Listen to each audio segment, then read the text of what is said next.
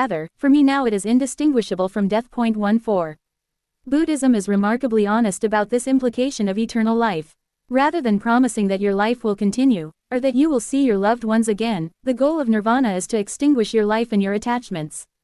The aim is not to lead a free life, with the risk of suffering that such a life entails, but to reach the insight that personal agency is an illusion and to dissolve in the timelessness of nirvana.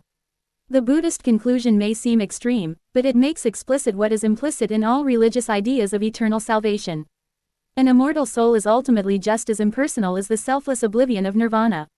As Collins recalls, I used to worry that I couldn't understand nirvana until I realized that I didn't understand the Christian or Islamic heaven or the Hindu idea of absorption into the world spirit Brahman or indeed any other such conception of eternal salvation either. It is a mistake, I think, to assume that the presence in doctrine of a self or a soul, whether individual, as in Christianity, or collective, as in much of Hinduism, makes eternity any more comprehensible. 15.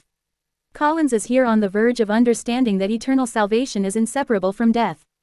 Yet he backs away from the conclusion that the aspiration for eternal salvation is indistinguishable from an aspiration to end one's life. I do not mean to denigrate religious aspirations to eternity, he assures us, 16, since he thinks that a critique of such aspirations would not show sufficient empathy for those who hold religious beliefs. As an attempt at humanistic, empathetic understanding, rather than as a conceptual point, the suggestion that untold millions of our fellow human beings can have simply and explicitly aspired to a superior sort of death, as their highest conceivable goal seems rather unsatisfactory. 17. Instead, Collins short-circuits the possibility of calling into question the ideal of eternal salvation. It is certainly coherent, he asserts, to hope that a resolution of suffering and a fulfillment of human aspiration are possible, without knowing anything about what that is or might be. 18. Collins' argument is the last line of defense for a religious ideal of eternal salvation. Even though he concedes that eternal salvation is incompatible with any sense of leading a life, any sense of personhood, he maintains that it is coherent to hope for eternal salvation as a fulfillment of human aspiration and that such hope should be sheltered from critique by virtue of empathy with the religious. This line of defense is misleading. It is certainly important to show compassion for those whose suffering leads them to subscribe to a religious ideal of salvation. The right form of compassion, however, is not to promote the promise of eternal bliss but to transform the conditions of social suffering in this life. Collins fails to distinguish between the religious ideologies that promise salvation and the untold millions of our fellow human beings who are socialized into such ideologies. To argue that eternal salvation is inseparable from death, as I have done throughout this book, is not to say that untold millions of our fellow human beings actually do strive for salvation, death as their highest conceivable goal. Rather, I argue that ideals of eternal salvation are self-contradictory and self-undermining. Eternal salvation is not a goal worthy of our aspirations, and it cannot even in principle redeem any forms of social injustice, since it would eliminate our freedom and any sense of who we are. Far from being innocent doctrines that should be respected out of empathy for their adherents, religious ideals of eternal salvation have pernicious practical consequences. Buddhism is once again an instructive example. Buddhism is a doctrinal system that denigrates our embodiment and our aspirations to lead a free, finite life. The body is regarded with contempt because it is subject to decay, and personal agency is held to be an illusion that should ultimately be overcome. These are not merely theoretical ideas but enacted in practice. In his study of Buddhist monastic life, Collins recounts how the ascetic effort to subdue bodily desires is not merely expressed in the fact of celibacy. All sexual thoughts, even in dreams, are for monks forms of bad karma. 19. Thus, in meditating on the body, the monk should begin by reciting textual lists of bodily parts, there are 32, to apprehend that they are foul and repulsive. As Collins explains, the body is mentally analyzed into its constituent parts, all of which are described as impure and repulsive, largely but not only because they are subject to decay and death. 20. Indeed, because salvation is conceived as a spiritual state manifested in both mind and body, it requires the attempt wholly to inhibit all sexual drives and thoughts, and not merely to avoid overt sexual activity. 21. Through such meditation, the desexualized, and thus in one sense desocialized individual can embody in imagination the immateriality posited in the doctrines of Buddhism. 22. The ideal of a desexualized, desocialized, and immaterial individual, however, is self-undermining. Even the most advanced Buddhist monk must in practice understand himself as an agent and exercise his spiritual freedom in order to submit to rigorous meditation. Yet the supposed goal of his purposive activity is to be released from all sense of agency and purpose. His life project is to let go of all projects in favor of an empty tranquility. My argument is that such an ideal is indeed empty and not worth striving for. Any spiritual life must tremble with the anxiety of freedom, even in the most profound fulfillment of our aspirations. The attempt to eradicate all forms of anxiety, all forms of attachments that expose us to suffering and make us run the risk of bereavement is thoroughly misguided, since it seeks to eradicate the condition of spiritual life itself. From this perspective, it is no accident that many monks do not actually devote themselves to the aim of eternal salvation but find ways of pursuing a passionate life even within the walls of the monastery. Such behavior is symptomatic of a social institution that is based on a self-contradictory ideal. Of course, a conscientious Buddhist monk may object and assert that he really does want to abolish his own agency and repose in timeless peace. My argument leaves him free to make that choice, but invites him to ask himself if the eternal salvation of nirvana actually is an end with which he identifies, and if it is worthy of the sacrifices he makes. While my invitation may be declined, it recalls and opens up the possibility of owning the pursuit of a free life, rather than aiming for the desexualized, desocialized, and immaterial existence posited as an ideal by the doctrines of Buddhism. To be clear, Buddhist meditation practices can certainly be employed to great effect for secular ends. In particular, there has been success in adapting various forms of meditation techniques for cognitive therapy as well as for practical forms of compassion training. Point 23 If you learn Buddhist meditation techniques for such therapeutic purposes or simply for the sake of having more strength and energy, then you are adapting the techniques for a secular project. You engage in meditational practices as a means for the secular end of deepening your ability to care for others and improving the quality of your life. The religious aim of Buddhism, however, is to release you from finite life itself. According to Buddhism, you should ultimately treat your agency as a means toward the end of relinquishing the attachment to your life. This is the difference between a religious commitment to salvation as an end in itself and a secular commitment to freedom as an end in itself. The ultimate purpose of a religious practice is the liberation from finite life, whereas the ultimate purpose of a secular practice is the liberation of finite life. A religious ideal of salvation is therefore incompatible with a secular ideal of freedom. This is equally clear when we turn to the question of morality. One of the most persistent arguments for our supposed need of religion is that moral responsibility requires religious faith. As I mentioned in the introduction to this book, more than 50% of Americans hold that morality depends on religion. The idea is that moral norms can be binding for us only if we believe that the norms are based on a divine command and/or that there will be a divine reward for good behavior. This religious model of morality denigrates our freedom, since it articulates a coercive structure of command and reward.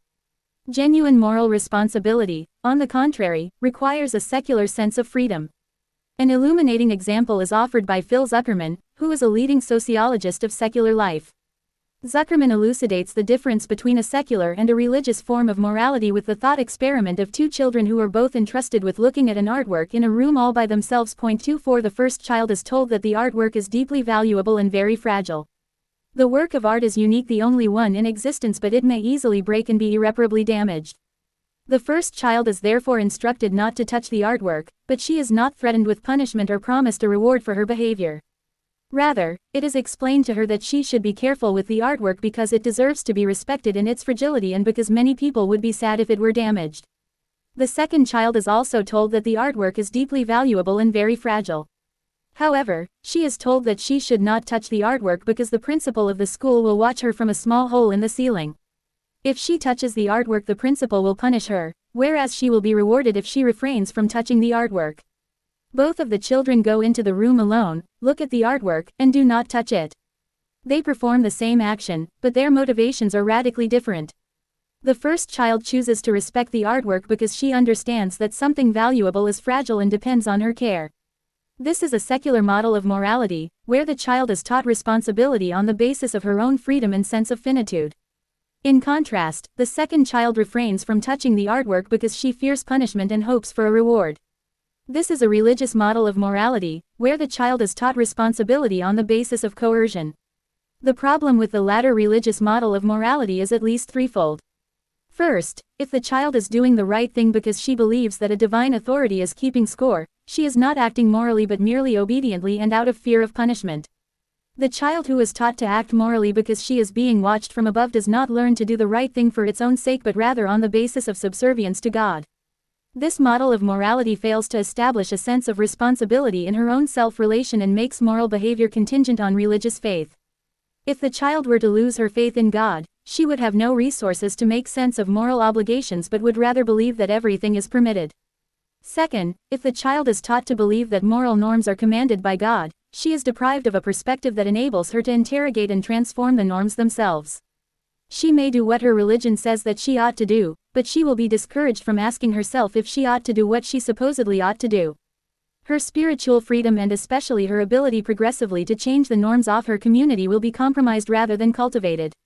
Third, if the child is taught to act morally out of concern for a reward salvation, her commitment to justice becomes instrumental rather than an end in itself. She will not do the right thing because she is committed to justice but because she wants to be saved. Both her sense of freedom and her sense of justice are at odds with the religious teaching of salvation as the ultimate end. These problems plague all attempts to ground moral responsibility in religious faith. Once again, Buddhism is the most honest religion when it comes to acknowledging the consequences. Buddhism does not posit a God who keeps watch over us, but rather the absolute monitoring system of karma.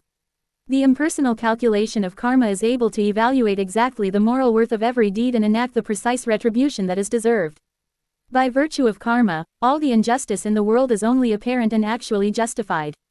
As Collins explains, in Buddhism all forms of suffering are understood by means of the ultimate explanatory schema of karma, action and its effects, which operates automatically and impersonally in the universe of conditioning, samsara, both within a particular lifetime and across a series of rebirths. In this scheme, there is no injustice, no accident, all distress is in some sense merited, as a form of retribution for previous misdeeds. 25 Buddhist metaphysics thereby eliminates the question of justice in favor of an absolute principle of cause and effect. There is no injustice since all forms of suffering are adequate forms of retribution for previous misdeeds, so there can be no question of justice. For the same reason, moral action is not motivated by a concern for justice but serves as a vehicle to achieve good karma and ideally attain salvation by being liberated from karma altogether. The ultimate aim is not to act on behalf of justice and lead a free life, but to be released from anything that can cause suffering. The Buddhist standpoint reveals the implication of all religious ideals of salvation. Even in a religion like Christianity, which places great emphasis on individual freedom, leading a free life is not an end in itself. Rather, our freedom is a means toward the end of serving and being saved by God. The service to God may take the form of caring for the poor and destitute, as in many forms of Christianity, but the goal is not to emancipate the poor so that they can flourish on the basis of their own evolving commitments and lead their free, finite lives as ends in themselves. The goal of religious salvation is not to emancipate our finite lives but to save us from the finitude that is the condition of our freedom. As soon as emancipation becomes the goal, we have moved from a religious to a secular practice of care, in which our aim is freedom and not salvation. We do not seek liberation from finite life, but rather the liberation of finite life. The greatest resources for developing a secular notion of freedom can be found in the writings of Karl Marx. This may be surprising, since Marxism is notorious for having given rise to totalitarian regimes in the 20th century. Yet, as I will seek to show, there is no support in Marx's thinking for any form of totalitarian state. On the contrary, the premise for all of his work is the existence of living human individuals, one as ends in themselves. This commitment to individual freedom, what Marx describes as the free development of individualities, too, is the foundation for his critique of capitalism and his critique of religion. The starting point for Marx is what it means that we are living beings. The young Marx pursued this question by analyzing both what we have in common with other animals and how we are different from them. As we saw in Chapter 4, all living beings are defined by their purposive activity. Like other animals, we always have to do something, breathe, eat, metabolize, to stay alive.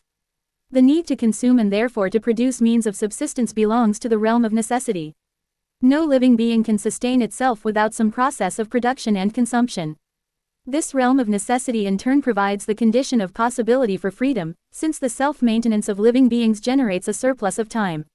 What Marx calls the realm of freedom is opened up by the capacity of living beings to generate more lifetime than is required to secure the means of survival. The seagull, for example, does not have to spend all its time hunting for food but has a surplus of disposable time that it may use to fly around, linger in the air, or play with other seagulls. As Marx emphasizes, however, human beings are the only animals who can relate to their activity as a free activity. Other animals are identical with their life activity, in the sense that they cannot call into question the purpose of what they are doing. Human beings, on the contrary, can transform the purpose of their life activity.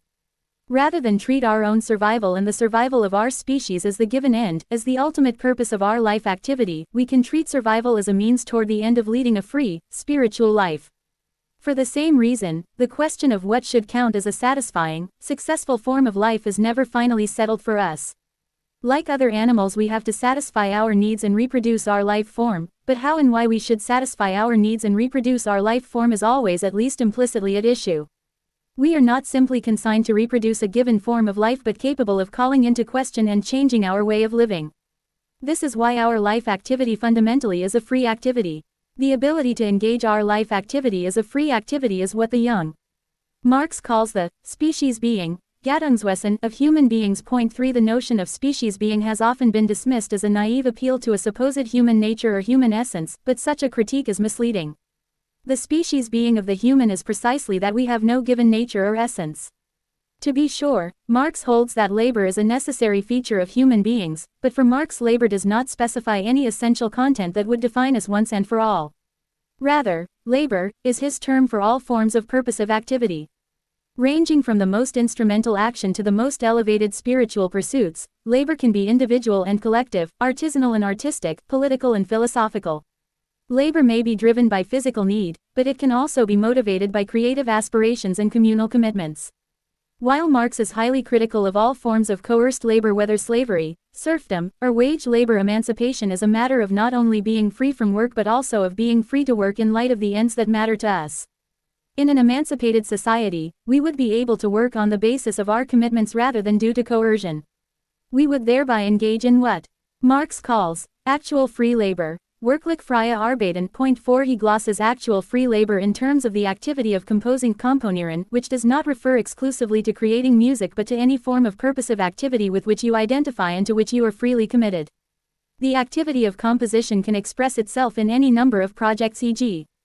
building a house, taking care of children, producing social goods, putting together and sustaining a study group, but it requires that you treat the activity as an end in itself.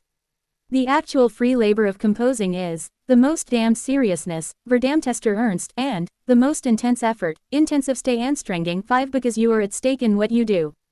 That we are essentially defined by labor, then, does not mean that it is given who we are or what we should do. On the contrary, it means that we are essentially dependent on historical and social practices that can change.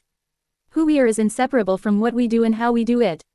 Accordingly, I will show that there is no opposition between the appeal to species being, in the young Marx, and the method of historical materialism in his mature work, which seeks to analyze historically specific conditions of social economic life.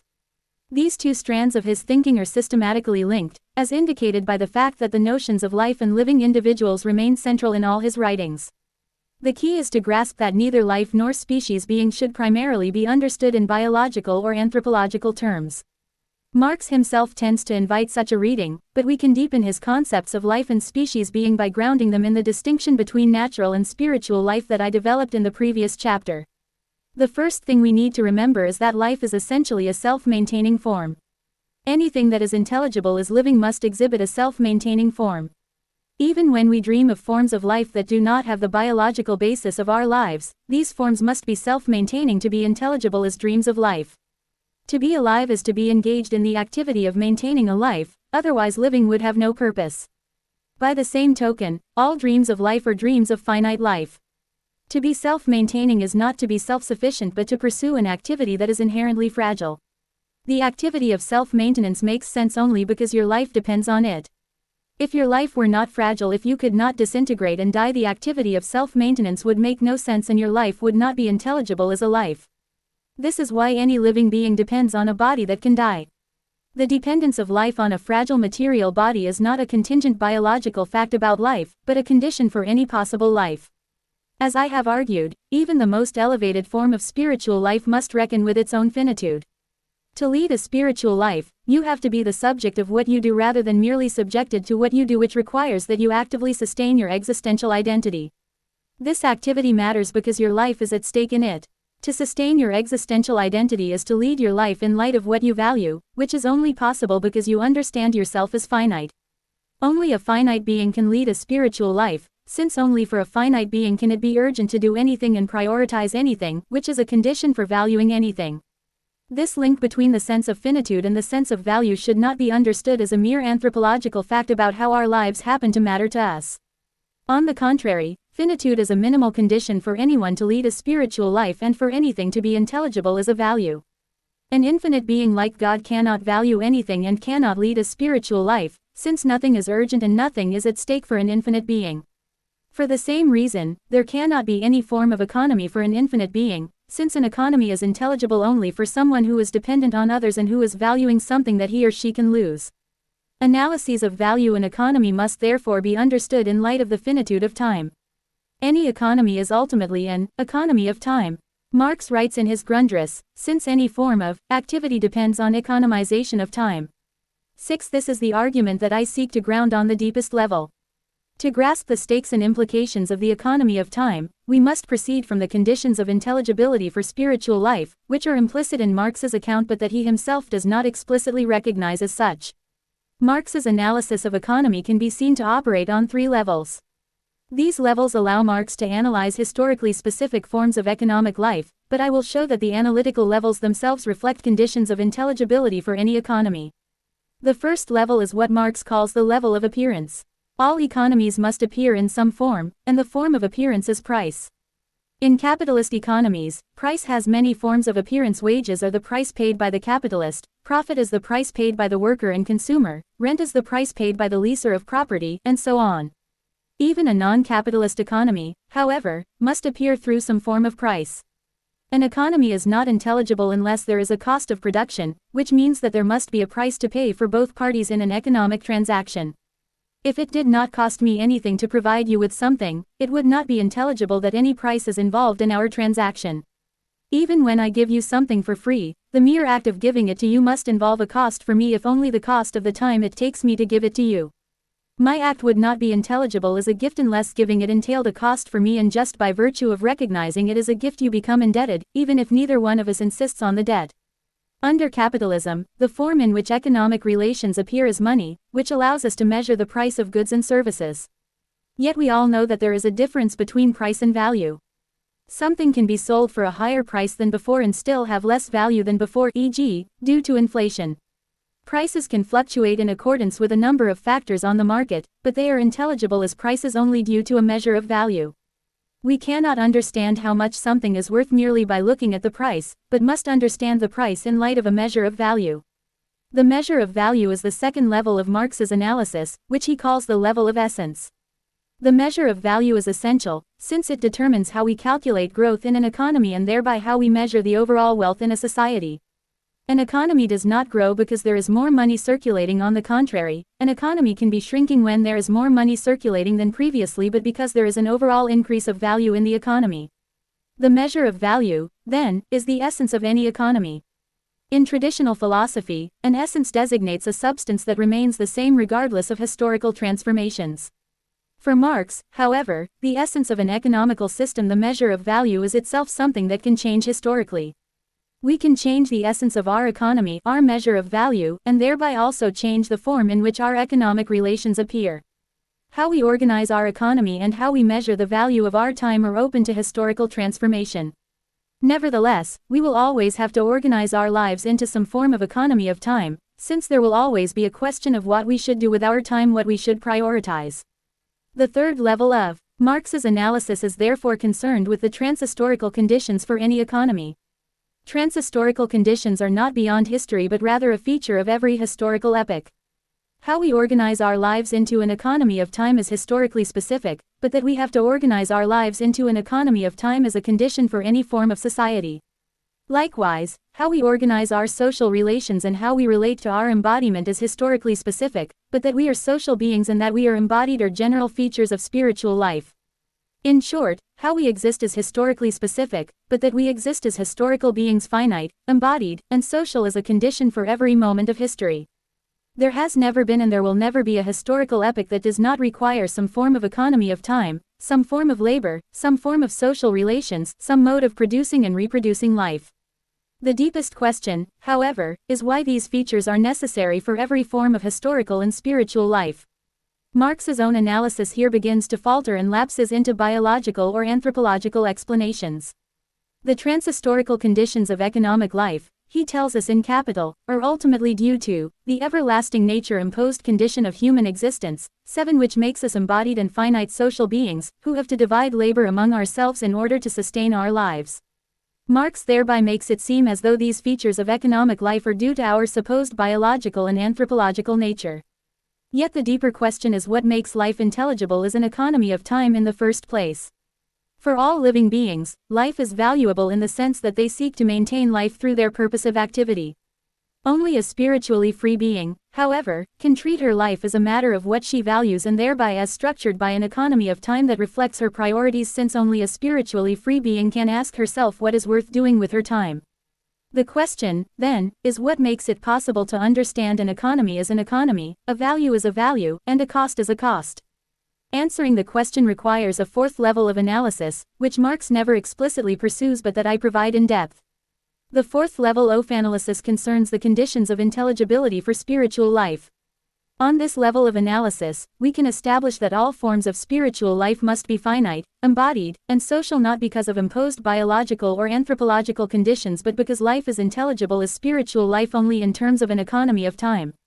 Even for someone who would be made of different materials than us and belong to a different species of spiritual life, leading a life would be possible only in terms of an economy of time. Economical questions: which activities you value and how you value them cannot be contained in a specific and supposedly independent sphere of spiritual life, e.g., the market. Rather, economical questions are at the heart of any form of spiritual life. To lead a life, you have to be engaged in some form of practical deliberation regarding what you ought to do and why you ought to do it. Such practical deliberation requires that you can compare the value of different activities and ask yourself what is worth doing with your time. The question is intelligible only for someone who believes that her life is too short. It is because the scarcity of your lifetime is an issue for you that you can ask yourself how you should spend your time. If the scarcity of your lifetime were not an issue for you, if you were not at stake in your actions, you could not have any normative relation to what you do or what happens to you. It would make no difference to you how you spend your time or how you are forced to spend your time. You could languish in passivity or be ruthlessly exploited by others and it would not disturb you on any level. Only for someone who is anxious about her life can there be a right or a wrong time for an action, and only for someone who is anxious about her life can there be too much or too little time. Moreover, only someone who is anxious about her life can try to resist exploitation and be determined to lead her life. In leading a life, you are necessarily engaged in the question of how you should spend your time and what you should prioritize, which is fundamentally a question of valuing. All your normative relations to time, even your most fine-grained sensations of something being too fast or too slow, too persistent or too fleeting, a precious gift or a wasted opportunity, depend on you being at stake in what happens and actively valuing your own time. The originary measure of value is therefore your finite lifetime. That you value your own finite time renders intelligible the possibility of valuing anything at all. You can compare the value of two different activities, discriminate between what is worth doing and not worth doing only because it matters to you what you do with your finite time. We must pay attention here to the philosophical distinction between valuing something and merely believing that something is valuable. To value someone or something is not reducible to believing that a person, an object, or a pursuit is valuable. Point 8. There are many things I believe are valuable, but only a few things that I am valuing in the sense of making them a priority in my life. For example, I believe that the discipline of medicine is highly valuable, but it is not a priority in my life to be a doctor. By contrast, in valuing the life of my child, even and especially because the life of my child is invaluable to me, I am not merely avowing a belief. I am expressing a commitment to which I hold myself and that places demands on me. This is obvious in the case of a child whom I love and who requires my care, but in a minimal form it is true of anything I value. To value someone or something is to put myself at stake in what happens to what I value. By virtue of my commitment, I cannot be indifferent but must be responsive to the fate of what I value. Even when I believe that something is valuable without being directly involved with it, e.g., the discipline of medicine, I have to be willing to do something on its behalf. Indeed, if the discipline of medicine were threatened, I would be compelled to do what I can to save it. If I am not willing to do or say anything to defend the discipline of medicine, I do not actually believe that it is valuable. Thus, while the activity of valuing can be distinguished from the belief that something is valuable, the two are ultimately inseparable. Even if I do not make the discipline of medicine a priority in my life, my belief that it is valuable has practical implications. Whether I hold something to be of small, great, or inestimable value, I must be committed to caring for it in some form. Such care may be expressed by advocating, sustaining, nurturing, or striving to realize what I value, but in all cases it is a question of devoting my own lifetime to what I value. To value something, I have to be prepared to give it at least a fraction of my time. This is why my argument that finite lifetime is the originary measure of value provides the key to Marx's thinking. The key unlocks his understanding of necessity and freedom, his revaluation of the notion of value at the heart of capitalism, and his critique of religion. The finitude of our lifetime, I argue, opens both the realm of necessity and the realm of freedom. It is because we are finite and self-maintaining that we live in a realm of necessity but also have the chance to lead a free life. My distinction between the realm of necessity and the realm of freedom hinges on two different relations to the time that is required for an activity. Let me take a simple example. I have to drink water to stay alive. If I am required to walk 2 hours per day to acquire water from a distant well, my activity is in the realm of necessity, since the time I spend walking to the well is not valuable in itself but merely a means for the end of sustaining my life. If I could reduce the necessary labor time by having running water in my house, I would do so. Inversely, if I enjoy walking 2 hours per day as an intrinsic part of a fulfilling life, my activity is in the realm of freedom, since the time I spend walking is valuable for its own sake. The activity of walking is not merely a means for getting exercise or acquiring water but an end in itself for me, so even if I could reduce the time I spend walking I would not do so. What here holds for walking is true of any intentional activity. The activity in question can belong either to the realm of necessity or the realm of freedom, depending on the purposive structure of my activity. If my activity essentially belongs to the purpose of what I am doing, e.g., if I am walking for the sake of being a hiker, my activity is in the realm of freedom, since the time I devote to the activity is valuable in itself. Whereas if my activity does not essentially serve the purpose of what I am doing, g. If my walking is an effort to secure the water I need but would prefer to acquire by more efficient means, my activity is in the realm of necessity, since the time I devote to the activity is not valuable in itself. How we distinguish between the realm of necessity and the realm of freedom is never settled once and for all, but we have to make the distinction for there to be a question of freedom in our lives. If I treated all my activities merely as means, if nothing I did counted as valuable in itself for me, I could not lead a life, since my life would have no purpose internal to its own activities.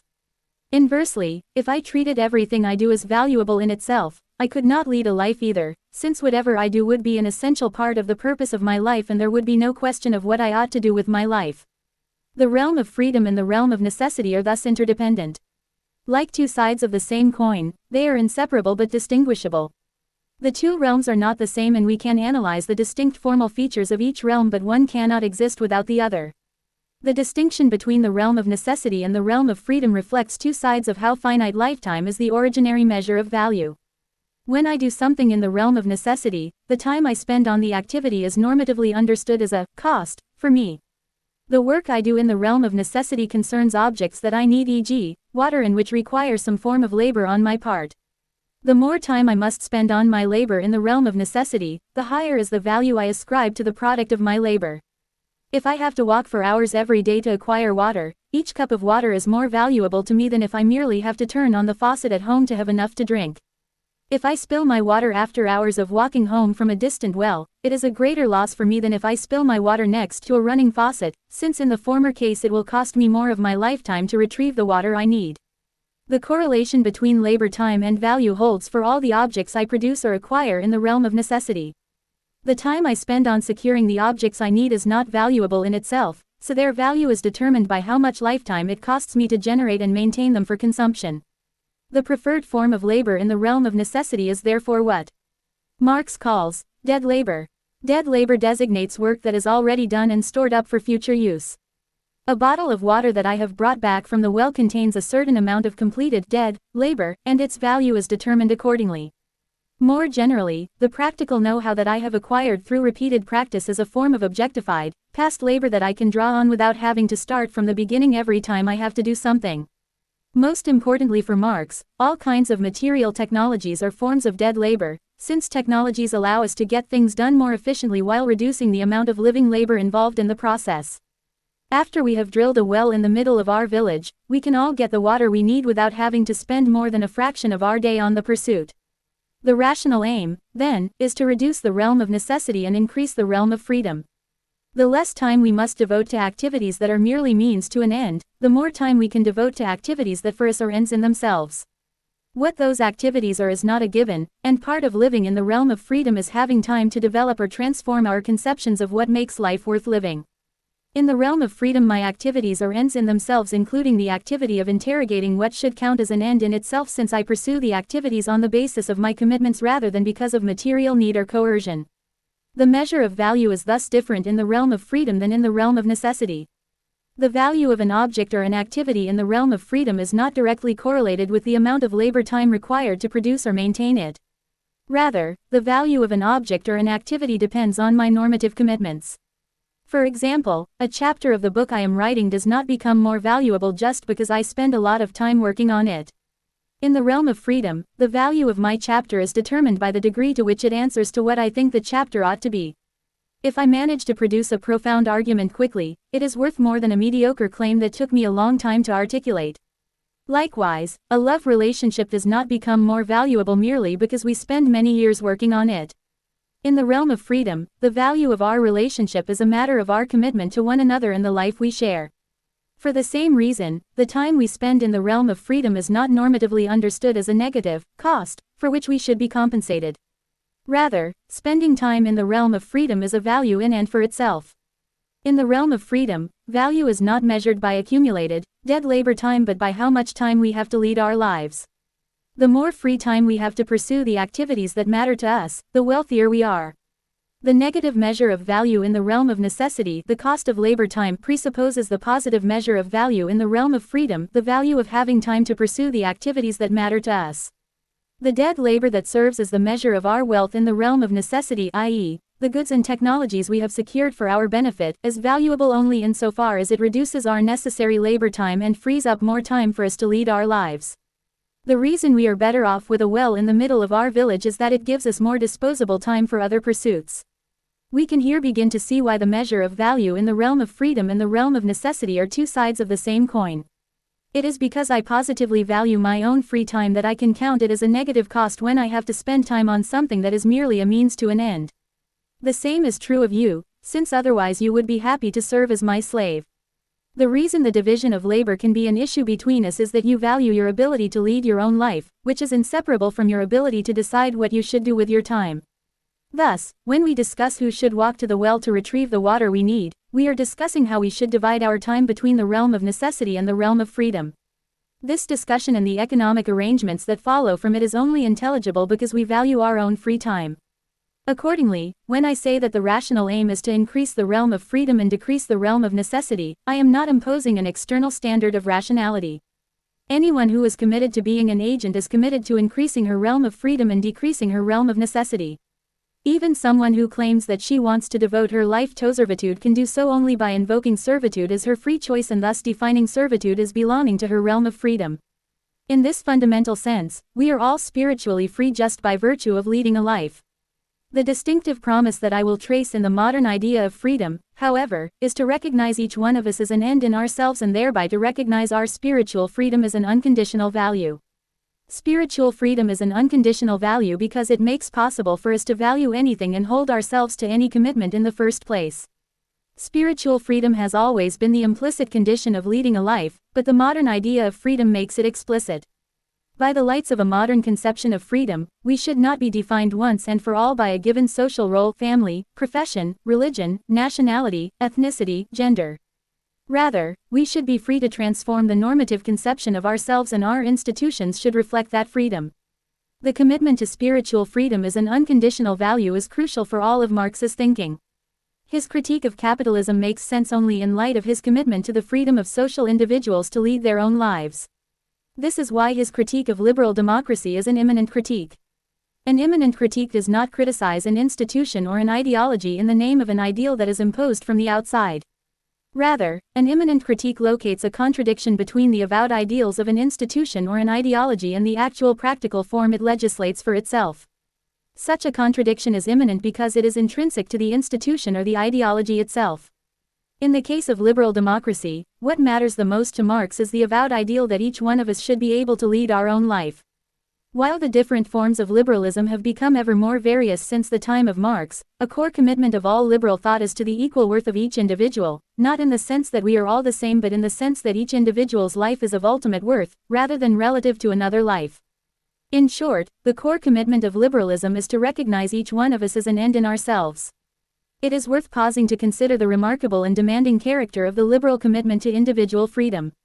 Christianity is often credited for the idea that each individual is of equal and ultimate worth, but that is demonstrably a false attribution. In Christianity, our infinite value as individuals depends on the assumption that we have immortal souls and are the objects of God's love. Our value as individuals is not intrinsic to our finite lives but requires the horizon of salvation. Indeed, Christian discourses are full of reminders that our lives would be nothing but worthless, transient dust without the love of God and the salvation of immortality. The idea that we can be utterly finite and still of ultimate value and end in ourselves is unthinkable in Christianity. Yet that is precisely the idea at the heart of liberal thought. The liberal commitment to the ultimate worth of each individual is not dependent on any assumption about the immortality of our souls or the inherent goodness of our nature. Liberalism can acknowledge our finitude, our fallibility, and our corruptibility without regarding these traits as testifying to an original sin or a fallen condition.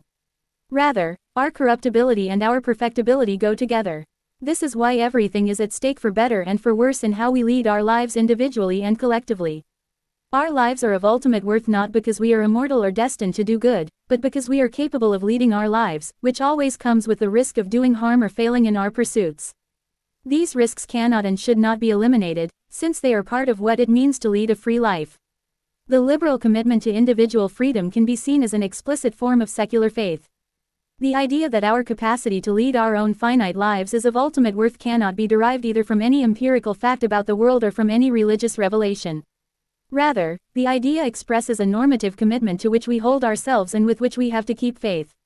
The commitment opens a space of reasons since it binds us to a set of implications regarding how we ought to treat one another, but the reasons only have binding force insofar as we keep faith with the commitment. As always, secular reason and secular faith are two sides of the same coin. We must keep faith with our commitment to individual freedom as normative, since it only lives in and through us. The decisive question is what is entailed by the commitment to individual freedom. The entailments are not specified by the commitment itself. A first example is the commitment to equality before the law and the protection of constitutional rights.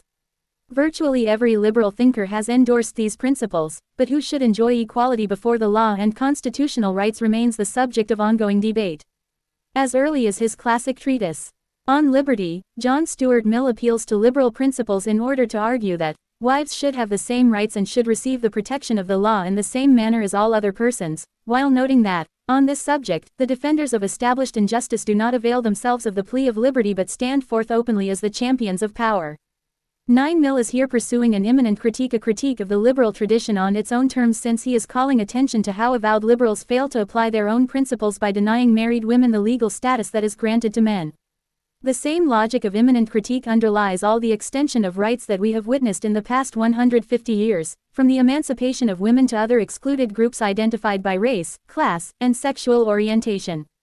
However partial the work of emancipation remains and however hypocritical it may be that formally egalitarian societies tolerate so much actual unfreedom, no progress would have been possible without the appeal to individual freedom. The reason that actual unfreedom is even intelligible to us as hypocrisy as an opportunity for critique is our collective commitment to freedom.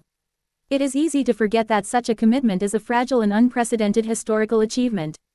In previous periods of human history, there was no such commitment but only forms of reigning tribal norms, according to which there are slaves are, naturally, subordinated groups who have no claims on those in power. A second form of imminent critique that is characteristic of the liberal tradition concerns the status of rights themselves. Classical liberal theories that are committed merely to a formal or legal notion of freedom, a mere right to freedom, have long been criticized for depriving the idea of freedom of any real content. My legal right to liberty is of little value if I do not have the means to lead my life and make use of my freedom. These means include an education that opens me to a range of possible ways of leading my life, as well as sufficient material resources to reduce the time I have to spend on securing my survival and allow me time to engage the question of what I should do with my freedom. As the liberal philosopher Isaiah Berlin points out, the value of freedom depends on adequate conditions for the use of freedom. 10 Exactly what should count as adequate conditions for the use of freedom is widely debated, but the general commitment to providing adequate conditions is captured by the effective freedoms principle, which is a fundamental tenet of liberal egalitarian justice. 11 The principle holds that all citizens have a legitimate claim to a fair share of the resources that enable them to make effective actual use of their freedoms.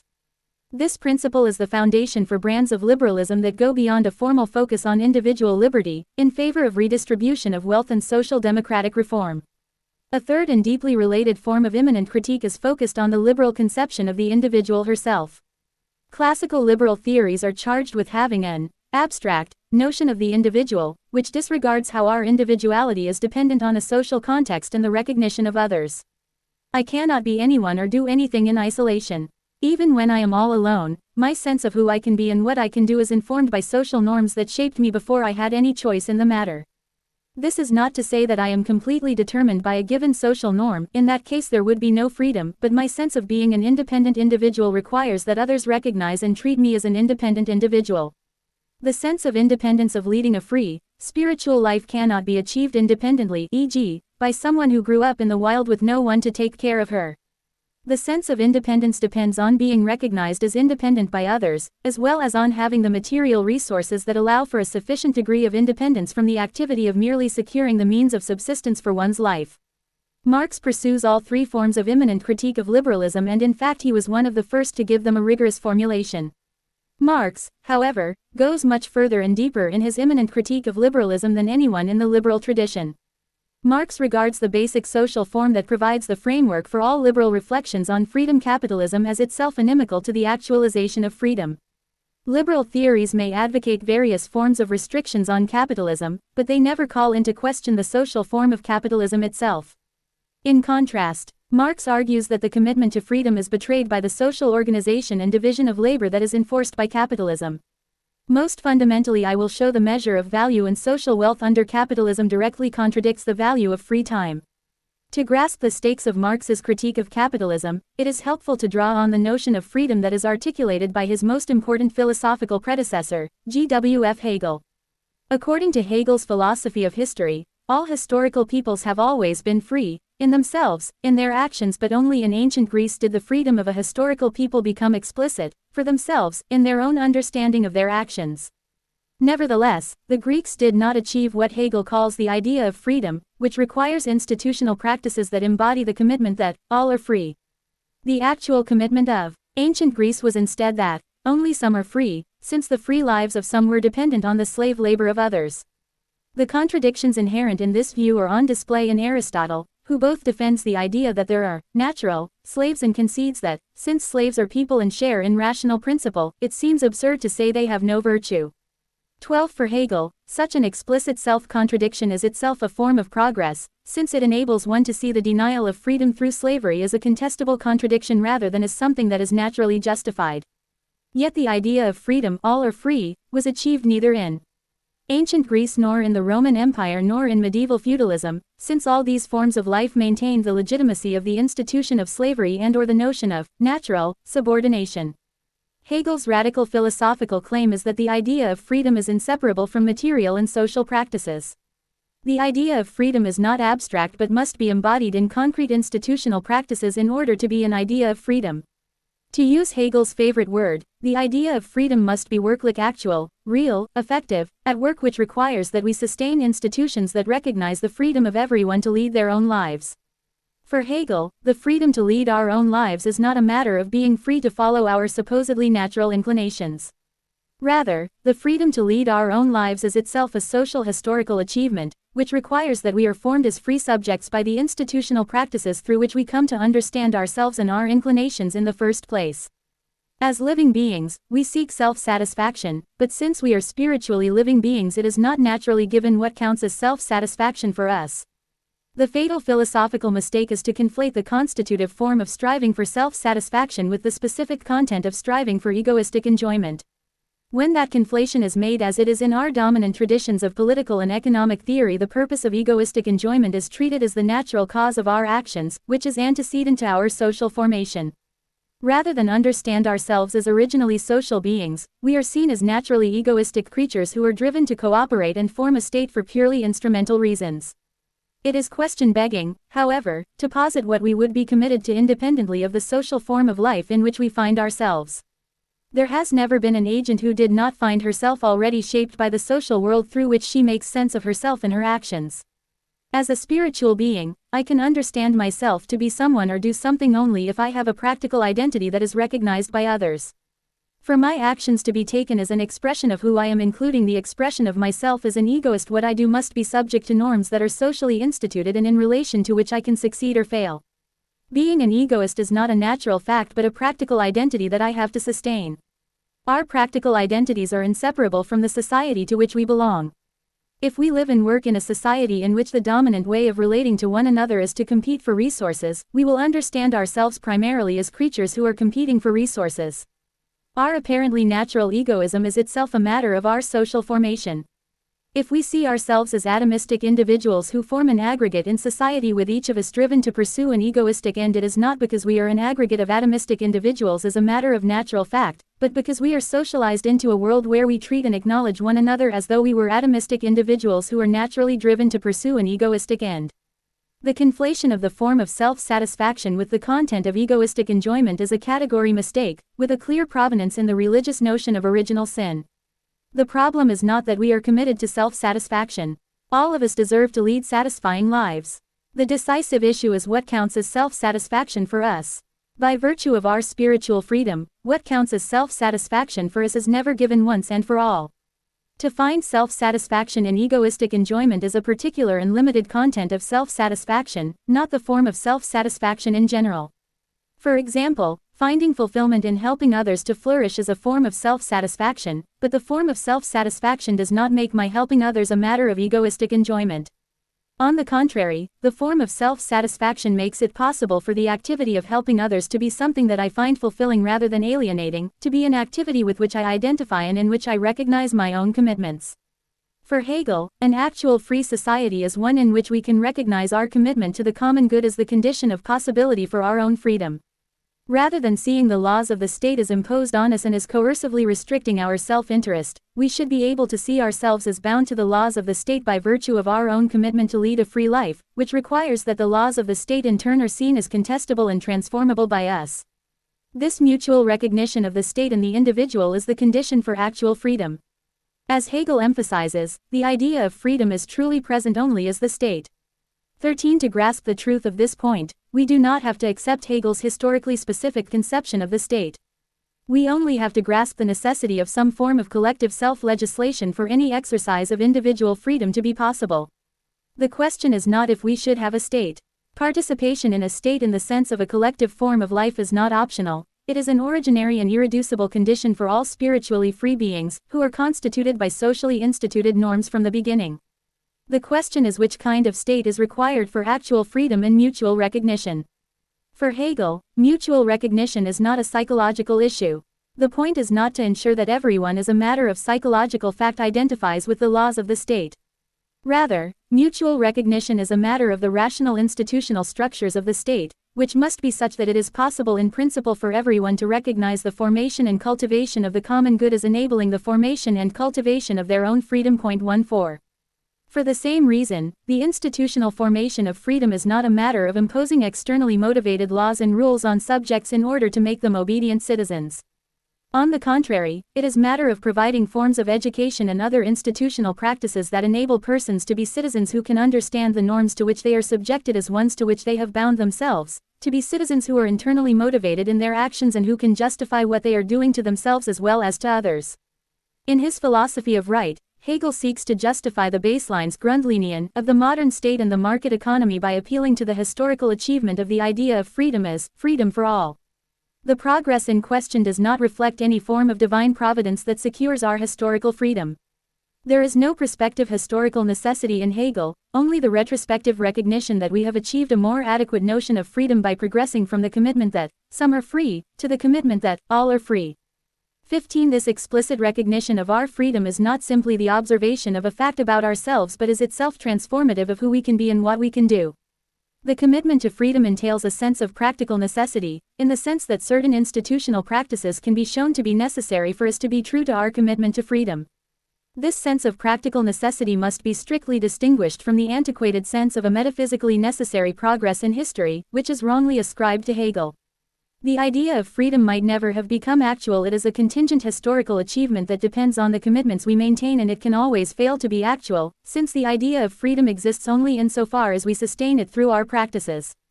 The question, then, is whether the modern state and the market economy on which it depends are compatible with an actual, work-free society. This is the critical question that Marx poses to Hegel, but it has to be posed in the right way. Marx's own critique of Hegel is not as powerful as it could be, since he does not grasp Hegel's philosophical logic. Marx assumes that Hegel is imposing an abstract idea of freedom on society in order to justify the state protection of capitalist property rights and the exploitation of wage labor.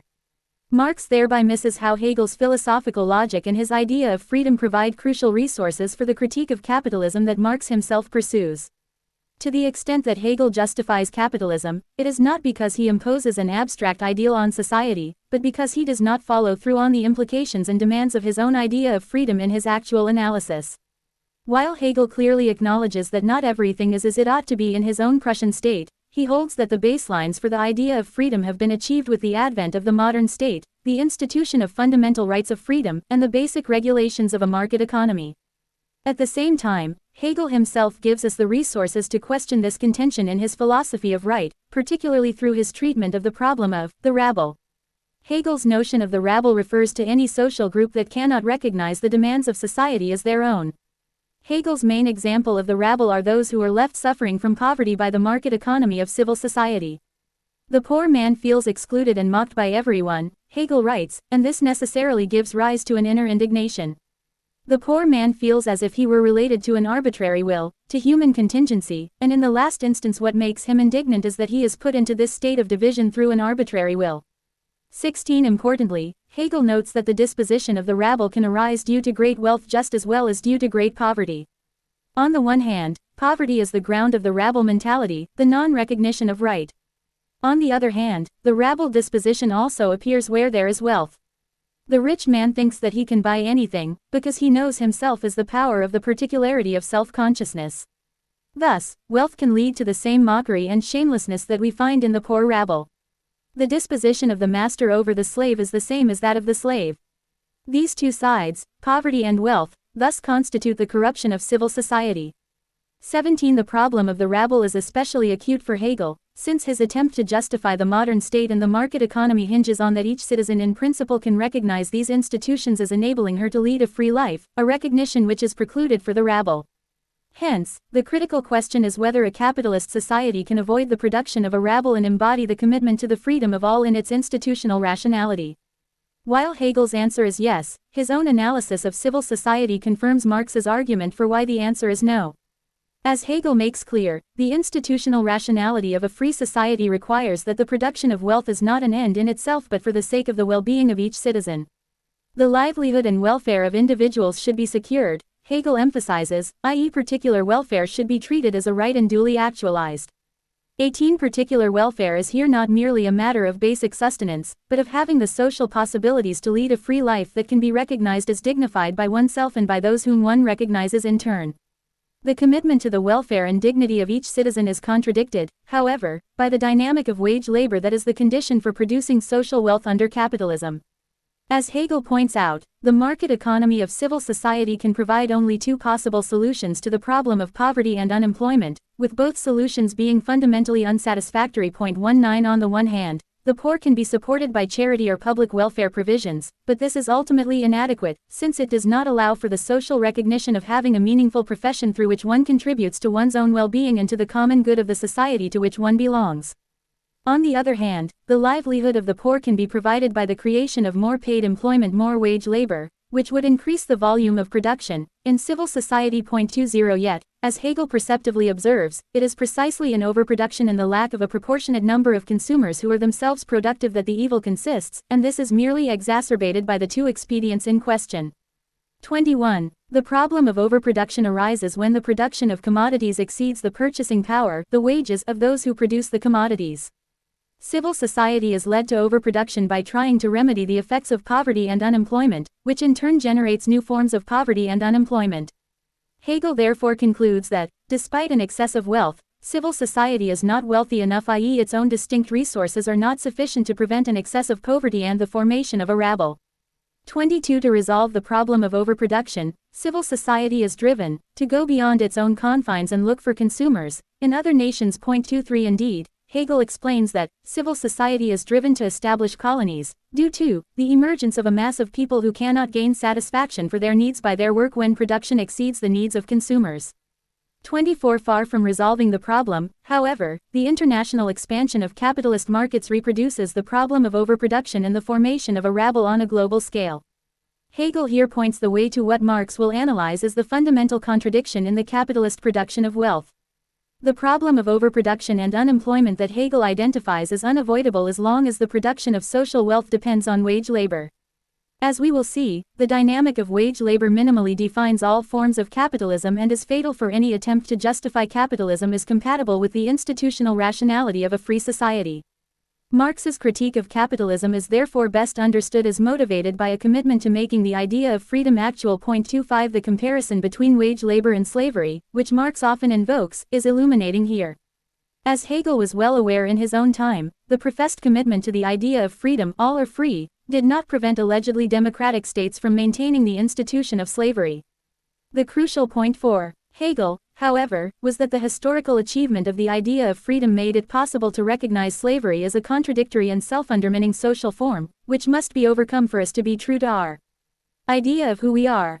Likewise, Marx argues that wage labor is a contradictory and self-undermining social form, which must be overcome for us to achieve actual freedom and equality. There are many who would respond by saying that our economic and social life simply could not function without wage labor. One should remember, however, that the same argument used to be made with regard to slavery. Even many prominent thinkers who acknowledged negative and regrettable aspects of slavery still held the institution of slavery to be a necessity, without which a free society would fall apart. The idea that the enslavement of some is necessary for the freedom of others could only be overcome by disclosing from within a historical form of life other possibilities of living and working together. As in the case of liberalism, it is crucial to understand that Marx's critique of capitalism is an immanent critique, a critique of capitalism on its own terms. Marx has no nostalgia for the social forms and material modes of production that preceded capitalism. Moreover, capitalism is the historical condition of possibility for the ideals of equality and freedom to which Marx himself appeals. As Marx emphasizes, the economic relations of capitalism provide the productive, real basis of all equality and freedom, since equality and freedom presuppose relations of production as yet unrealized in the ancient world and in the Middle Ages. 26 While the liberal ideals of equality and freedom can be fulfilled only through the overcoming of capitalism, the historical emergence of the ideals themselves is inseparable from the capitalist mode of production. Two features of capitalism are of particular importance here. First, in a capitalist society the social order is no longer justified by appeals to religious dogma or aristocratic bloodlines. In previous forms of social life, power hierarchies were justified by a supposed divine or natural right, as though the superiority of one person over another could be established by mere birth. The economic class interests at the root of domination and exploitation were thereby hidden. Under capitalism, by contrast, economic power is explicitly acknowledged as the source of social inequalities. In principle we are all equal under capitalism, in the sense that no one has a given right to dominate anyone else. Power hierarchies are established through the relation between buyer and seller, capitalist and worker. But there is no divine or natural order that entitles anyone to occupy or excludes anyone from occupying one position rather than another. Each buyer is in principle entitled to property if he or she can afford it, and each seller is entitled to reject or accept a given bid. As Marx explains, a worker who buys commodities for 3 shillings appears to the seller in the same function, in the same equality in the form of 3 shillings as the king who does the same. All distinction between them is extinguished. The seller appears only as owner of a commodity of the price of 3s, so that both are completely equal. 27 No bloodline, no caste, no race, no gender, and no sanction of any god can legitimize domination under capitalism. This is not to deny that racism, sexism, and other forms of bias have continued to serve as justifications for exploitation under capitalism, but unlike in previous historical epochs, these justifications can in principle be exposed as unjust. Second, each participant in an economic relation under capitalism is formally recognized as free. Unlike the system of slavery in ancient Greece and Rome, or the system of serfdom in the Middle Ages, no one has the right to own another person's life under capitalism. Of course, as a matter of historical fact, many capitalist societies have nevertheless allowed for various forms of slavery. The system of wage labor, however, makes it possible in principle to recognize each person as owning her life. We are not forced to work for someone else, but are free to sell our labor power to whomever we want. Most significantly, what is recognized as our own is the time of our lives. I may not own any property, and all the property I own can be transferred to someone else. But what is irreducibly my own, what belongs to me for as long as I live, is the time of my life. When I sell my labor time to someone else for a wage, I am therefore necessarily selling my own life. My time cannot be separated from my life, and under capitalism my time is explicitly recognized as valuable. The ideas of equality and freedom that emerge through capitalist economic relations thus open themselves to an imminent critique. While we are formally recognized as equal, we are still unequal from the beginning. Since the relation of power between us depends on how much property and capital we have inherited. If I own means of production, I can employ you for a wage and make a profit that in turn increases my capital. Whereas if you do not own means of production, you have no choice but to sell your labor time either to me or to some other capitalist unless you choose not to live at all. While you are formally recognized as free, you are effectively forced to labor for the sake of someone else's profit in order to survive. Instead of religion or nature, economic relations now serve as the justification for the subordination of one person by another. To see how this works, we first need to have Marx's basic categories in view. Let us therefore return to our village and its water supply. Even before capitalism, a supply of water can be a commodity in Marx's sense, since the acquisition of water costs labor time. We do not have access to water automatically, but must perform some form of labor, if only the labor of gathering water from a stream in order to acquire it. Anything that costs labor time can be a commodity in Marx's sense. This is why the air we breathe, unlike the water we drink, cannot be a commodity. The air we breathe is available for us without any labor on our part and cannot therefore be a commodity. Clean air can become a commodity if we have to do something to clean it, and indeed it may become a highly priced commodity in the future owing to pollution. The general form of a commodity is not specific to capitalism, but pertains to anything that has both a use value and an exchange value. The use value of a commodity is the purpose it serves, which means that a commodity can have multiple use values. The use value of a gallon of water, for example, can be to replenish someone who is thirsty, clean someone who is dirty, wash clothes or dishes, grow vegetables, and so on. The exchange value of a gallon of water, however, is not concerned with its specific use value but is determined by a comparison to the value of other commodities. The question of exchange value is at work whenever we trade one thing for another. If I have 2 gallons of water when I only need 1, I may set out to trade my extra gallon of water for a pair of shoes. By trading one for the other we establish that they have the same exchange value, even though their use value is entirely different. If I am thirsty, a pair of shoes will not help me, and if my feet are cold, a gallon of water will not help me. The equivalence of exchange value can be expressed in the form of money, as when we say that a pair of shoes costs as much as a gallon of water, but it is important to remember that the money form precedes capitalism and is in turn preceded by more primitive forms of measuring exchange value. Any form of exchanging goods requires the category of exchange value, and thereby a standard of measure that makes it possible to compare the value of different commodities. The profound question is how to understand the measure of value in exchange value. As Marx reminds us in Capital, Aristotle was the first to raise this question in a rigorous form. There can be no exchange, Aristotle points out, without equality, and no equality without commensurability. 28. To exchange a gallon of water for a pair of shoes we must be able to compare their value, even though a gallon of water is incomparable to a pair of shoes. Aristotle himself concedes that he cannot see how there can be a real basis for such a comparison. In reality, it is impossible. He asserts that such unlike things can be commensurable, so he reduces the measure of exchange value to a makeshift for practical purposes. 29. In contrast, Marx emphasizes that there is a real measure of value for exchange value, namely, labor time.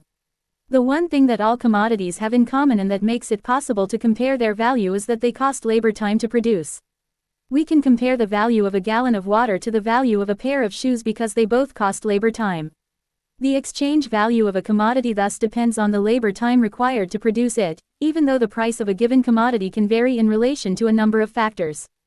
According to Marx, Aristotle was unable to grasp the measure of value in exchange value because he lived in a society that was founded on slave labor.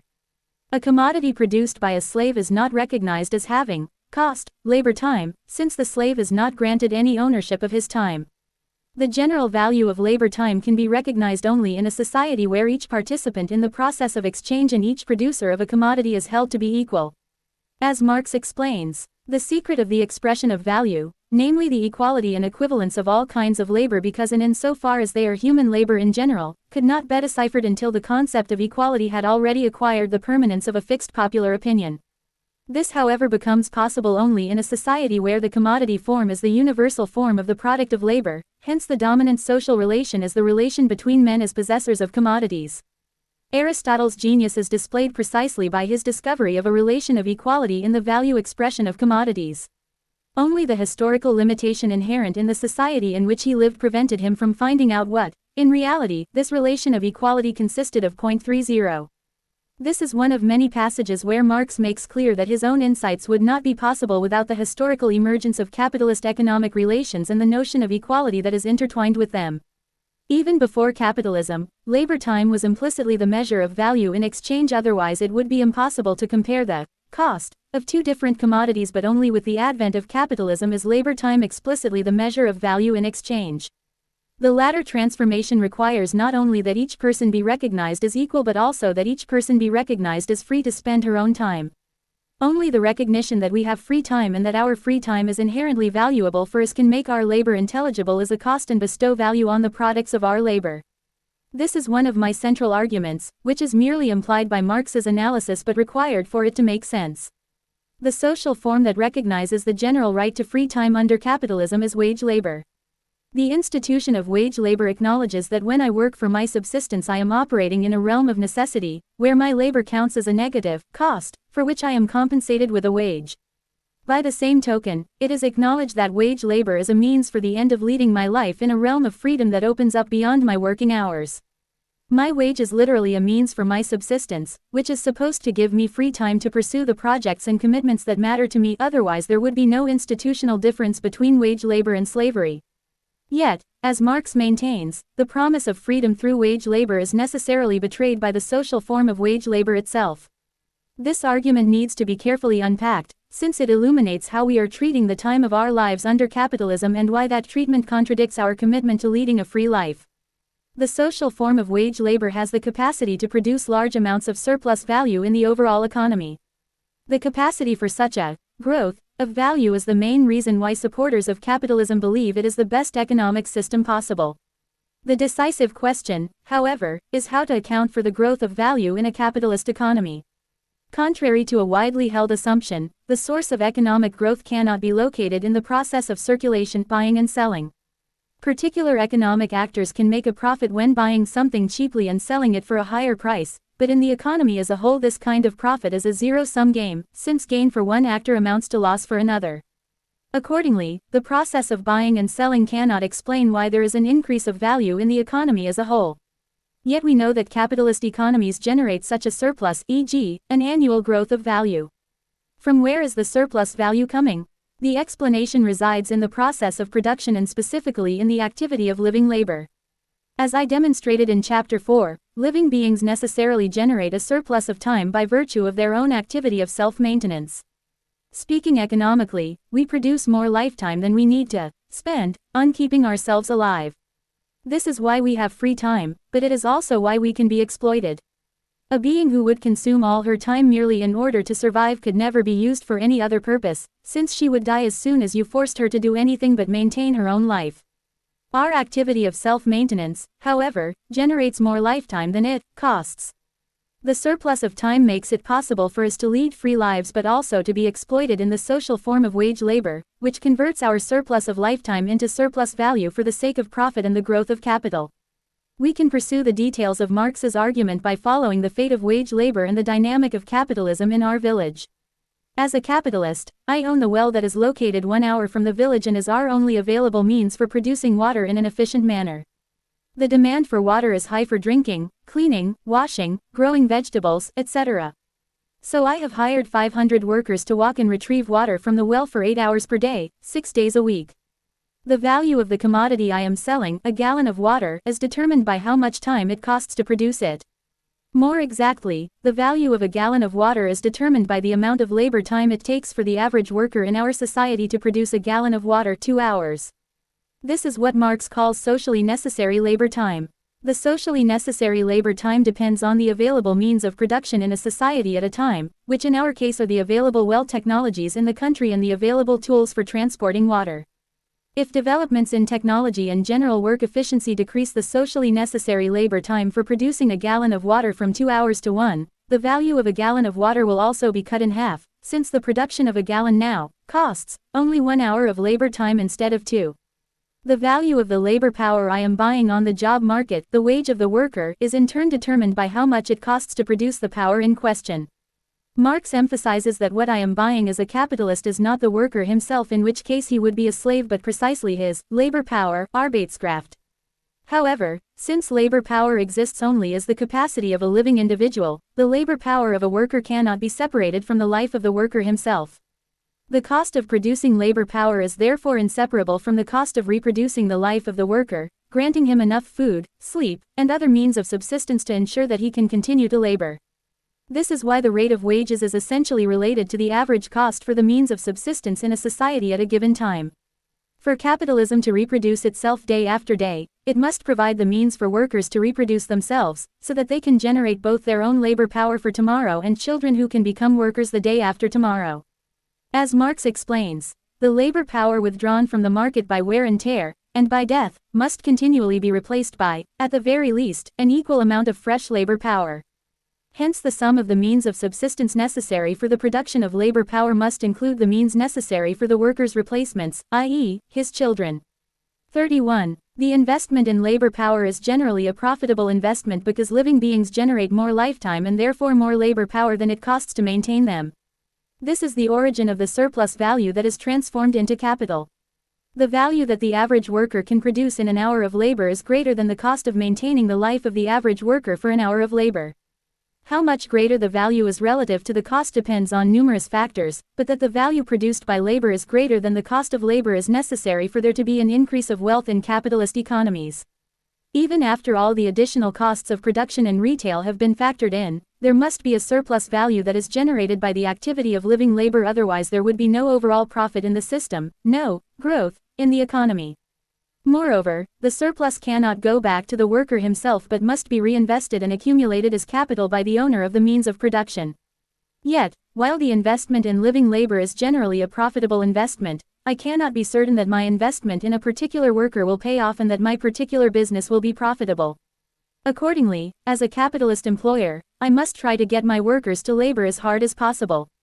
When I hire you, I am buying your labor power for a certain amount of time, in our case, 8 hours per day, 6 days a week, but I cannot know in advance how efficiently you will make use of the time. For this reason I cannot know how much profit you as a particular worker will bring me, or even if you will bring me any profit at all. If it takes you more than 1 hour to bring back 1 gallon of water to the village because you are slow or lazy or for any other reason, the gallon of water does not become more valuable. The particular gallon becomes more expensive for me since I am paying for your time, but the general value of a gallon remains the same, and as a consequence my profit margins are negatively affected. The value of a gallon of water is not determined by the quantity of time it takes for you as a particular worker to produce it, but by the quantity of time it takes for the average worker under current societal conditions of production, the socially necessary labor time, which in our case is 1 hour for 1 gallon of water. If it takes you more time than the socially necessary labor time to deliver a gallon of water, if you are slower than the average worker, my profit decreases and may even dwindle away altogether. Inversely, if it takes you less time than the socially necessary labor time, if you are faster than the average worker, my profit increases and I can stay in business. The reason that I am driven as a capitalist employer to press more labor out of my workers is therefore not primarily a matter of psychology or individual vice. Before Marx, socialist writers tended to portray capitalists as evil villains who exploit workers out of greed, as though the problem were one of morality. In contrast, Marx shows that the dynamic of exploitation is intrinsic to the social form of capitalism itself and not reducible to individual vice or virtue. 32 To be sure, the exploitation of wage labor can be more or less violent, and Marx was certainly attuned to the particular horrors of labor practices in the 19th century, with many workers, including children, driven to death from working both in factories and in the homes of individual employers.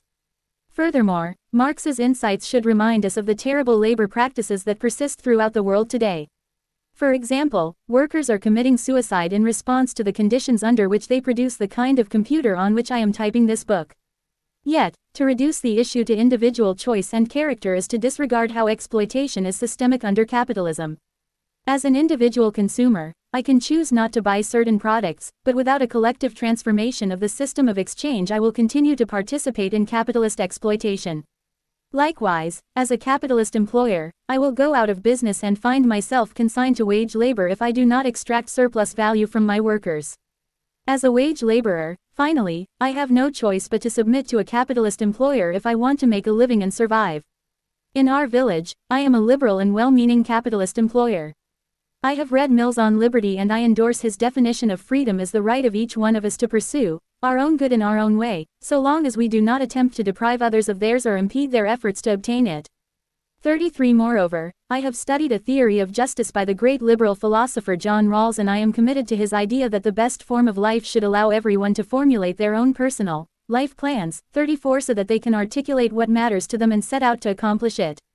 I regard wage labor as a means to that end, and I take myself to be doing something good for the community when I hire 500 workers to walk and retrieve water from the well. My water business alleviates the unemployment in our village, allowing the workers better means to provide for themselves and their families. I am genuinely concerned that the 8 hours of labor for 6 days a week will not leave much time for my workers to articulate life plans that involve anything other than securing their means of survival. But in order to stay competitive with the water businesses in neighboring villages, I have to enforce the same labor practices as they have. You are one of my workers and I pay you a wage of $10 per hour, which amounts to a weekly income of $480. This wage is established in relation to the socially average cost of subsistence for an individual in the village.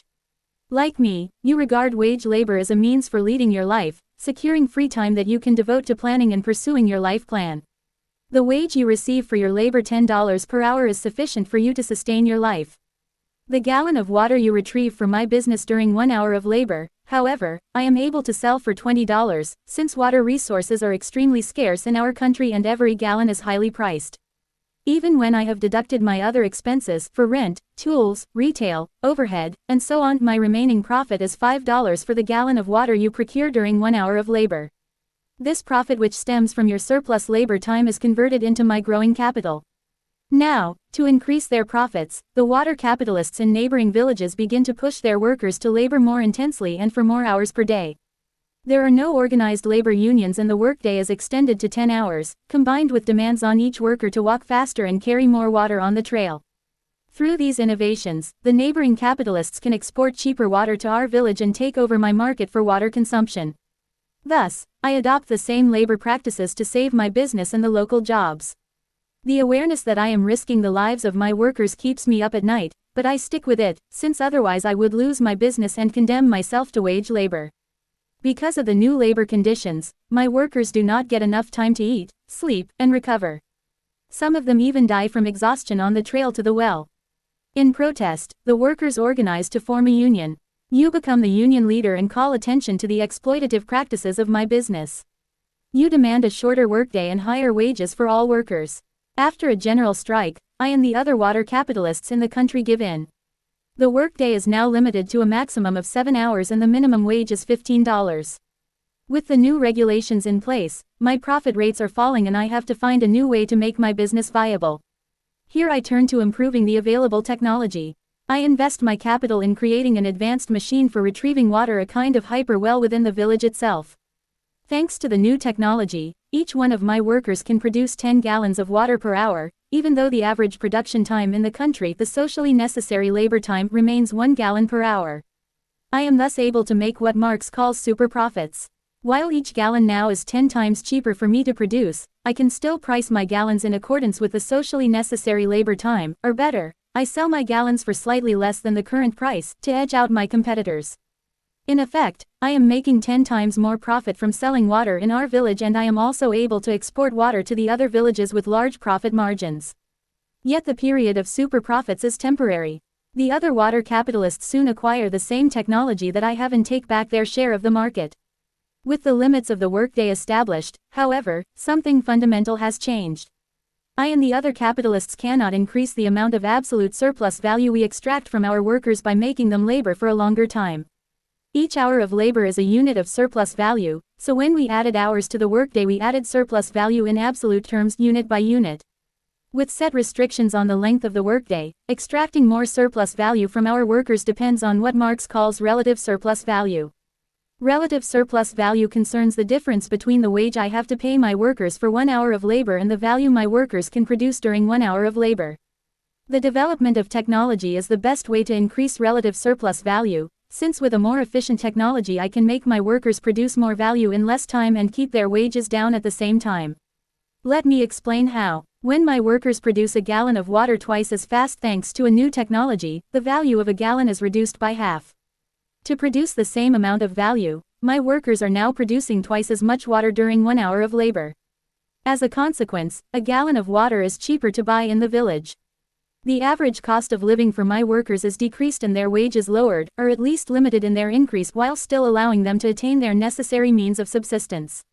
The result is an increase in relative surplus value. My workers produce the same amount of value in an hour, but due to the decreased living costs a smaller percentage of the value is allocated to their wage and a greater percentage is surplus value for my business. As a result, the technological race between water capitalists in the country is becoming more and more intense. With every advance in technology, our workers can produce more in less time and the relative surplus value is converted into capital that in turn is invested in the development of even more advanced technologies. The wheels are spinning, but the collateral effects are making themselves felt in our village. Given the more efficient technology, fewer workers are required in the production process and we are faced with growing unemployment.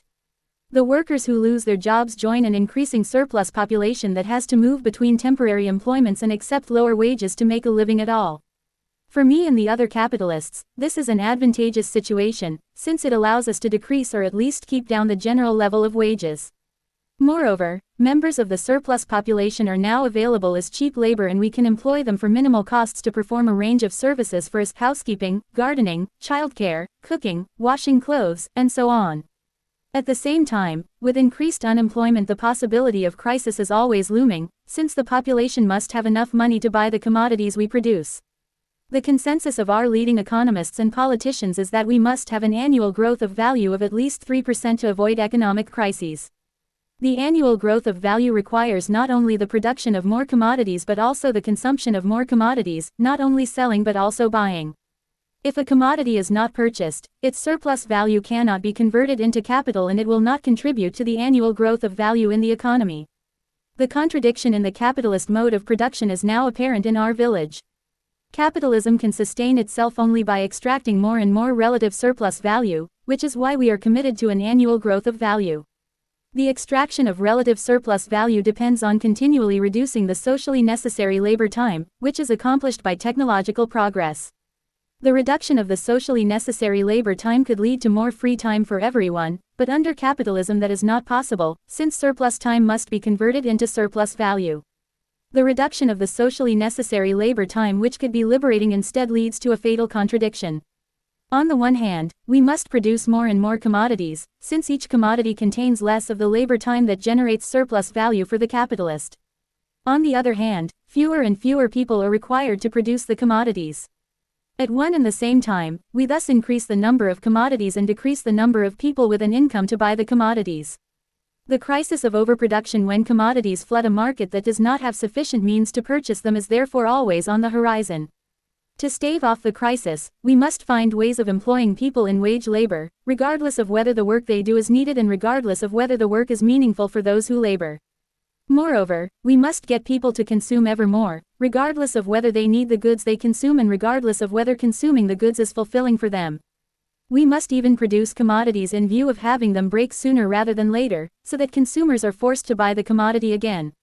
Under capitalism, all questions of what we need, what we want, and what is durable, must be subordinated to the question of what is profitable. The privileging of the profit motive is not a moral failure of individuals under capitalism but expresses what we are collectively committed to in being committed to capitalism and its necessary requirement of an annual growth of value.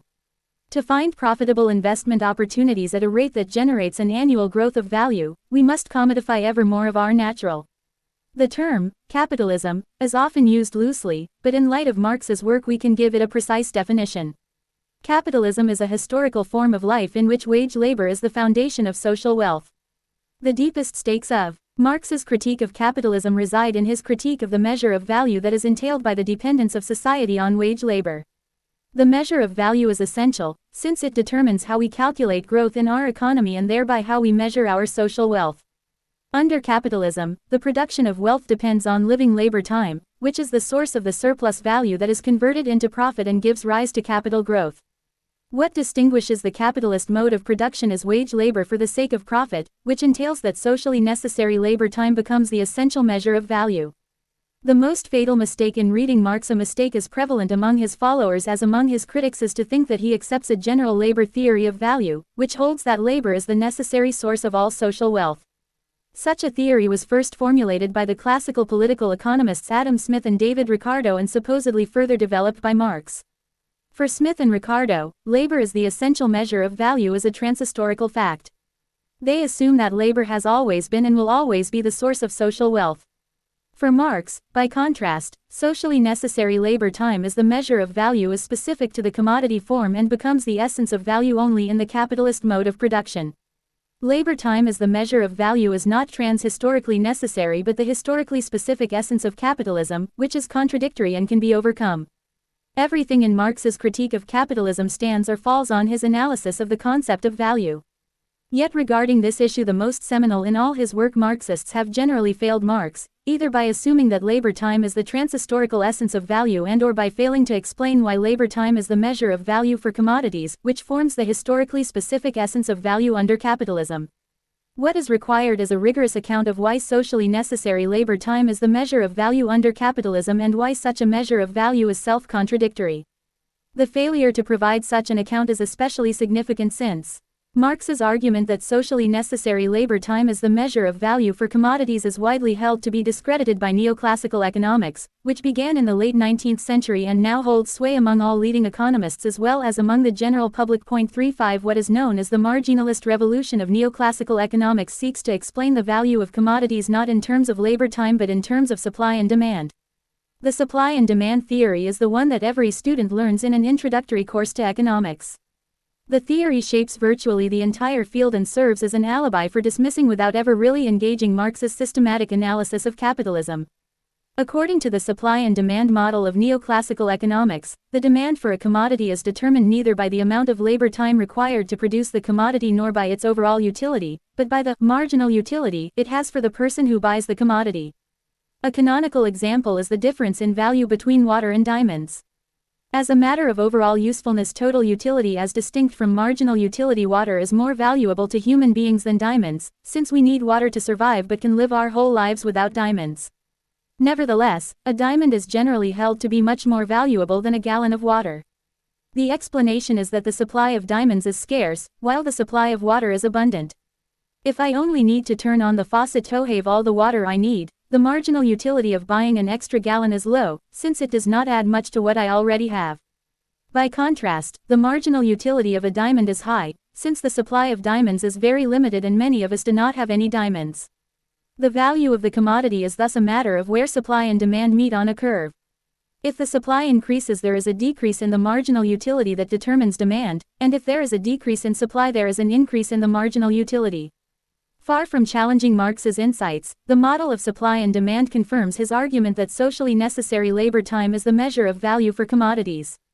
The categories of supply and demand, scarcity and abundance, cannot be understood merely in spatial terms but must be understood in temporal terms. When we say that water is in abundant supply, it means that the average time required for acquiring water, the socially necessary labor time, is minimal. The average citizen only has to turn on the faucet to have all the water she needs. Inversely, when we say that the supply of diamonds is scarce, it means that the average time required for acquiring diamonds, the socially necessary labor time, is nearly maximal. The average citizen would have to spend a lot of time to find a diamond. If these objective social conditions of production were to change, the value that results from supply and demand would also change.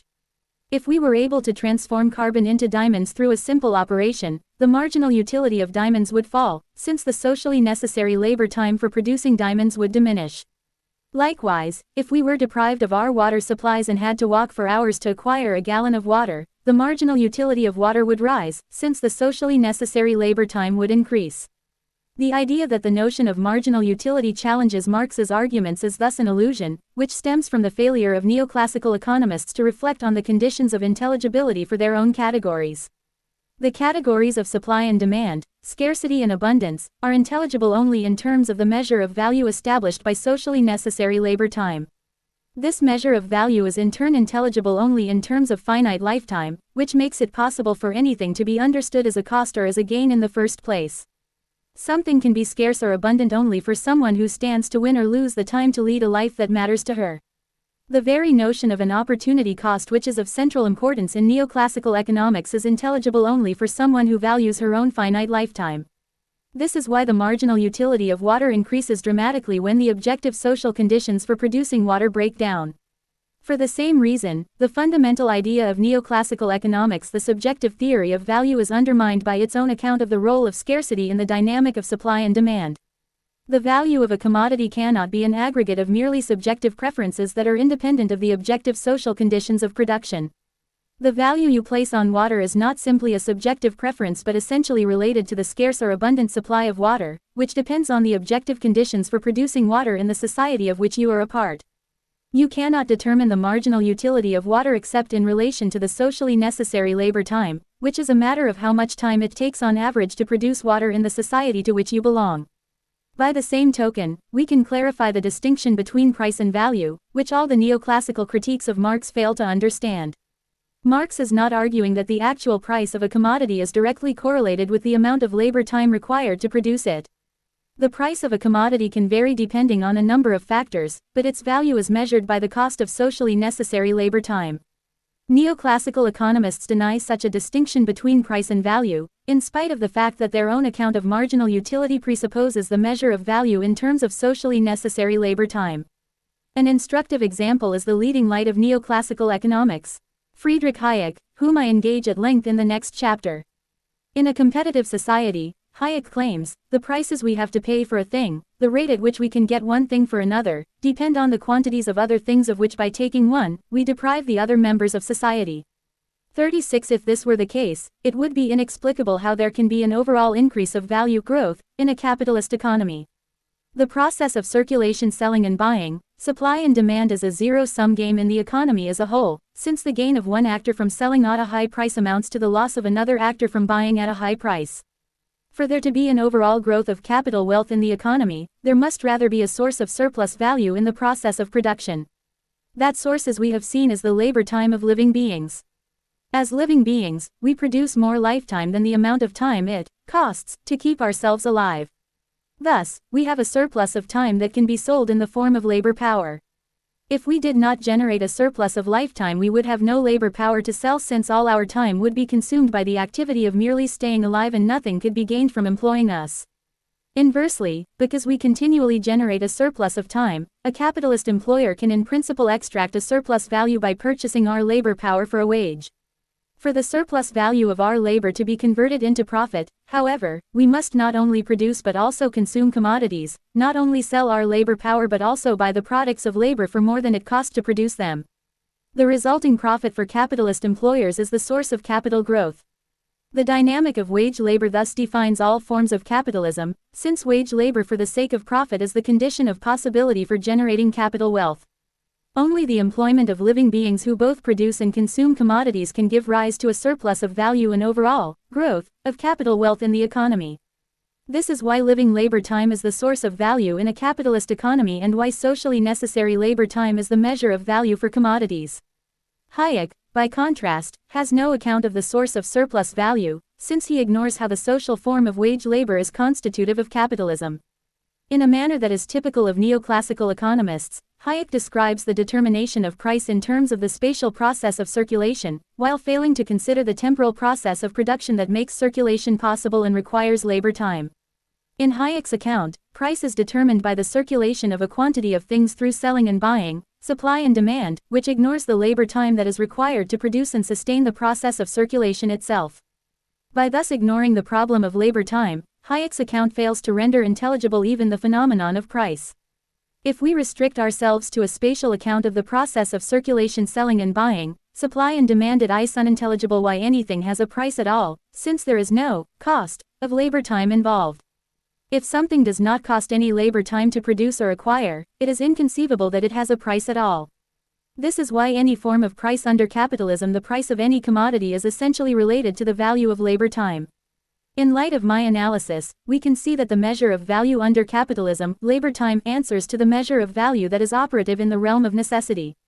When we labor in the realm of necessity, when we do something that is merely a means to an end, our labor time is normatively understood as a cost for us. The more time we spend working in the realm of necessity, the more expensive is our labor and the more value is contained in the commodities we produce. More labor time equals greater cost and thereby greater value. This is why each gallon of water is more valuable when it requires 2 hours of pedestrian labor than when we have running water at home. Such a measure of value, however, makes no sense on its own. Labor time is intelligible as a cost only because we value our finite lifetime as our own free time, which we in principle could devote to an activity that is meaningful in itself. Hence, my argument that finite lifetime is the originary measure of value makes it possible to pursue a critique of neoclassical economics on its own terms, while defending Marx's arguments and developing their implications. Marx's account powerfully demonstrates that the measure of value under capitalism is contradictory and traces the pernicious practical consequences of the contradiction. To understand why the measure of value under capitalism is contradictory, however, requires a level of analysis that Marx does not explicitly provide. That is why I proceed from analyzing the conditions of intelligibility for any economy of spiritual life, which must distinguish between the measure of value in the realm of necessity and in the realm of freedom. The deepest reason capitalism is a contradictory social form is that it treats the negative measure of value as though it were the positive measure of value and thereby treats the means of economic life as though they were the end of economic life. The real measure of value is not how much work we have done or have to do, quantity of labor time, but how much disposable time we have to pursue and explore what matters to us, quality of free time. The measure of social wealth in terms of free time is not an ideal that I impose as an external alternative to the measure of social wealth in terms of labor time. On the contrary, the value of having time in the realm of freedom, the value of disposable time, is the real measure of wealth because it is internal to the value and measure of labor time in the realm of necessity. The value of labor time in the realm of necessity, i.e., the cost of labor time, can be understood as such only because we are already committed to the value of free time. Likewise, the purpose of accumulating dead labor in the form of produced goods and technologies that allow us to reduce the amount of living labor required for production is to enable us to lead our lives rather than merely secure the means of our survival. The value of dead labor is intelligible as a value only because it is for the sake of liberating time for the living. Having a hyperwell in the middle of our village makes us wealthier not because it cost people a lot of time to build it, but because the well liberates time for all of us to do something else than pump and carry water. Yet the capitalist measure of social wealth would have us believe otherwise. As long as we live under capitalism, the hyperwell in our village cannot generate any value for us by virtue of its own operation. The only way we can extract value from the well is by extracting surplus value from a person who has to operate the well in order to make a living. This is a direct consequence of measuring value in terms of labor time. If the quantity of labor time determines our wealth, then a machine that reduces the labor time reduces our wealth unless we make up for the decrease in necessary labor time by increasing the amount of surplus labor time for the worker. The exploitation of workers is necessary under capitalism, since only the extraction of surplus value can generate any form of social wealth.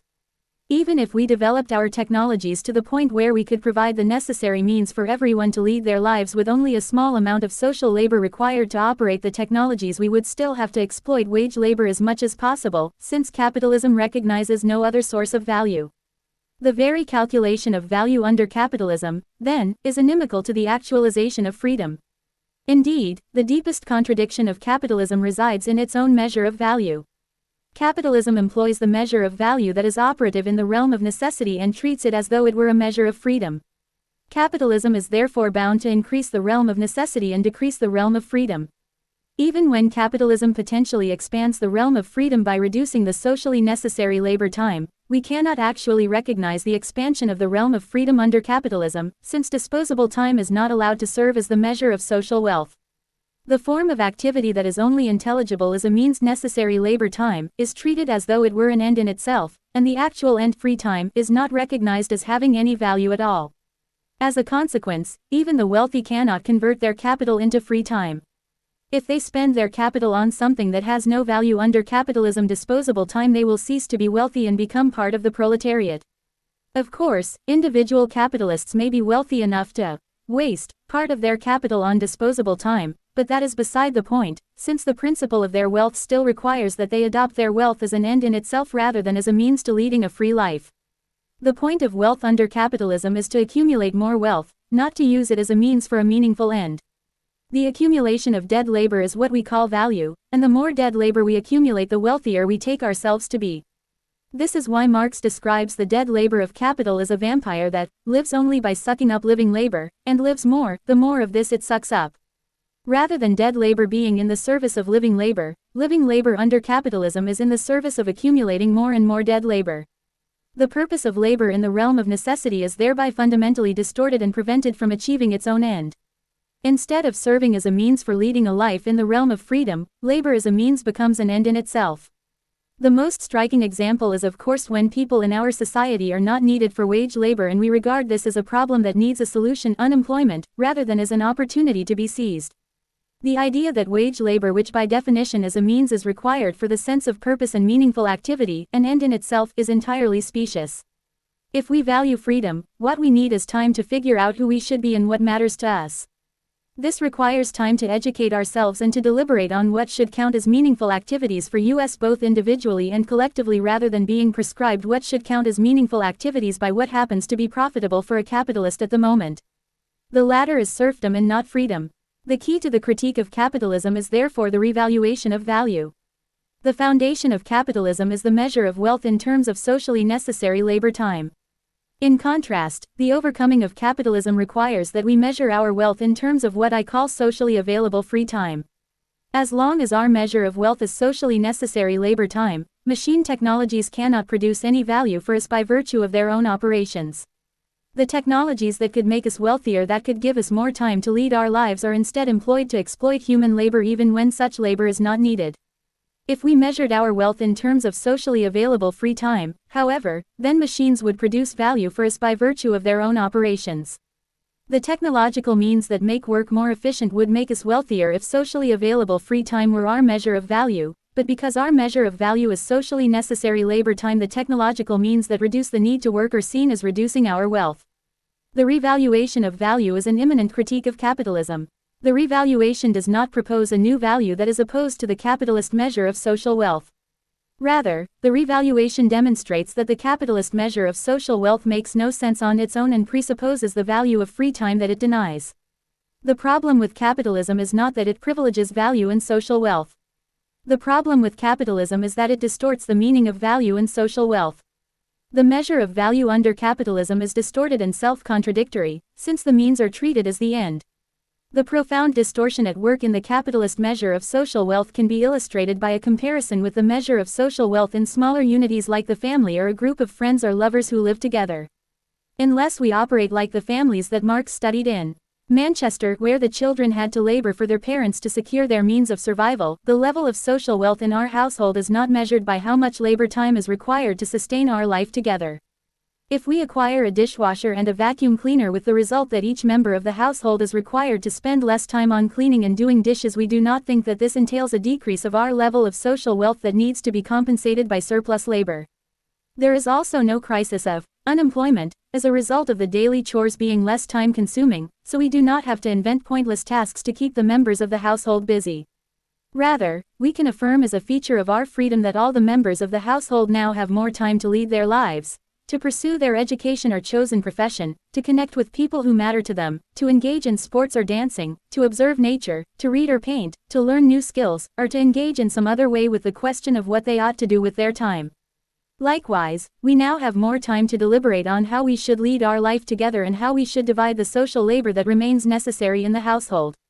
If we were not committed to such an expansion of the realm of freedom and a corresponding reduction of the realm of necessity, it would have made no sense to acquire the dishwasher and the vacuum cleaner in the first place.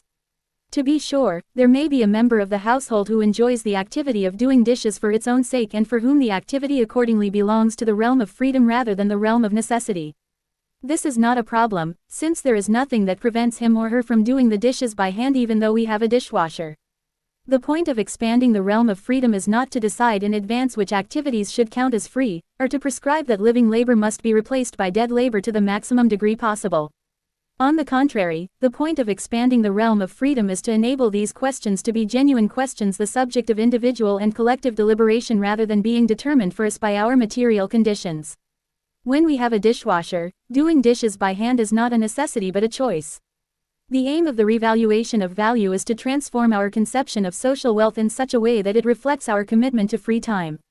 The degree of our wealth is the degree to which we have the resources to engage the question of what we ought to do with our lives, which depends on the amount of socially available free time. To be wealthy is to be able to engage the question of what to do on Monday morning, rather than being forced to go to work in order to survive. Such freedom should not be conflated with a freedom from obligations and pressing responsibilities. To live in the realm of freedom is to be bound by the demands of your practical identity as a parent, a citizen, a doctor, an athlete, a scholar, and so on. The point, however, is that you are bound by your commitments rather than by necessities dictated by your material needs. To be free is not to be free from any practical identity, but to be free to engage the demands of having a practical identity.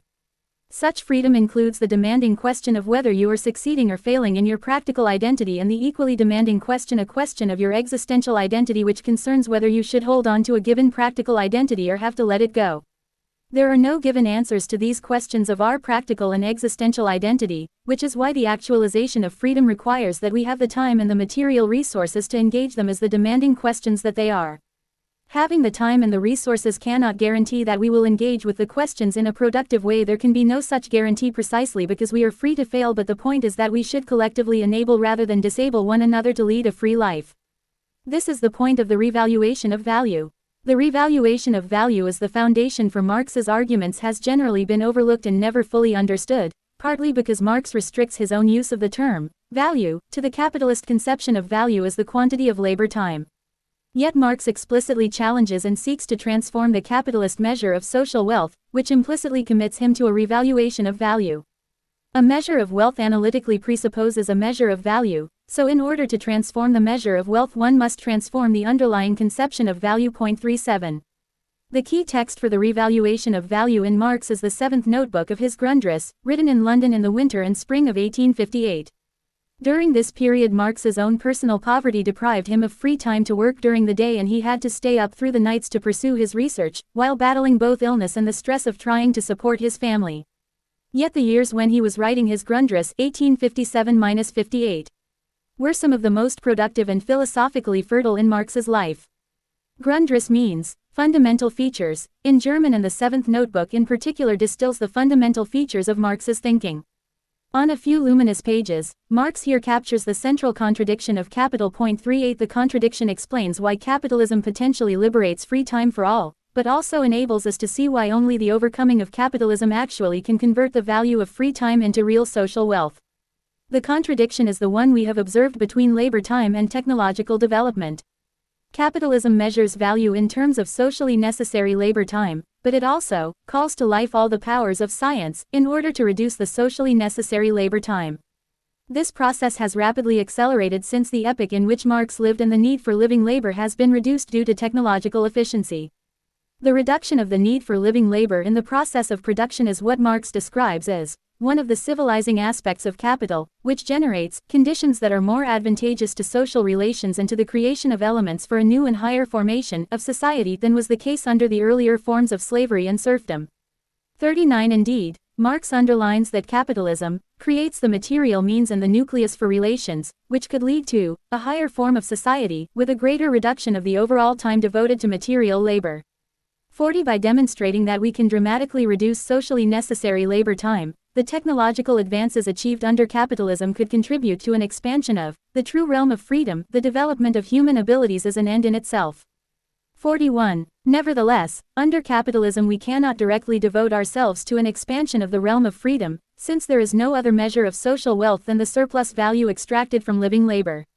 No matter how advanced our technological capacities for production become, capitalism must continue to use labor time as the measuring rod for the giant social forces thereby created. 42. Since there is no other source for the growth of capital than the surplus time of living labor. The contradiction in the capitalist mode of production can move in two different directions, and it is here that the revaluation of value becomes crucial. As long as we measure our social wealth in terms of labor time, technological development is bound to intensify exploitative methods for extracting relative surplus value from workers. Due to increased technological efficiency in the process of production, workers either become unemployed and part of an army of surplus labor whose presence can be used to keep down wages, as tends to happen in the Western world today, or they become subjected to extremely cruel working conditions that are designed to extract as much surplus value as possible from their labor, as tends to happen in the parts of the world where we now locate most of our manufacturing. At the same time, the contradiction of capital bears an emancipatory potential within itself. The more advanced our technological powers of production become, the more manifest it becomes that labor time is an inadequate measure for social wealth. When the process of production is increasingly automated and the need for living labor reduced, the human being comes to relate more as a watchman and regulator to the production process itself. 43. This is potentially emancipatory, since it can lead us to develop ourselves as social individuals. For us to become truly social individuals in Marx's sense, we have to be the subjects of production planning and directing it for our purposes rather than being subjected to production for the sake of capital. In this transformation, Marx writes, what appears as the great foundation of production and wealth is neither the immediate labor performed by the worker nor the time that he works, but rather the appropriation of his own general productive power, his understanding of nature and his mastery over it by virtue of his existence as a social body, in a word, the development of the social individual. 44. Such a transformation requires that we are educated as social individuals who democratically plan the purposes of production. Given such a transformation of the way we reproduce our life together, necessary labor time will be measured by the needs of the social individual. 45. Which is to say that we will produce in view of what we need to lead our lives rather than in view of making a profit. Furthermore, when we can design technology and plan production for our own purposes, the development of the power of social production will grow so rapidly that, even though production is now calculated for the wealth of all, disposable time will grow for all. 46. Strikingly, Marx uses the English term disposable time in italics in the original rather than the German Verfügbare Zeit. The social transformation that Marx advocates requires the revaluation of value.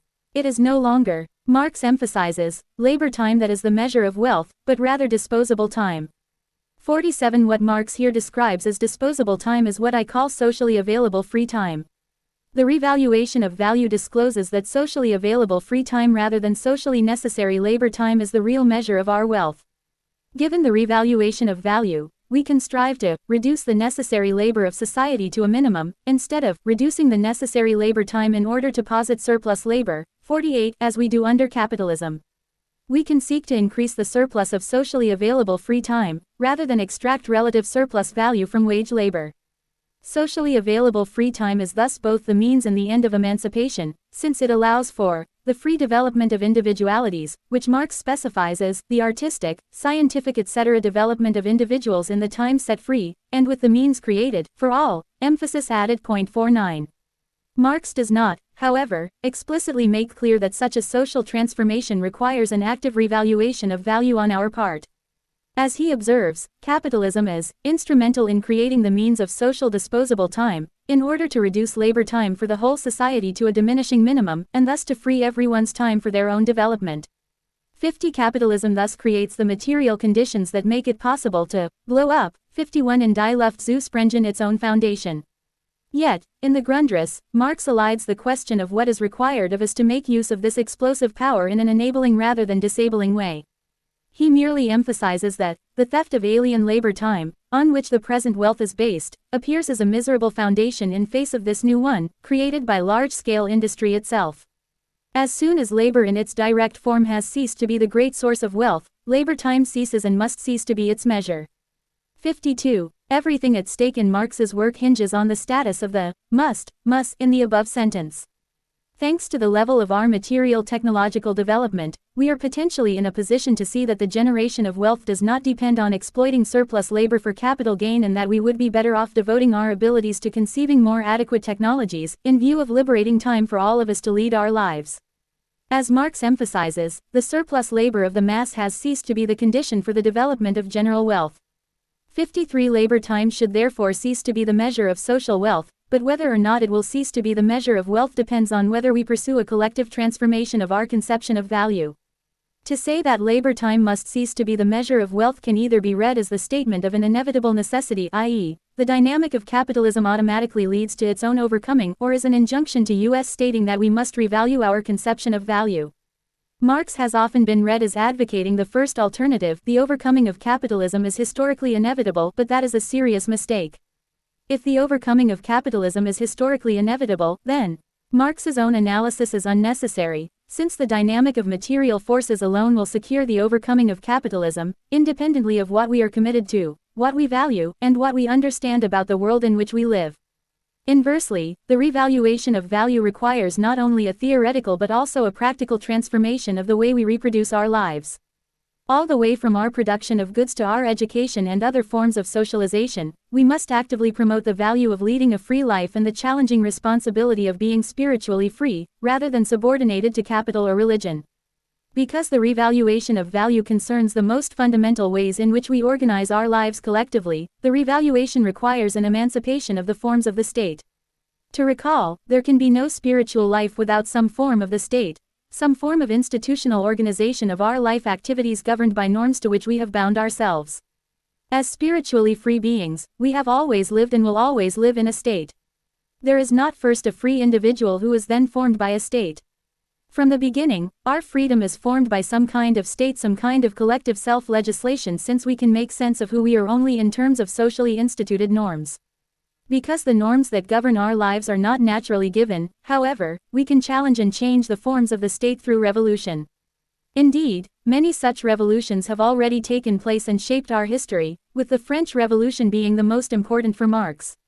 The means required for a revolution depends on the historical situation, and Marx himself emphasizes that a revolution achieved through peaceful means of democracy is preferable to a violent one. 54 In either event, the purpose of a revolution that emancipates us from capitalism must be the revaluation of value, which requires new institutional forms. Marx rightly calls for the overcoming of the state as a social form that maintains a capitalist division of classes. However, such a conception of the state is not its defining form, as Marx sometimes tends to assume. Rather, the state as an organ of competing class interests is a historically specific conception of the state, which can be overcome through the overcoming of capitalism. For life after capitalism to have any determinate form, we must reinvent rather than abolish the form of the state. As I have argued, the state as an institutional form of our lives which can comprise a plurality of institutions is not itself something that can be eliminated, since it is a condition for spiritual freedom to be possible.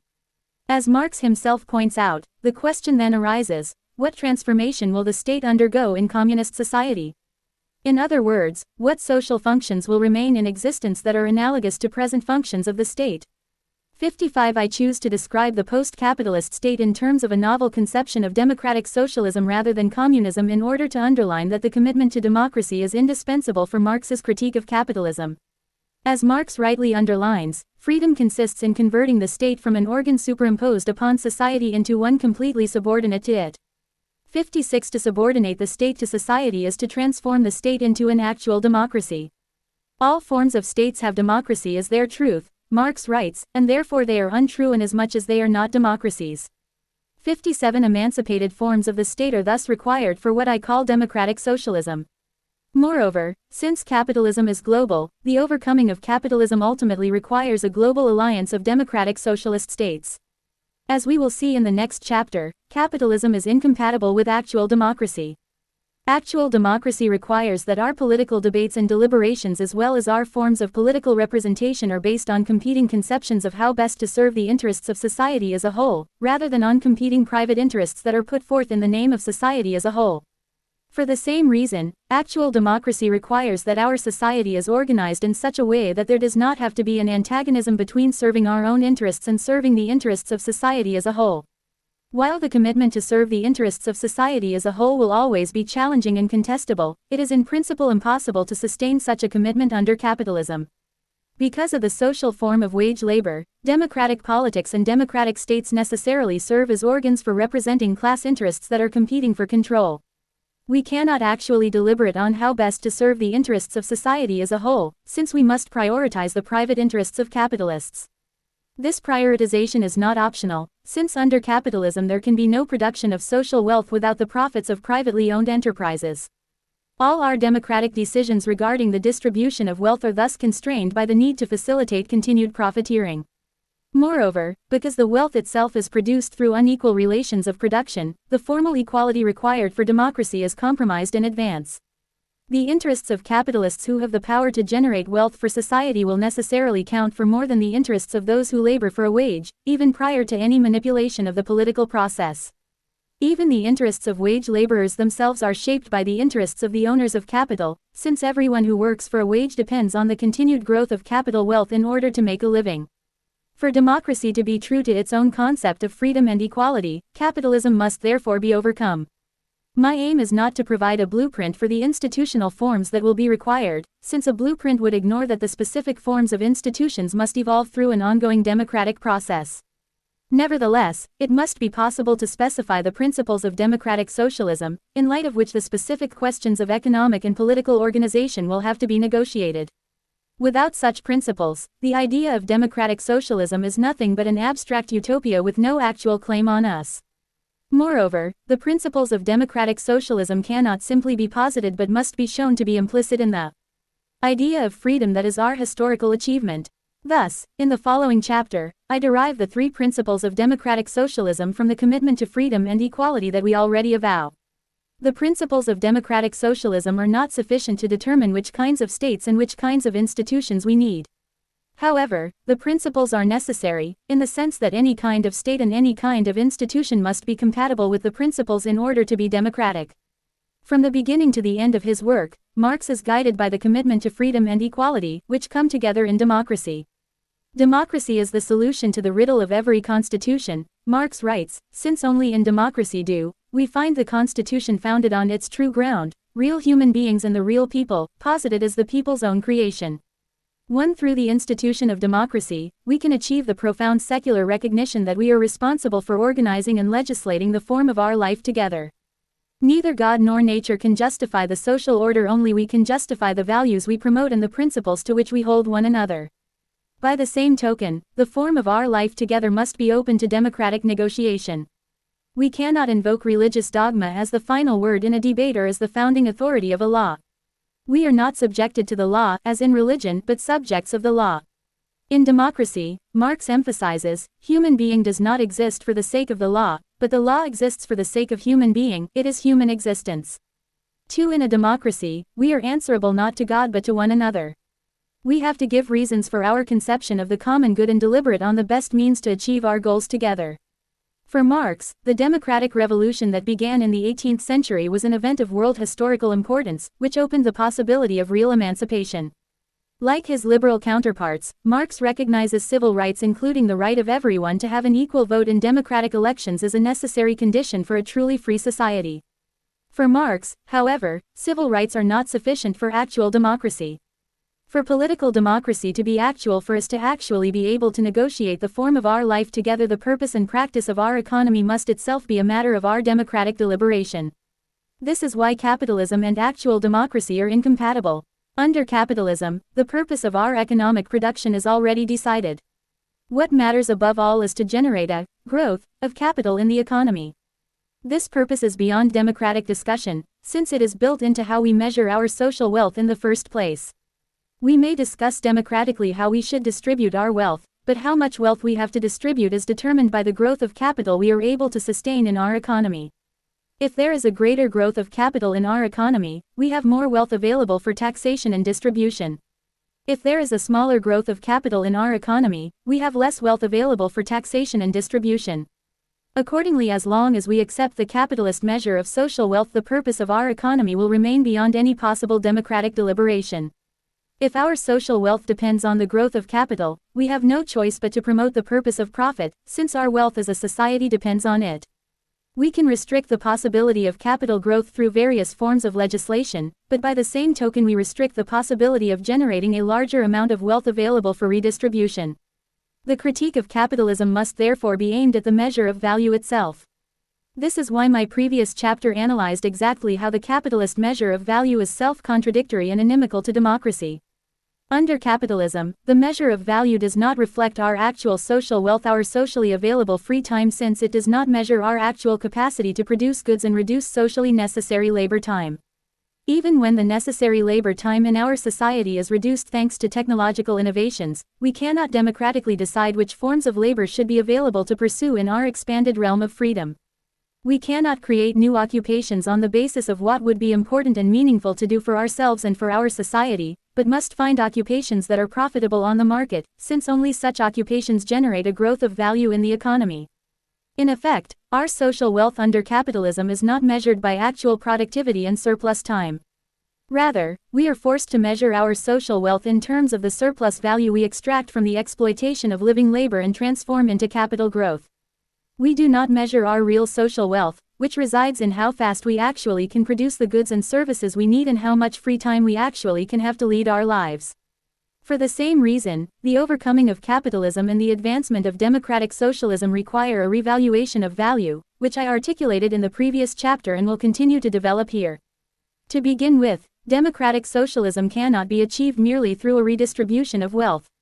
As the path-breaking Marx scholar Moishe Postone has shown, the problem with most forms of Marxism and related left-wing political projects is that their critiques are restricted to the capitalist mode of distribution and do not interrogate the measure of value that informs the mode of production itself. Point 3. The production of value through proletarian-based labor is seen as a given condition, and socialism becomes a matter of distributing the wealth generated by proletarian labor in a more equal way across society. Socialism is thereby reduced to a mode of political administration and economic distribution, which leaves the mode of production and the measure of value intact. This is exactly what happened in the Soviet Union, which managed to betray all of Marx's fundamental insights. The Soviet legislation under Stalin literally changed the formulation of Marx's core principle, from each according to his ability, to each according to his needs, to the following, from each according to his ability, to each according to his labor. It is hard to imagine a greater distortion of Marx's thought. As soon as the satisfaction of our needs depends on the contribution of our labor, we are back to the form of coercion that Marx sought to overcome through his critique of wage labor. Under Stalinism, the state effectively becomes one giant capitalist that wields its power over the citizens by forcing them to do proletarian labor in order to survive. As Postone demonstrates, most forms of Marxism are ill-equipped to provide the deepest form of critique of the Soviet Union and other allegedly socialist regimes. The problem with these regimes is not only that they failed to be politically democratic, a massive failure in its own right, but also that they failed to be socialist in their economic mode of production. Most forms of Marxism cannot grasp this point because they assume that the fundamental contradiction of capitalism resides between the mode of production and the mode of distribution. The wealth produced by proletarian labor is seen as potentially adequate to satisfy the needs of all members of society, and the critique of capitalism is restricted to a critique of the socio-economic relations that prevent the wealth from being distributed in the right way. As we have seen, however, the fundamental contradiction of capitalism resides within the measure of value that informs the mode of production itself. As long as we accept the measure of value that is based on labor time, the exploitation of proletarian labor will remain necessary for the production of wealth. It is here instructive to consider the utopian vision of a socialist society proposed by the influential contemporary Marxist Frederick Jameson. In his book An American Utopia, Jameson claims to present a vision of life beyond capitalism, but he has no account of what capitalism is, since he never interrogates the measure of value as socially necessary labor time and never analyzes the contradiction in the capitalist mode of production, which is unavoidable as long as wage labor is the foundation of social wealth. Instead of engaging with the fundamental question of value, Jameson's utopian vision retains the social form of wage labor and the concomitant necessity of proletarian labor. Indeed, Jameson advocates a universal conscription in the army, which would provide all of us with a guaranteed annual minimum wage, and ensure that we all participate in the socially necessary labor that the army tells us needs to be done. Any democratic determination of the purposes of our social labor is absent from Jameson's utopia. That we could conceive the purposes of production democratically and participate in the socially necessary labor as an expression of our freedom is not a possibility pursued by Jameson. Point 4. For the same reason, Jameson's notion of freedom is impoverished. Symptomatically, there are no institutions of freedom in Jameson's utopia. All institutions that would determine the purposes of our social labor, including education, are consigned to the realm of necessity and run on the model of the army. The realm of freedom, by contrast, is for Jameson indeterminate. What counts as socially necessary labor is decided by the army, which rewards our participation with provisions for basic needs, and the rest is left to our arbitrary individual choices after working hours. When we are done with our required hours of labor under the supervision of the army, we are free to do whatever we want. Such a view fails to grasp the conditions of possibility for leading a free life. The exercise of freedom requires a practical identity that cannot be invented out of nothing by an individual, but is formed by social institutions. To be free is not to be free from normative constraints, but to be free to negotiate, transform, and challenge the constraints of the practical identities in light of which we lead our lives. The question is not if our freedom will be formed by social institutions. There can be no freedom that does not have an institutional form, but how and by which social institutions our freedom will be formed. The key to democratic socialism is to have institutions, including educational institutions and forms of political deliberation, that enable individuals to lead their lives in light of recognizing their dependence on others and on collective projects. Moreover, the key to democratic socialism is to have institutions in which we participate because we recognize ourselves and our freedom in their form. The participation in social institutions, including the social labor that we recognize as necessary to sustain our society, should not be secured by coercion but be motivated by our active commitment to participation. It should not be the job of the army or any other institution to force us to work.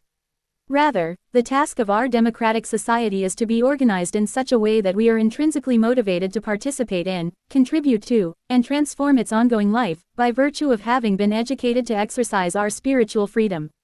The exercise of spiritual freedom must include the possibility of criticizing or rejecting the established forms of participation. Just as the institution of marriage is not an institution of freedom unless it grants the legal possibility of divorce, democratic socialism as an institution of freedom must grant us the practical possibility of refusing to participate in a given form of life, otherwise our participation will not be free but a matter of material need. In contrast, Jameson has nothing to say about the values or principles that should inform our social institutions of freedom, and he does not even recognize that such institutions are needed. Rather, Jameson describes the realm of freedom as unconstrained by anything except individual, arbitrary choice. In Jameson's utopia, collective projects of self-determination are operative only in the realm of necessity, whereas the realm of freedom is merely the liberation of individuals from constraint. A more sophisticated version of the problem can be found in Postone. Unlike Jameson, Postone has a profound understanding of the problem of value under capitalism and its relation to the social form of wage labor. Nevertheless, Postone's conception of freedom ultimately remains indeterminate and cannot account for the possibility of achieving a revaluation of value. As Postone argues, capitalism creates the material conditions for its own overcoming through technological innovations that reduce the socially necessary labor time. For Postone, the key to emancipation is the dead labor of technology, since it can liberate us from the need to expend our living labor on the process of production. Thus, Postone is able to avoid two classical mistakes in Marxist theories concerning the status of technology. On the one hand, technology should not be seen as something that alienates us from a natural form of labor or a primitive communism. All such forms of nostalgia are misguided and ignore Marx's fundamental insight that the commitment to social freedom for all became possible because of the historical advent of capitalism. There has never been a natural form of labor for spiritual beings, and a primitive communism is neither possible nor desirable. The labor of spiritual beings is from the beginning a matter of technology, some form of tools, and the overcoming of capitalism requires the further development of technology rather than its rejection.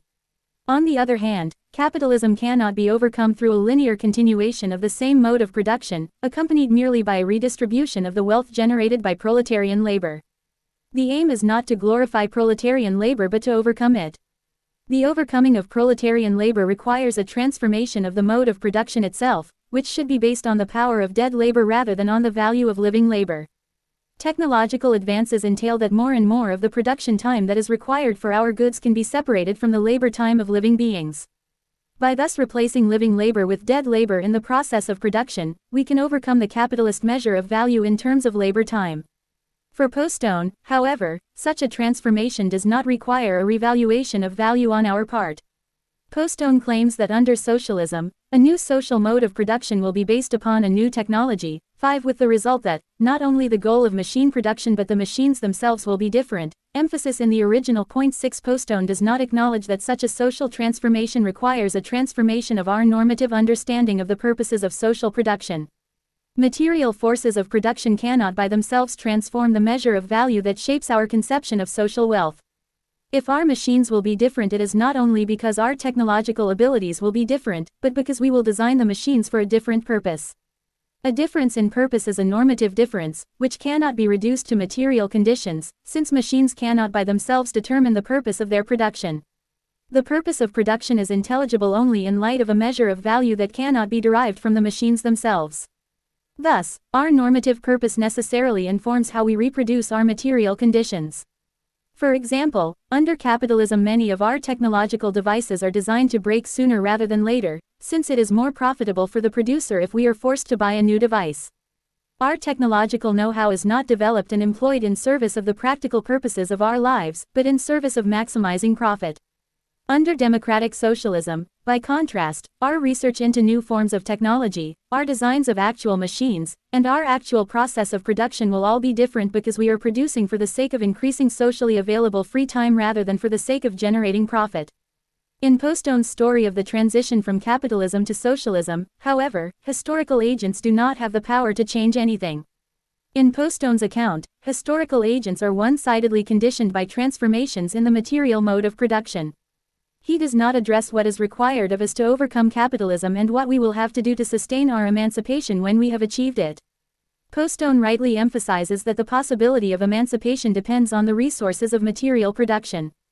But he fails to grasp that the actuality of the struggle for emancipation and the continued striving that will be required even after emancipation has been achieved depends on the normative commitments of historical agents. As a result, Poststone's notion of the realm of freedom is indeterminate. His only concern is that we shall be free from submitting our living labor to the process of production, but he offers no account of what we will be free to do and why our freedom matters. The only distinguishing feature of socialism in Poststone's account is that the machines will take care of the process of production, so that we will not have to do anything determinate.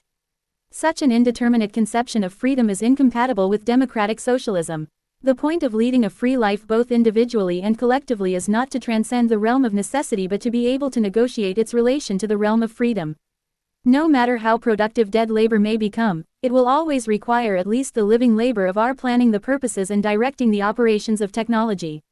Furthermore, the value of dead labor itself depends on our normative commitments. It is far from given that we will want to replace living labor with dead labor as much as possible and in all areas of necessary social labor. For example, even if we could design machines to take care of the sick and the elderly, we may hold that there is an intrinsic value in having care provided by other beings who care and who can understand suffering. The principle, from each according to his ability, to each according to his needs, is not the imposition of an anonymous collective will, but the condition of possibility for genuinely democratic deliberations regarding what matters to us and how we should care for one another. 2. The condition of possibility for democratic socialism is the revaluation of the capitalist measure of value. The revaluation of value makes it possible, as I will show in detail, to pursue increased productivity and profound technological advancements without being committed to economic growth understood as the accumulation of capital.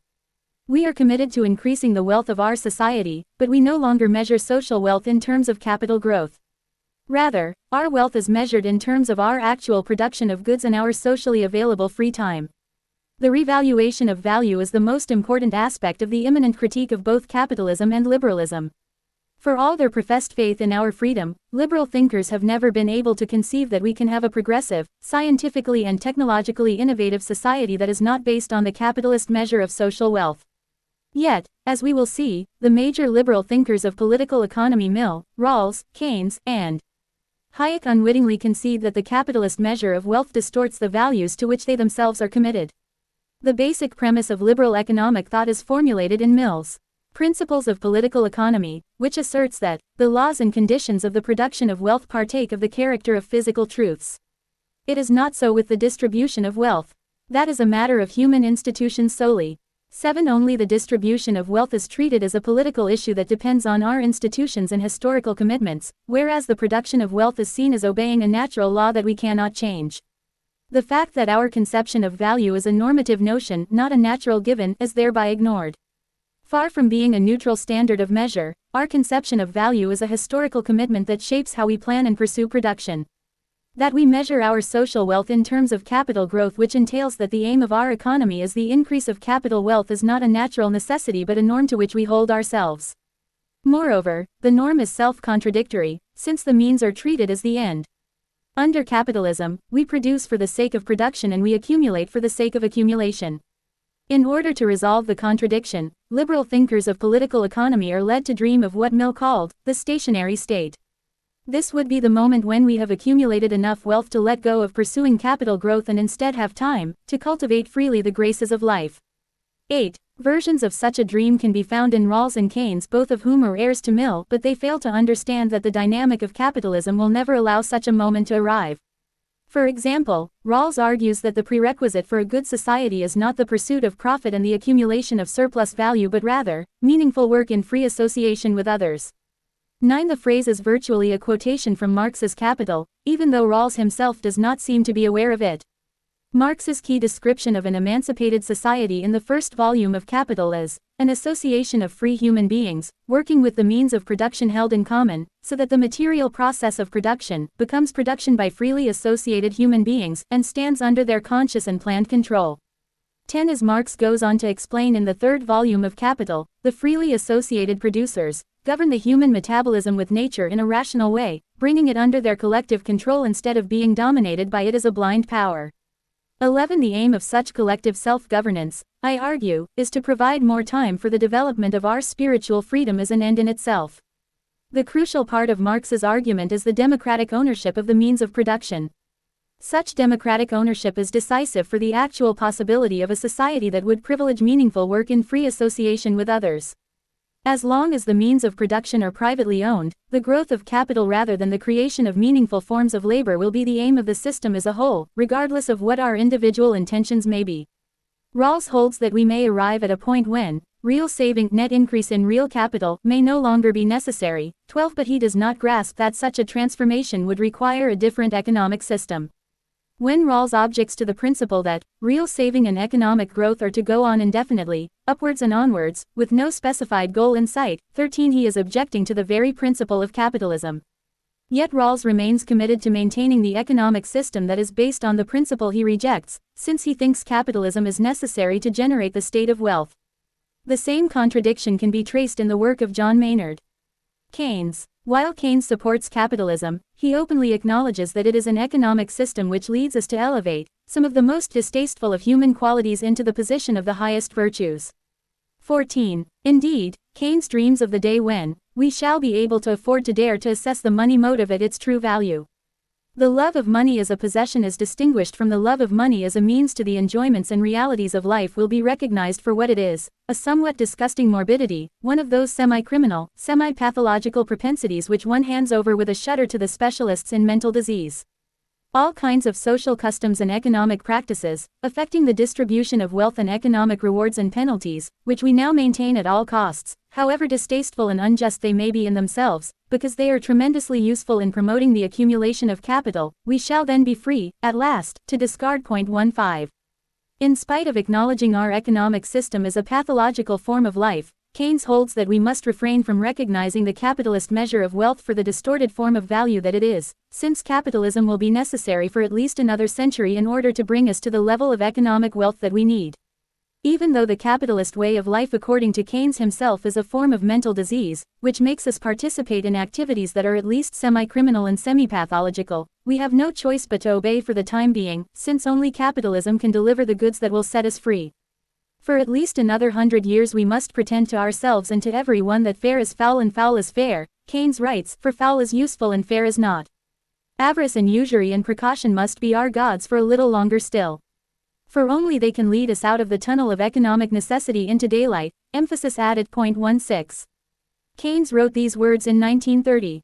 We will soon have walked in the tunnel of economic necessity for the additional 100 years that Keynes envisaged would be required to set us free, but capitalism cannot lead us into the daylight. On the contrary, even though our material wealth is greater than ever before, it is also more unevenly distributed than ever before, and even those who possess astronomical amounts of capital wealth are still seeking to accumulate even more. This is not an accident but a dynamic that is intrinsic to capitalism. The accumulation of ever more capital wealth is an end in itself, with its necessary exploitation of living labor and its recurrent crises due to overproduction is not a temporary phase of capitalism but its operating principle. Keynes, by contrast, does not grasp the contradiction in the capitalist mode of production and the pernicious dynamic it entails. The course of affairs will simply be, he assures us, that there will be ever larger and larger classes and groups of people from whom problems of economic necessity have been removed. 17. Such a development could indeed be possible, but it would require democratic socialism. A continuously increasing collective liberation from the realm of economic necessity is only possible if we measure our social wealth in terms of our actual capacity to produce the goods that we need and our actual capacity to reduce the socially necessary labor time. Under capitalism, however, the measure of our wealth is not our actual capacity to produce goods and reduce socially necessary labor time. We do not produce goods for the sake of practical purposes but for the sake of generating profit. This is why we can have housing crises and homeless families even when we have produced millions of vacant apartments, which are left empty because they cannot be sold for profit. Likewise, under capitalism we do not reduce the socially necessary labor time in order to increase the socially available free time, but in order to extract more relative surplus value from living labor. This is why the reduction of socially necessary labor time under capitalism does not lead to solutions regarding economic poverty but generates the problem of unemployment. Keynes himself identifies the problem of technological unemployment, which he defines as unemployment due to our discovery of means of economizing the use of labor outrunning the pace at which we can find new uses for labor. 18 For Keynes, however, the problem of technological unemployment is only due to a temporary phase of maladjustment, 19 which will eventually lead us to resolve our economic problems. He does not understand that unemployment is a positive feature of the production of capital wealth. A surplus population of the unemployed is essential to the extraction of relative surplus value, for at least 3 reasons. First, the reduction of socially necessary labor time through technological innovation necessarily leads to unemployment, since fewer workers are required in the process of production. Second, the unemployed have to accept less pay to find a temporary job and thereby allow capitalists to keep down the general level of wages. Third, the surplus population of the unemployed is highly useful for the irregular rhythms of capitalist production, since the unemployed are available for employment when an increase of production is profitable and can be dispensed with when production needs to be decreased for the sake of capital gain.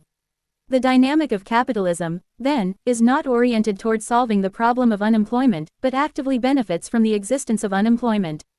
Moreover, under capitalism we cannot transform the negative value of unemployment into the positive value of free time to lead our lives, since our measure of value is labor time. Keynes's claim that we must endure capitalism because eventually it will set us free is untenable.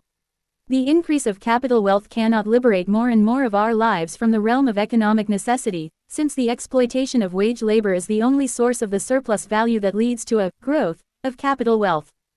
Hence, the attempt to achieve social justice through the redistribution of capital wealth is inherently contradictory. The more welfare policies and state regulations that prevent the exploitation of living labor, the more restricted are the possibilities of extracting surplus value, and the less wealth is available to distribute in the economy. To take a striking example, when health care, education, and other public services are run by the welfare state, they are not sold as commodities that generate a profit that is reinvested as capital, which means that they do not contribute to the growth of our social wealth as measured under capitalism. Inversely, when these public services are privatized and commodified, transformed into a matter of buying and selling for profit, they contribute to the growth of capital wealth. This is the economic rationale for the neoliberal dismantling of the welfare state and deregulation of the job market. As long as we accept the capitalist measure of wealth, social democratic reforms will tend to reduce the wealth that they aim to distribute more equally.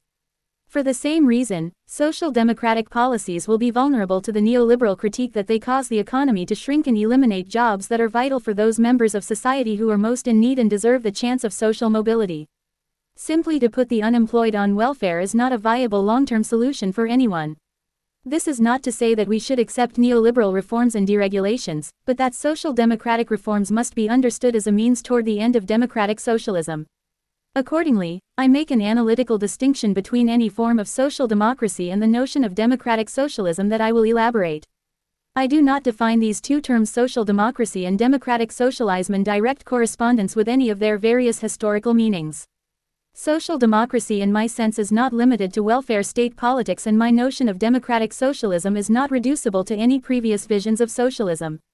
Rather, my analytical definitions are the following. What I call social democracy comprises any form of socialism or Marxism that limits itself to redistribution and does not grapple with the fundamental question of value in the mode of production. Democratic socialism, by contrast, requires a fundamental and practical revaluation of the capitalist measure of value. During the 20th century, social democracy developed into a soft form of capitalism, whose crowning achievement was the welfare state. I myself grew up in one of the most successful welfare states, Sweden, which converted the massive economic growth after 1945 into a distribution of wealth across society. While my grandparents were poor peasants in northern Sweden, my parents could ascend to stable middle-class lives thanks to free public education and a booming economy. When I grew up, everyone in Sweden received free health care and free childcare, and all education including university was free. It was the pinnacle of a development that started in the 19th century, when workers began to organize politically and gradually improved everything from labor conditions to voting rights and public services.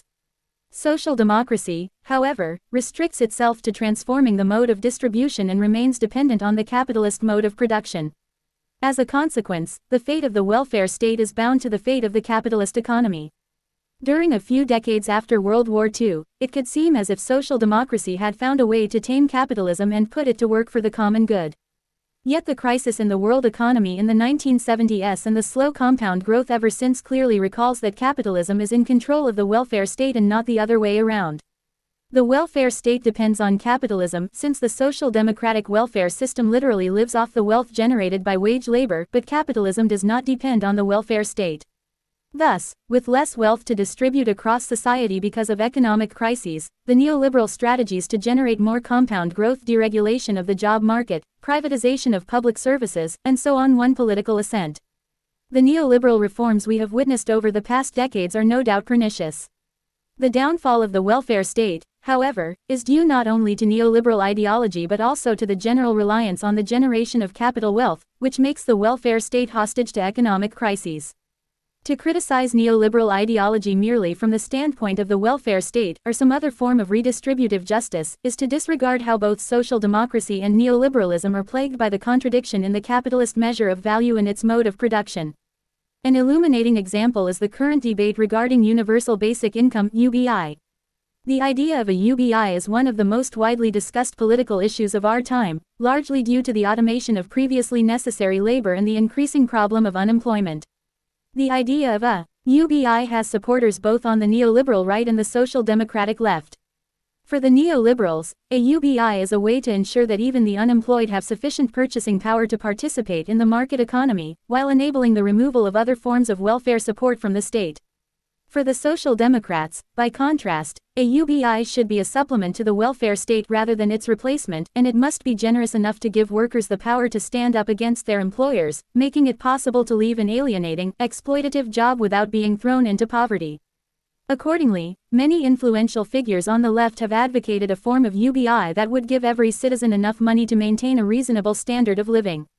Such a basic income would supposedly release us from the indirect form of coercion that characterizes a capitalist labor market, in which those who do not own capital are formally free to do what they want but in fact have to labor for a capitalist in order to survive. As the sociologist David Kalnitsky argues in the most thoughtful defense of a universal basic income, the main reason UBI ought to be a part of a left normative vision is because it facilitates exit from relations of exploitation and domination. A sufficiently generous UBI gives people not only abstract freedom from direct coercion but also the material resources to make freedom a lived reality. It gives people the power to say no to abusive employers, unpleasant work, or patriarchal domination in the home. 21 For example, as part of a very interesting empirical study, Kalnitsky shows that a 3-year experiment with guaranteed annual income in Canada helped to decrease domestic violence, since it reduced the material dependence of women on their abusive partners and facilitated an exit from destructive relationships. More generally, a UBI changes the background conditions under which negotiation takes place, both at work and at home. 22 Since, if a stable flow of cash gives you the power to threaten to leave a marriage or a job, that is, if your threat of exit has real credibility, you are in a better position to speak your mind. 23. A universal basic income can thus have emancipatory effects. Yet it is seriously misleading to describe UBI as Kalnitsky and many others do as a potential solution to the problem of wage labor that Marx analyzed. Kalnitsky rightly underscores that socialism lost something in the reorientation from a vision defined by the abolition of the wage relation to one that fastens us all to it.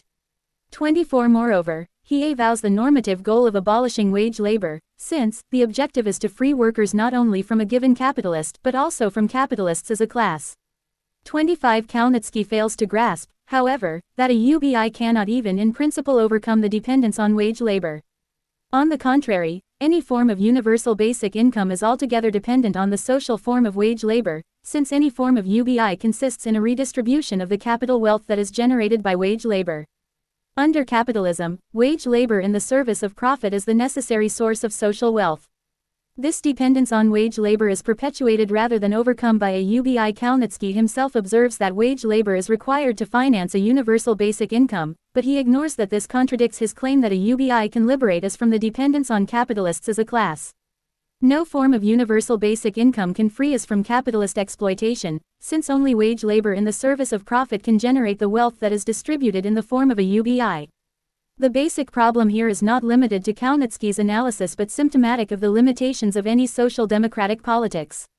The emancipatory vision is restricted to the redistribution of wealth, while blind to the fundamental question of how wealth is produced under capitalism. Advocates of a universal basic income, or other forms of redistributive justice, never question the measure and production of value under capitalism but focus only on the distribution of wealth across society. For the same reason, they cannot grasp the contradiction in which any progressive reform of capitalism will be caught, whether it seeks to strengthen the welfare state, provide a universal basic income, or combine the two. We ought to be able to afford, Kalnitsky asserts, both a basic income and high-quality public goods. 26. Given the capitalist measure of value, however, such a program will always be trapped in a contradiction that makes it liable to degenerate and dissolve. The less our lives are exploited for the sake of profit, i.e., the more we devote our lives to the public goods of the welfare state or to non-profit projects supported by a UBI, the less wealth there is to finance the welfare state and the universal basic income. This practical contradiction in the redistribution of wealth is unavoidable under capitalism, since the measure of value is socially necessary labor time rather than socially available free time. The more we emancipate ourselves from the exploitation of living labor time, the less wealth we have to support our state of freedom.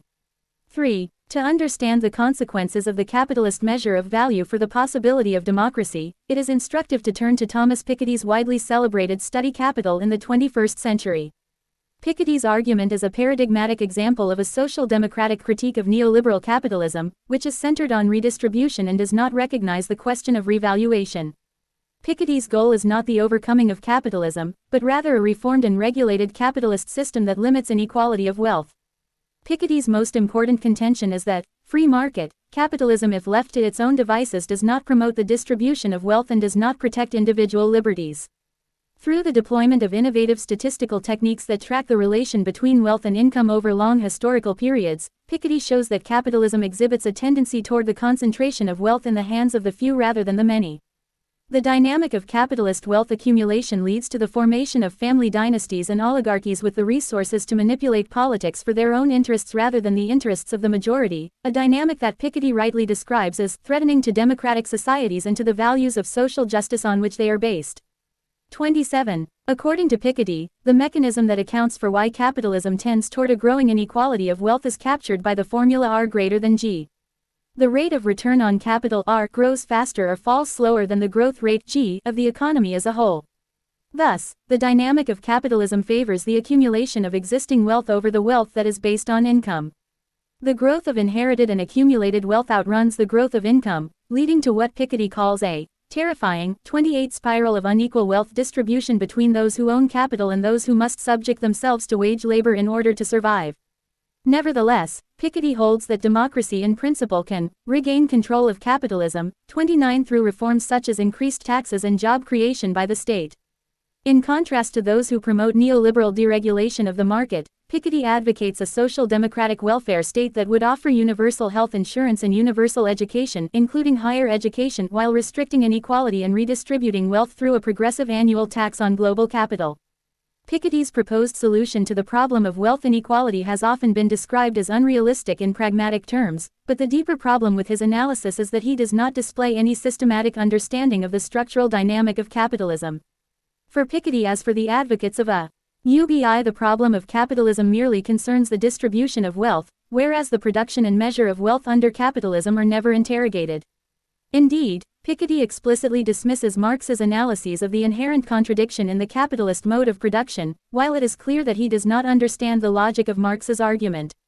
According to Piketty, Marx totally neglected the possibility of durable technological progress and steadily increasing productivity, which is a force that can to some extent serve as a counterweight to the process of accumulation and concentration of private capital. He no doubt lacked the statistical data to refine his predictions. 30. This is a very misleading claim. Technological progress and increasing productivity are at the core of Marx's analysis of the dynamic that drives the process of accumulation and concentration of capital. Furthermore, Marx is not collecting statistical data to make predictions about how capitalism functions. Marx analyzes the inner purposiveness of capitalism producing for the sake of profit rather than consumption and explicates the constitutive tendencies of such a dynamic. If Piketty had grasped the logic of Marx's analysis, he would have had the resources to render intelligible the meaning of his own data. While Piketty shows statistically that capital has a tendency to become concentrated in fewer hands, he does not understand the dynamic that accounts for this tendency and its relation to technological productivity, since he ignores the specificity of the capitalist mode of production and treats the measure of social wealth under capitalism as though it were a natural necessity. As a result, Piketty ignores how both unemployment and the tendency toward crises are necessary features of the production of capital wealth. Economic crises cannot be avoided either through regulations of the market, social democracy, or deregulations of the market, neoliberalism, since the tendency toward crises is inherent in the capitalist mode of production itself. To understand the inherent tendency toward crises in the capitalist mode of production, we must turn to Marx's analysis of the law of the tendential fall in the rate of profit, which he pursues in the third volume of Capital. 31. Marx's analysis of the tendency of the rate of profit to fall is one of his most famous, but also one of his most widely misunderstood.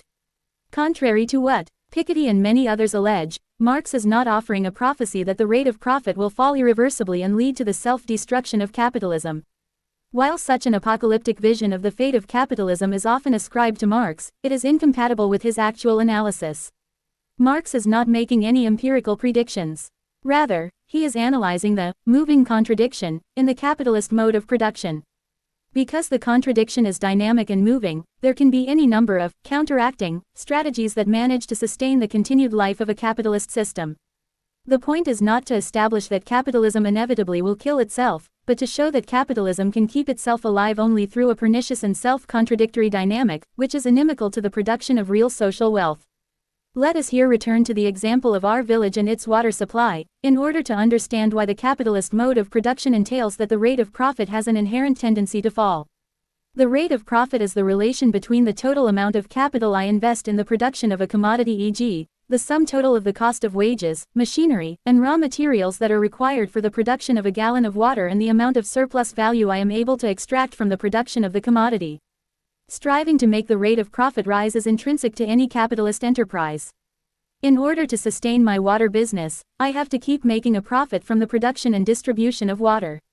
Such profit depends on converting the surplus time of living labor into surplus value for my capitalist enterprise. Given the limits of the workday and legal constraints on labor conditions, however, there are restrictions on how much I can exploit the lifetime of my workers. The major method for making my business profitable and staying competitive is rather to extract relative surplus value from my workers by making the technological means of production more efficient. This is why I built a hyper well in the middle of our village when I sought to increase the rate of profit for my water business. The hyper well makes it possible for my workers to produce more water in the same amount of time and thereby increases the relative surplus value I can extract from their labor. Striving to make the rate of profit rise is thus inseparable from pursuing a technological development that reduces the socially necessary labor time for a given commodity. If I seek to make the production of a commodity more profitable, I seek to make the production of the commodity more efficient, which is to say less time consuming. By the same token, however, I am caught in the contradiction that characterizes the capitalist mode of production. As a capitalist, I can extract surplus value only from living labor time. Yet, in seeking to extract more surplus value from my workers, I am led to develop technologies that increasingly replace living labor time, from which I can extract surplus value, with non-living production time, from which I cannot extract any surplus value. As a result of such technological development, the rate of profit for my water business has an inherent tendency to fall. When my production of water becomes more efficient, there is a shift in what Marx calls the organic composition of capital. 32 The ratio of living labor time from which I can make a profit decreases, while the ratio of non-living production time from which I cannot make a profit increases. Thus, even if the mass of surplus value and profit increases due to the efficiency of the hyperwell as a means of production, the rate of profit for my water business will tend to fall for the same reason. Hence, we can specify the dynamic of the contradiction in the capitalist mode of production. On the one hand, in striving to make a profit, I develop ever more efficient technological means of production. On the other hand, the more efficient my technological means of production become, the more my rate of profit tends to fall. To sustain a rate of profit, the capitalist mode of production must inhibit its own drive toward increased technological productivity. If the proportion of non-living production time is allowed to increase indefinitely, the proportion of living labor time will decrease indefinitely and the possibility of making a profit will diminish. When I have perfected my hyperwell to such a degree that it barely requires any living labor time to operate, I am left with almost nothing from which I can extract surplus value in order to make a profit. The law of the tendential fall in the rate of profit is not a prediction but a structural dynamic that renders intelligible the counteracting tendencies under capitalism. It is because the rate of profit tends to fall that capitalist employers must intensify the exploitation of living labor and/or export the production facilities to locations where labor is cheaper to buy. Given the reduction of socially necessary labor time, the only way to increase the extraction of relative surplus value on which profit depends is to intensify the exploitation of workers by lowering the relative value of their wages. Unemployment and the exportation of jobs are not something that can be removed under capitalism, but a necessary condition for the production of capital wealth. Lowering the relative value of wages and sustaining a rate of profit depends on a surplus population of the unemployed who are willing to work for less, either domestically or in poorer countries to which production is moved. Most importantly, the law of the tendential fall in the rate of profit renders intelligible the tendency toward crises under capitalism. A continuously increasing technological productivity leads to crises under capitalism, since the replacement of living labor time with non-living production time makes the rate of profit fall. The falling rate of profit can be counteracted through numerous strategies, but ultimately it requires the destruction of large amounts of capital, either through crises of devaluation or through full-on destruction of existing capital in war or through other means. Only such a bust in the economy can lead to a new boom. When large amounts of machinery and other forms of productive capital are destroyed, the capacity for non-living production decreases while the need for living labor increases. This is why the destruction of war can lead to a boom in capitalist economies. The destruction removes large parts of non-living production capacities and the process of rebuilding requires large amounts of living labor time, from which we can extract surplus value that is converted into the growth of capital wealth in the economy. Hence, it is a grave mistake to think that the tendency toward crises heralds the end of capitalism. Crises are essential to cycles of capitalist accumulation and necessary for the continued production of capital wealth. For the rate of profit to rise again, the ratio of living labor time must increase relative to non-living production time, which requires the devaluation or destruction of productive capital. Far from being a threat to capitalism, such crises are a condition of possibility for capitalism as a system to reproduce itself. Individual capitalists and entire capitalist societies can of course be vanquished in a crisis, but all that is needed for capitalism is a system to be maintained as that a new cycle of growth can begin again. Nevertheless, many avowed Marxists continue to hinge their critique of capitalism on the prediction of a terminal crisis. Such a critique of capitalism is deeply misguided. The problem with capitalism is not that it will collapse, but that it can sustain itself only through a self-contradictory dynamic that has pernicious social consequences. Given the capitalist measure of social wealth, the free time we gain thanks to technological efficiency cannot be recognized as a value in itself. Increased technological productivity could give everyone more free time to lead their lives, if we pursued technological innovation for the sake of emancipation rather than for the sake of profit. As long as we produce for the sake of profit, however, the reduction of socially necessary labor time through technological innovation is caught in a vicious contradiction. We cannot pursue the reduction of socially necessary labor time as an end in itself, but only as a means for extracting surplus value from workers, which leads to unemployment, exploitation, and crises rather than emancipation. A rigorous critique of capitalism should not prophesy an apocalyptic end of the system. Rather, a rigorous critique should articulate why the measure of value under capitalism is self-contradictory and requires a collective revaluation of value. The revaluation of value can be achieved only through a political transformation of the economy, which would allow us to recognize socially available free time as an end in itself. Such a transformation of the economy is at the center of what I am calling democratic socialism. IV. To elaborate the stakes of democratic socialism, it is helpful to engage the most powerful and philosophically sophisticated critic of socialism, the Austrian economist and philosopher Friedrich Hayek. Hayek received the Nobel Memorial Prize in Economic Sciences in 1974, and he was the leading figure in the formation of the so-called Chicago School, which has strongly shaped the reigning neoliberal ideas of the virtues of the free market. Hayek's critique of socialism hinges on the assumption that all forms of socialism require a form of central planning that is structured in a top-down, undemocratic fashion. As Hayek points out, most planners who have seriously considered the practical aspects of their task have little doubt that a directed economy must be run on more or less dictatorial lines, since the complex system of interrelated activities, if it is to be consciously directed at all, must be directed by a single staff of experts, where ultimate responsibility and power must rest in the hands of a commander-in-chief whose actions must not be fettered by democratic procedure.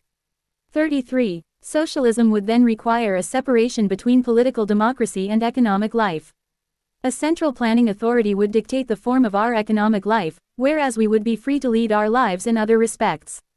Such assurances, Hayek writes, are usually accompanied by the suggestion that, by giving up freedom in what are, or ought to be, the less important aspects of our lives, we shall obtain greater freedom in the pursuit of higher values. On this ground, people who abhor the idea of a political dictatorship often clamor for a dictator in the economic field. 34. In contrast, Hayek pursues an important argument regarding the inseparability of economic, political, and existential freedom.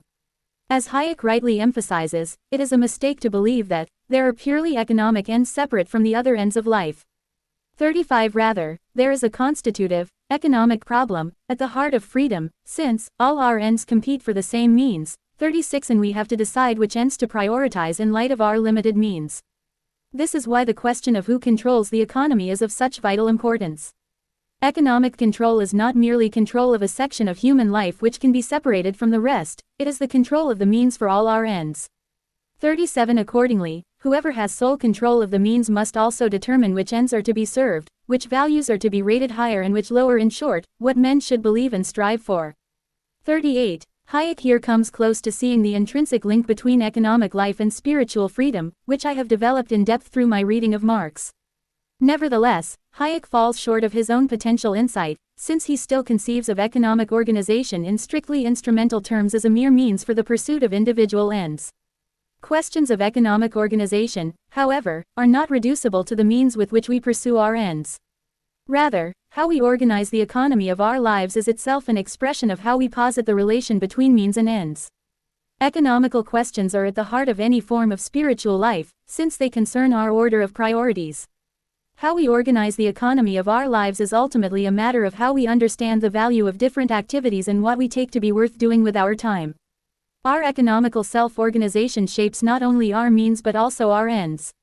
The way we organize and plan our economy is thus formative for all aspects of our lives. As Hayek himself recognizes, economic planning is constitutive of any economy. Hayek defines economic planning as the complex interrelated decisions about the allocation of our available resources. 39. And he emphasizes that all economic activity is in this sense planning. 40. There has to be some form of planning for any economy to be operative, so the question is not if there will be planning but rather who is to do the planning. This is not a dispute about whether planning is to be done or not, Hayek maintains, it is a dispute as to whether planning is to be done centrally, by one authority for the whole economic system, or is to be divided among many individuals. 41. The crucial question for any form of economic planning is the relation between part and whole. Central planning misconstrues the relation between whole and part as a top-down relation, since it seeks to impose a direction of the whole economic system according to one unified plan. 42. Thereby, central planning is bound to be out of sync with the needs and demands of individual parts of the economy.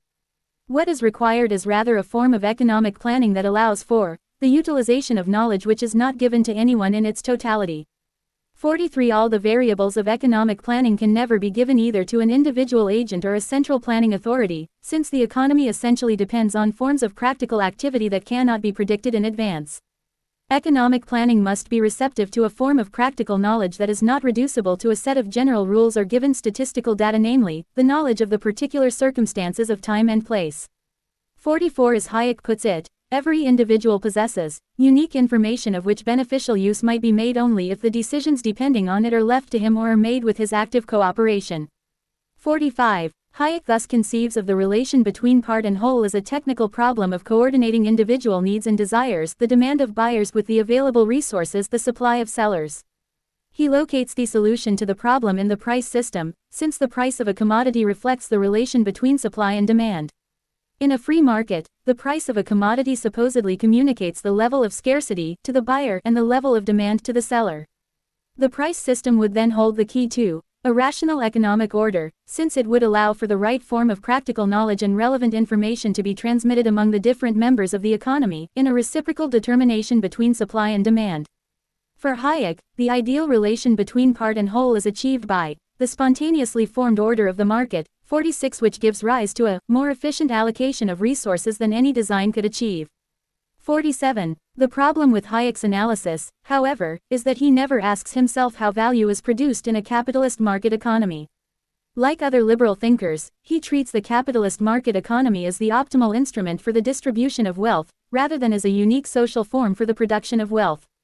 Hayek is certainly right that one of the central issues for a rational economic order should be how to secure the best use of resources known to any of the members of society, for ends whose relative importance only these individuals know.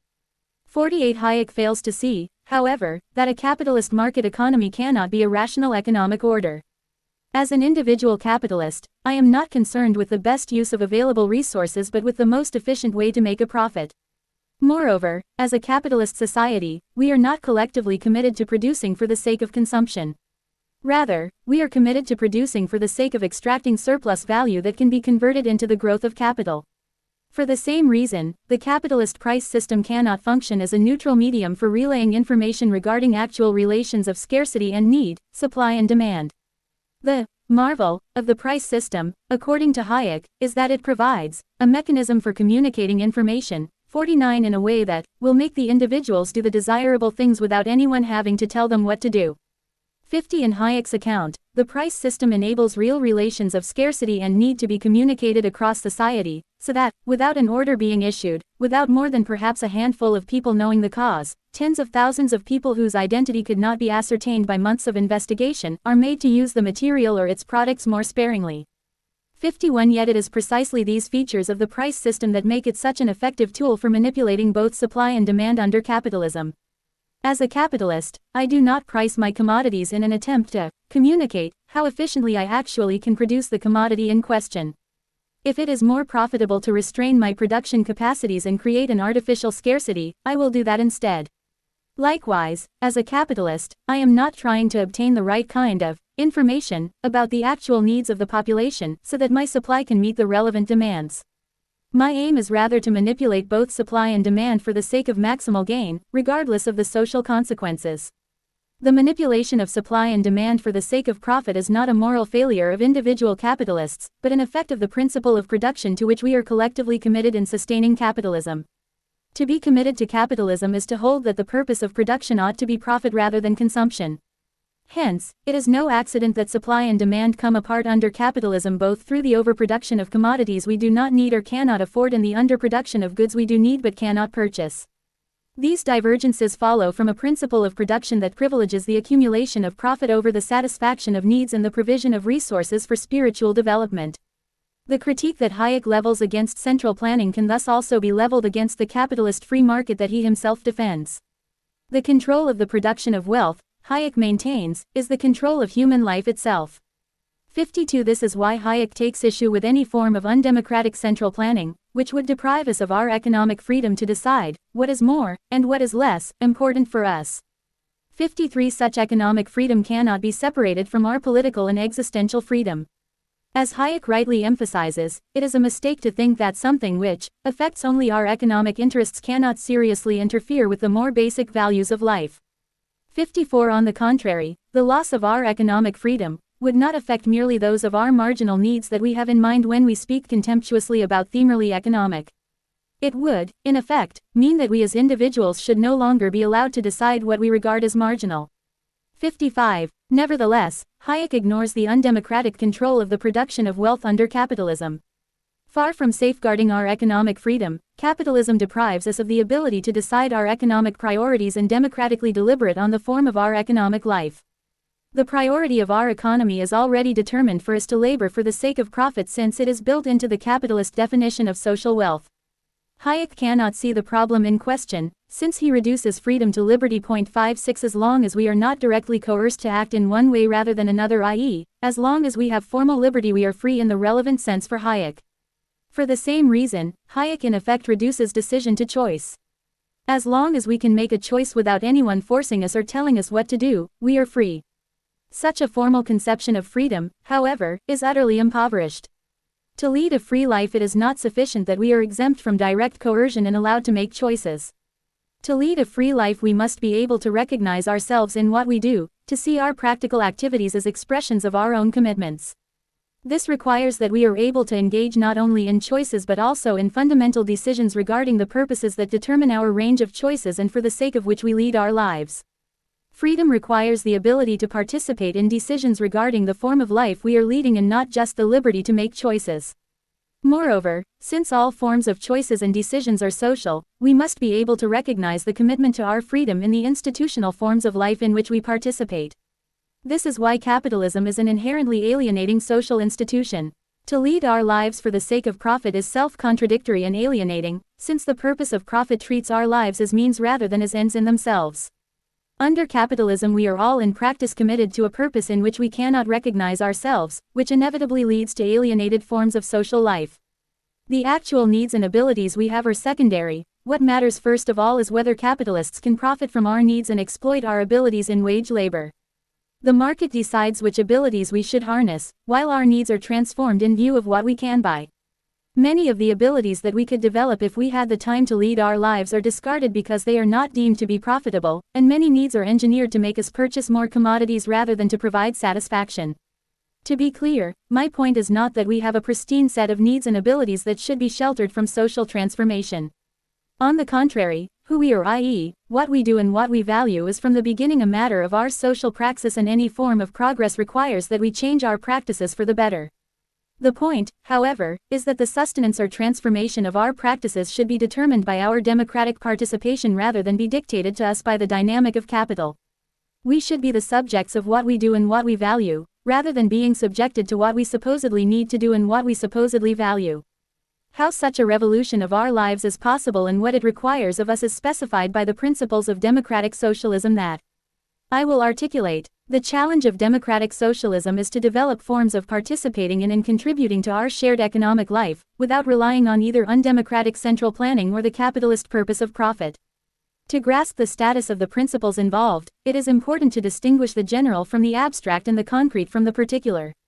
The principles of democratic socialism do not appeal to an abstract utopia that will resolve our economic questions once and for all. Rather, they specify the general principles in light of which any democracy must form and maintain itself in order to be democratic. Likewise, the principles do not impose a particular blueprint for how to organize our economy. Rather, they specify the concrete transformations of the economy that must be enabled rather than disabled by any democratic state and any democratic institution. The general and concrete principles of democratic socialism cannot be posited as an ideal that is external to our historical form of life, since in that case they would have no claim on us. The principles must be internally derived from the idea of freedom through which we already seek to justify liberal democracy and capitalism. As I have emphasized throughout, the critique of liberalism and capitalism must be an immanent critique, which the first principle of democratic socialism is that we measure our wealth, both individual and collective, in terms of socially available free time. Our free time depends on social and institutional forms because it does not concern a mere quantity of time. Rather, our quantity of free time is inseparable from the quality of our free time, which requires institutions that allow us to shape, cultivate, and transform the commitments in light of which we lead our lives. For the same reason, free time is not necessarily leisure time but any time we devote to activities that for us count as ends in themselves. For example, the time I devote to writing this book counts as free time, since having time to think through and articulate fundamental philosophical ideas is an end in itself for me. To pursue philosophical ideas and write books is not something I can do on my own, however, since the activity requires institutional forms that render intelligible what I am doing both to myself and to others. The realm of freedom, our socially available free time, thus depends on our institutional forms of life and on how we maintain or change those institutions. Our social institutions are not necessarily explicit but always implicit in what we do and in all forms of practical identities, e.g., being a philosopher or being a parent. All the activities we regard as essential parts of a practical identity as essential parts of a vocation with which we identify belong to the realm of freedom, and the time we devote to them counts as free time.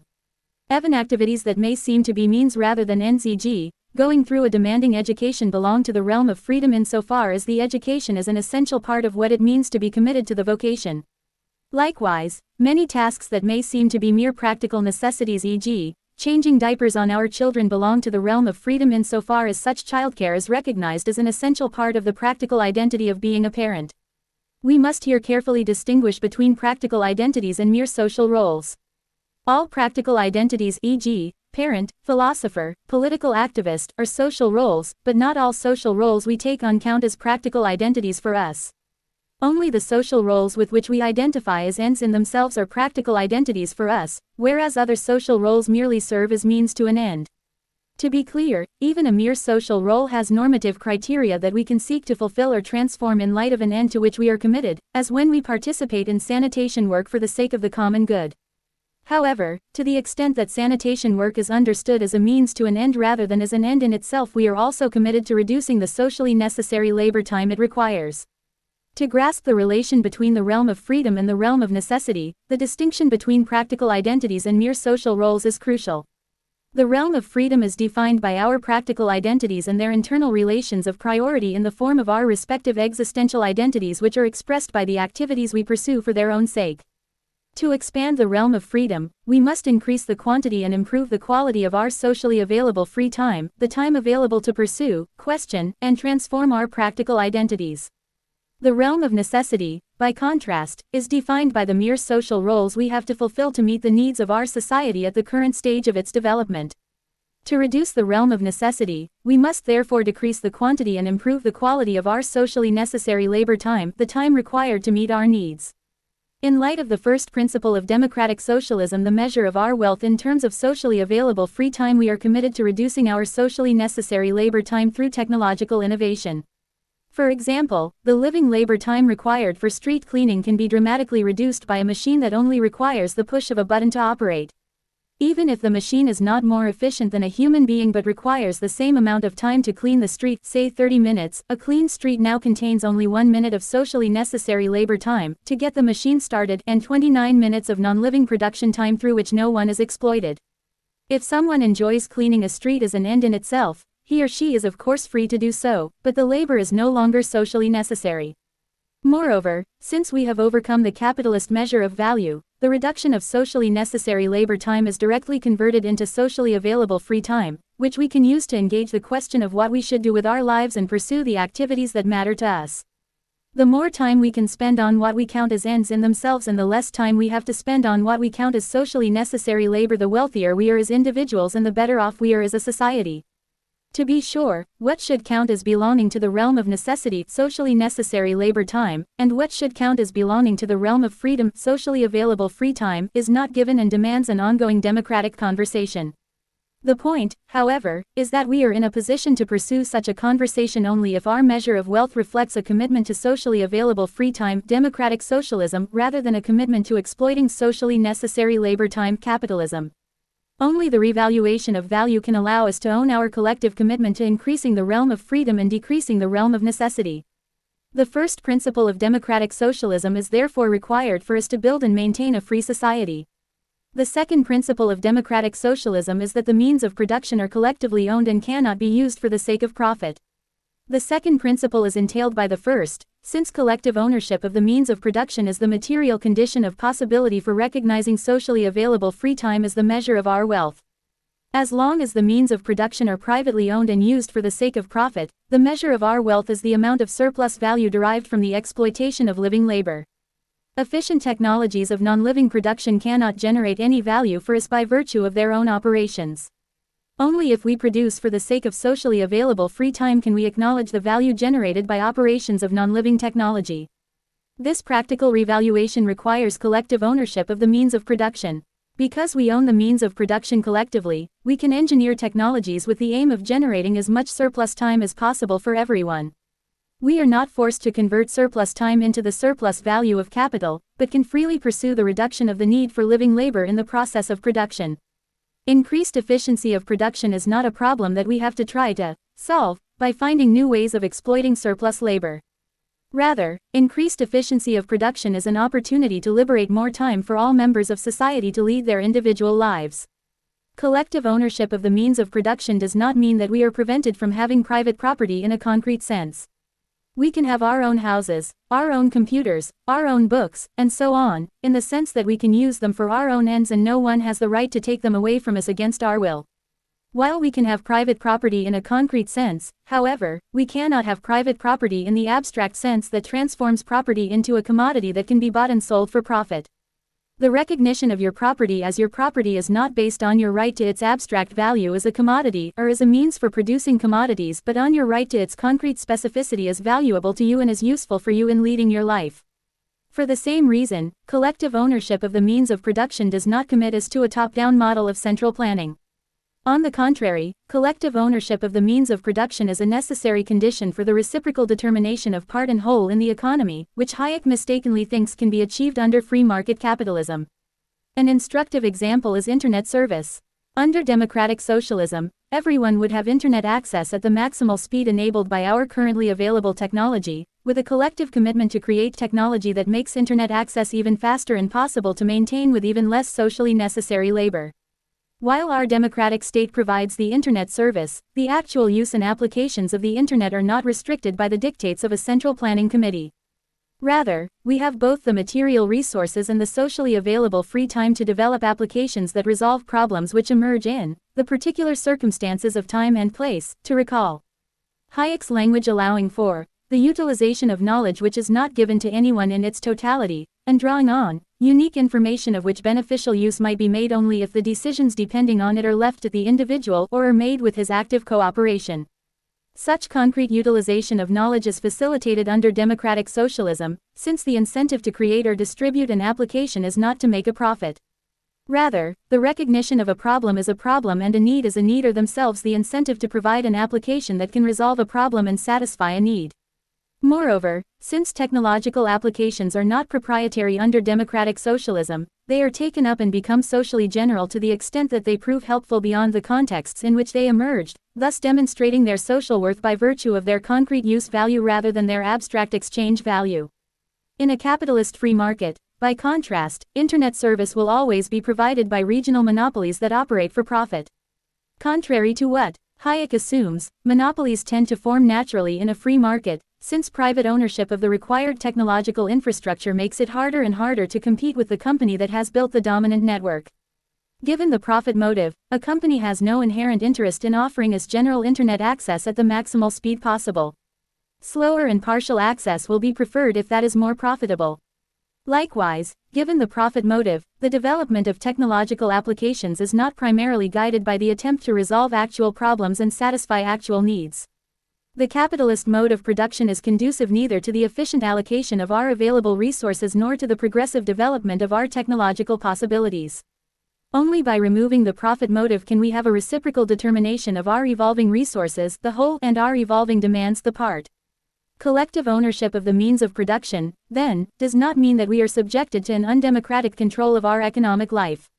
Collective ownership of the means of production is rather the material condition of possibility for actual economic democracy. Because we own the means of production collectively, we can decide through democratic processes how and what we produce, based on which abilities we seek to cultivate and which needs we have to satisfy. Such a collective determination of which abilities we cultivate and which needs we satisfy is already at work under capitalism. The difference, however, is that under capitalism the process of collective self-determination is profoundly undemocratic. The purpose of our collective social production is already decided, to generate profit for corporations and a growth of capital in the economy, despite the exploitation, unemployment, and crises of overproduction that follow from such an alienated conception of value. Given that the value in question is not the value of our time and our lives but the value of accumulated profit, we cannot see ourselves in the social whole of which we are a part. Rather, we come to see ourselves as essentially self-interested, atomically constituted individuals, who have no inherent motivation to care for the common good. Under democratic socialism, By contrast, our technological innovations, our political debates, our evolving legislation, and our elections can actually be concerned with the purposes of our economic life and the collectively held values that we seek to sustain. How to define our ends and how to achieve them are the political questions that can be continually engaged under democratic socialism. Because we own the means of production collectively, we can develop these means technology in a broad sense with the aim of both producing the goods that we take ourselves to need and increasing the amount of socially available free time for everyone to explore their abilities. Hence, the third principle of democratic socialism is the one formulated by Marx: from each according to his ability, to each according to his needs.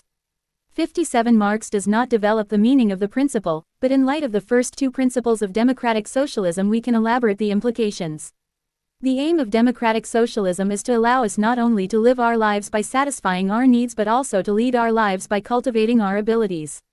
We are collectively committed to producing the necessary means of subsistence, as well as the means and institutions for each one to pursue activities that matter to him or her: painting, writing, music, athletics, theater, and so on. The key feature here is that democratic socialism enables us to live our lives in the realm of necessity in light of the way we lead our lives in the realm of freedom. The realm of necessity and the realm of freedom cannot be separated, but everything hinges on distinguishing between them in the right way.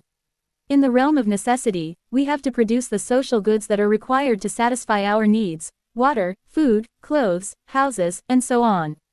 Thus, in the realm of necessity, we are primarily concerned with the quantity of labor time that is socially necessary to sustain our lives. Under democratic socialism, we are committed to sharing the socially necessary labor time, but also to reducing it as much as possible through technological innovation. Based on our different abilities, we participate in the social labor that we recognize as necessary for the common good: food production, construction, health care, childcare, education, science, political deliberation, and so on. Yet under democratic socialism no one is forced to participate in social labor, since each one is provided for in accordance with his or her needs just by virtue of being part of society. The idea, however, is that we will be intrinsically motivated to participate in social labor when we can recognize that the social production is for the sake of the common good and our own freedom to lead a life. Capitalist wage labor is inherently alienating, since we are not part of deciding the purpose of what we are producing and our work is conceived for the sake of a profit that is posited as an end in itself rather than as a means to our freedom. Democratic social labor, by contrast, is inherently free, since we are working on the basis of our commitment to leading a life and for the sake of a form of life that we can recognize as committed to our freedom. Even tedious work we do in the realm of necessity, e.g., participating in the garbage removal in our neighborhood on a weekly basis, can be seen in light of the realm of freedom, since the work is geared toward reducing socially necessary labor time and increasing socially available free time. Unlike under capitalism, we can make sense of why we are doing what we are doing, through education and democratic deliberation regarding the form of life we are sustaining. Those who object that we will not be motivated to work unless we have to secure our survival or have the chance to make a monetary profit should consider their lack of faith in our spiritual freedom. Their argument assumes that we need to be commanded by a single ought of survival or profit in order to work and cannot be allowed to engage the double ought of our spiritual freedom. A single ought of survival or profit alienates us from our spiritual freedom, since it commands us to work on the basis of a perceived necessity rather than in light of a responsibility to which we have bound ourselves. Only if we are granted the material, social, and institutional resources to exercise our spiritual freedom can we actually identify with what we are doing as our own activity. To make an activity or an identity our own, it cannot be imposed as a necessity. We must be free to ask ourselves if we ought to do what we do and if we ought to be who we take ourselves to be. This requires the resources that allow us to work for the sake of something other than our own survival and the free time that allows us to adopt a different purpose than profit. In short, we must be able to see how the way we lead our lives in the realm of freedom determines how we live our lives in the realm of necessity. We can thus further specify how to understand the relation between the realm of necessity and the realm of freedom under democratic socialism. In the realm of freedom, we have socially available free time to engage the question of who we are, which cannot be answered once and for all. Who we are is inseparable from the practical identities we sustain and their order of priority in our life, our existential identity. In the realm of necessity, by contrast, we share the socially necessary labor time that is required to sustain the material life that is inseparable from our spiritual life and the material conditions that are inseparable from our spiritual activities. Because we are fragile, embodied beings, we need shelter, nourishment, and health care not only to survive but also to maintain our spiritual commitments. Likewise, we need tools and various forms of infrastructure to pursue our spiritual projects. The strength of our bodies is finite and needs to be regenerated, while our tools and our infrastructures are worn down by use and have to be replaced or repaired. All these necessary material conditions cost labor time to sustain. How much labor time they cost, however, is a matter of our technological development and the way we organize our labor. Under democratic socialism, we have 3 ways of reducing and qualitatively transforming socially necessary labor time. First, large parts of our socially necessary labor can be done in the realm of freedom, insofar as it is performed by persons who are committed to the occupation as an end in itself and thus take up the required social role as a practical identity in light of which they lead their lives. For example, architecture is a socially necessary form of labor, since we cannot live our lives without inhabiting spaces that are conducive to our activities. Yet if the work of planning buildings is valuable in itself for the architect, the time she devotes to architecture does not count as a negative cost of socially necessary labor time but as a positive access to socially available free time. Her socially necessary labor as an architect is being done in the realm of freedom rather than in the realm of necessity. Second, the socially necessary labor that no one wants to do for its own sake, that everyone counts as a negative cost of necessary labor time, is not being done as alienated labor by persons who need money to survive and cannot identify with the social purpose of what they are doing. Rather, the socially necessary labor time is qualitatively transformed in being shared by members of society on the basis of their abilities and commitments, with the explicit purpose of contributing to a common good that everyone can recognize as devoted to improving their own possibilities of leading a free life. Moreover, if you cannot recognize yourself in the conception of the common good, if you are a dissenter or conscientious objector to the work that is being done, no one is forcing you to participate in the socially necessary labor, but there are multiple resources available for you to find a way to make a meaningful contribution that makes sense in light of your commitments and for you to help transform the practices to which you object.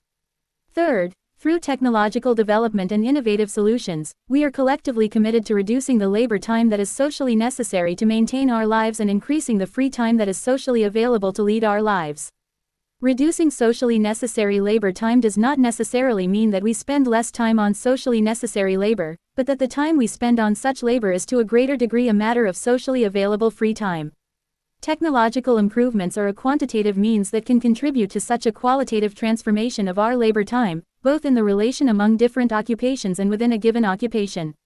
For example, if I am an architect and the time required for my computer to process my design plans is reduced thanks to a technological innovation, the material conditions for my practice are transformed in such a way that I have to spend less time waiting for my program to process data. Instead, I have more socially available free time to engage with my design plans on the computer or pursue other aspects of my life. The point of such a transformation is not necessarily to maximize my efficiency, since there is no given imperative that I should be maximally efficient or that I should spend all my time working on my design plans. The point is rather to make my labor time less constrained by the given material conditions, e.g., the operating speed of my computer, and more a matter of my free commitment to the amount of time I want to devote to my work. The difference between socially available free time and socially necessary labor time is not a difference between being unconstrained and being constrained, but a difference between being subjected to constraints that are recognized as essential rather than inessential for the practice to which we are devoted. For example, there are practices in which the established degree of the instrument's material resistance is taken to be essential to the practice itself, rather than as something to be reduced. Many kinds of musical practices could here serve as illuminating examples. Such examples, however, do not gainsay that we are committed to decreasing socially necessary labor time and increasing socially available free time.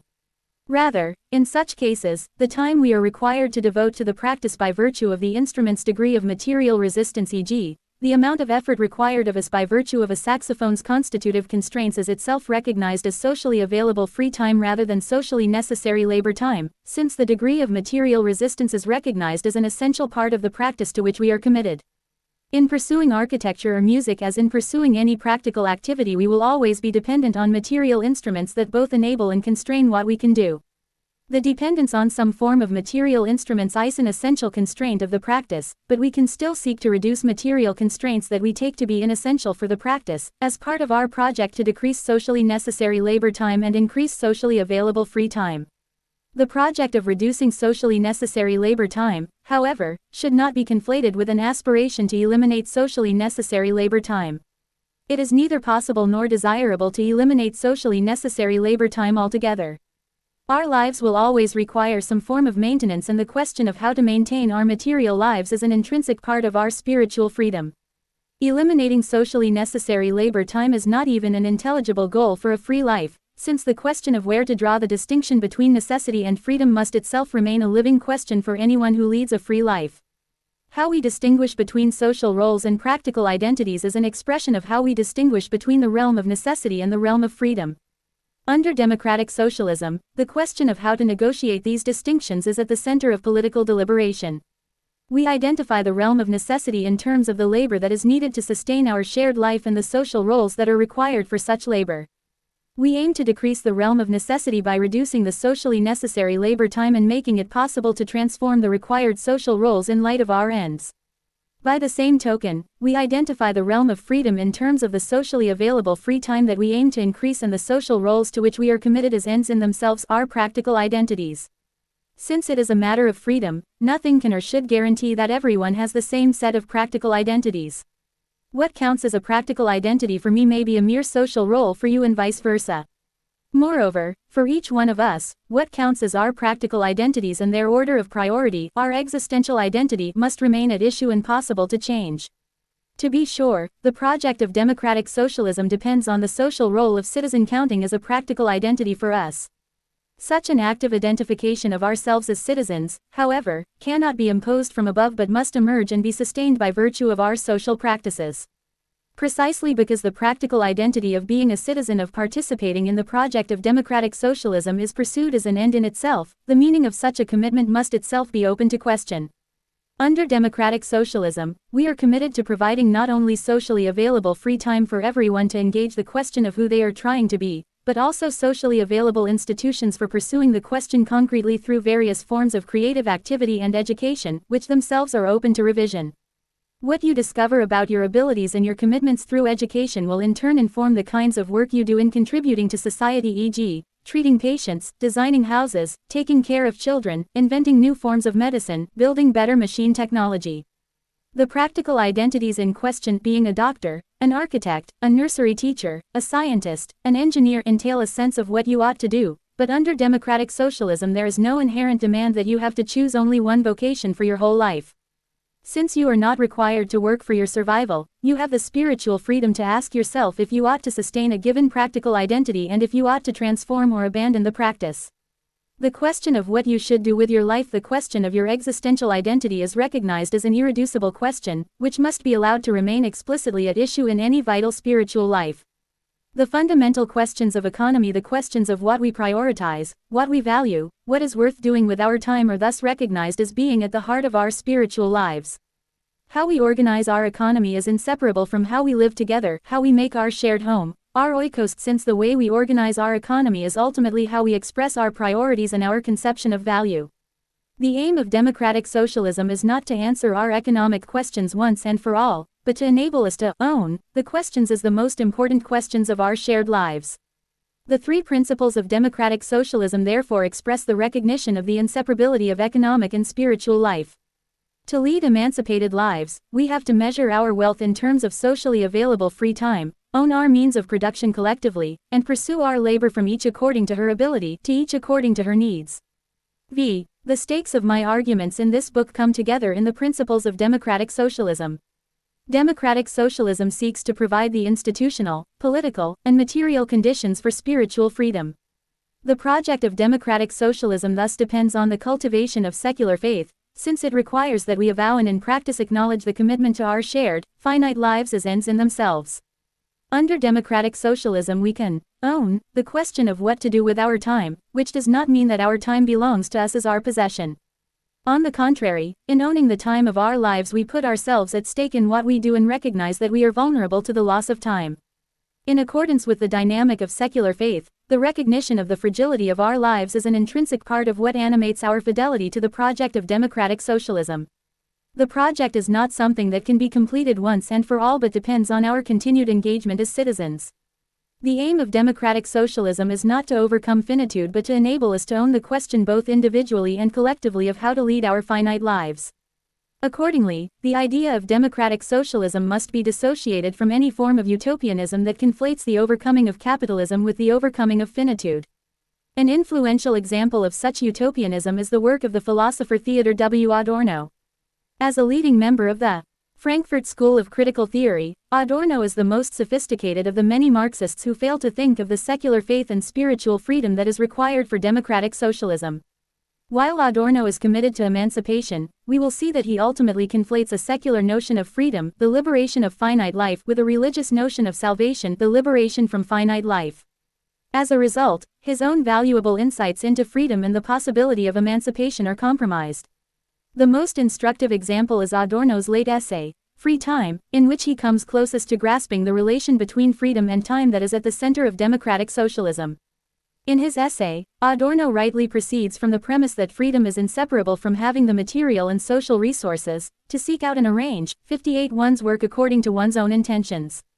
To be free is to be devoted to one's activities as ends in themselves, which is why freedom requires that people are able to make their own decisions about themselves and their lives. 59. The crucial task of emancipation is how to help free time turn into freedom. 60. This requires free time not only for leisure but also for exploring one's commitments through education and other forms of institutional activity. Freedom cannot be reduced to an individual achievement, since both how much free time we have and what we are able to do with our free time depends on how we organize our society. Or as Adorno puts it, free time depends on the totality of societal conditions. 61. If we develop the implications of Adorno's compressed formula, we can say that both the quantity and the quality of our free time depend on how we organize the time of our lives collectively. As Adorno notes, free time in a quantitative sense has already expanded exorbitantly, thanks to technological inventions that automate production and by virtue of which, free time should increase enormously. 62. Adorno does not, however, link this problem to the measure of value under capitalism and the need for a revaluation of our conception of value. As I have shown, under capitalism neither the quantity nor the quality of free time can be recognized as having any value in itself, since the measure of value is labor time and only activities that are commodified can contribute to our economic growth. While the measure of value that determines our notion of economic growth is treated as natural, we need to recognize that it is a collective normative commitment that is inimical to the actualization of our freedom. As far as the capitalist system is concerned, it does not matter if what we do is intrinsically meaningful for us, as long as we spend our free time consuming commodities that contribute to the growth of capital in the economy. This is why I have emphasized that capitalism is a historically specific form of organizing the time of our lives, which is inseparable from how we valorize the time of our lives. The social form of capitalism recognizes each one of us as owning a lifetime that is inherently valuable, in contrast to societies that keep slaves who are systematically denied ownership of their time, but our lifetime is treated as a means for the end of accumulating surplus value in the form of capital. The contradictory relation between means and ends under capitalism is clearly visible in the opposition between work and free time that is due to the social form of wage labor. In receiving a wage, our labor is normatively recognized as a negative cost, for which we ought to be compensated. Our wage labor is a means for the end of leading our lives in a realm of freedom that opens up beyond our working hours. Our free time outside of work, however, itself becomes a means for the end of restoring our strength and ability to work, since the measure of value under capitalism is socially necessary labor time. As Adorno himself observes, given the form of wage labor, the time free from labor is supposed to generate labor power. 63. As a consequence, free time should in no way whatsoever suggest work, presumably so that one can work that much more effectively afterward, and the time bereft of labor precisely because it is merely an appendage to labor is separated from the latter with puritanical fervor. 64. Free time is thus reduced to leisure time. Rather than being the form in which we engage the question of who we are and what matters to us, our free time is commodified for the sake of profit and reduced to a selection of hobbies that matches the supply offered by the leisure industry. 65. In contrast, Adorno holds that freedom requires that we overcome the opposition between work and free time. In a striking move, Adorno takes his own life as an example. As a famous philosopher, he is regularly asked in interviews about his hobbies. Rather than answer the question, he underscores that the question itself testifies to a separation between work and free time that is fatally misleading. I am startled by the question whenever I meet with it. I have no hobby. Not that I'm a workaholic who wouldn't know how to do anything else but get down to business and do what has to be done. But rather I take the activities with which I occupy myself beyond the bounds of my official profession, without exception, so seriously that I would be shocked by the idea that they had anything to do with hobbies, that is, activities I'm mindlessly infatuated with only in order to kill time. Making music, listening to music, reading with concentration, constitute an integral element of my existence. The word hobby would be a mockery of them. And conversely, my work, the production of philosophical and sociological studies and university teaching, so far has been so pleasant to me that I am unable to express it within the opposition to free time that the current razor-sharp classification demands from people. 66. Adorno is well aware that he is speaking as someone who has had the privilege of both personal wealth and an outstanding education, which have allowed him to discover and cultivate his passions. Adorno was not only a successful philosopher and sociologist but also a classically trained pianist who studied composition with the prominent composer Alban Berg and wrote his own music. For such a person, it is easy to see that there does not have to be an opposition between work and free time. The work you do as your official profession, e.g., being a philosopher at a university, is meaningful in itself and expresses your own commitments, so even when it is demanding and difficult, the time you devote to your work can count as free time. Likewise, the activities you pursue in your spare time, e.g., composing music, are not mere hobbies, designed to kill time but meaningful in themselves and expressive of who you are. While the work you do as your official profession can be seen as free time, the free time that does not belong to your official profession can itself be a form of dedicated work.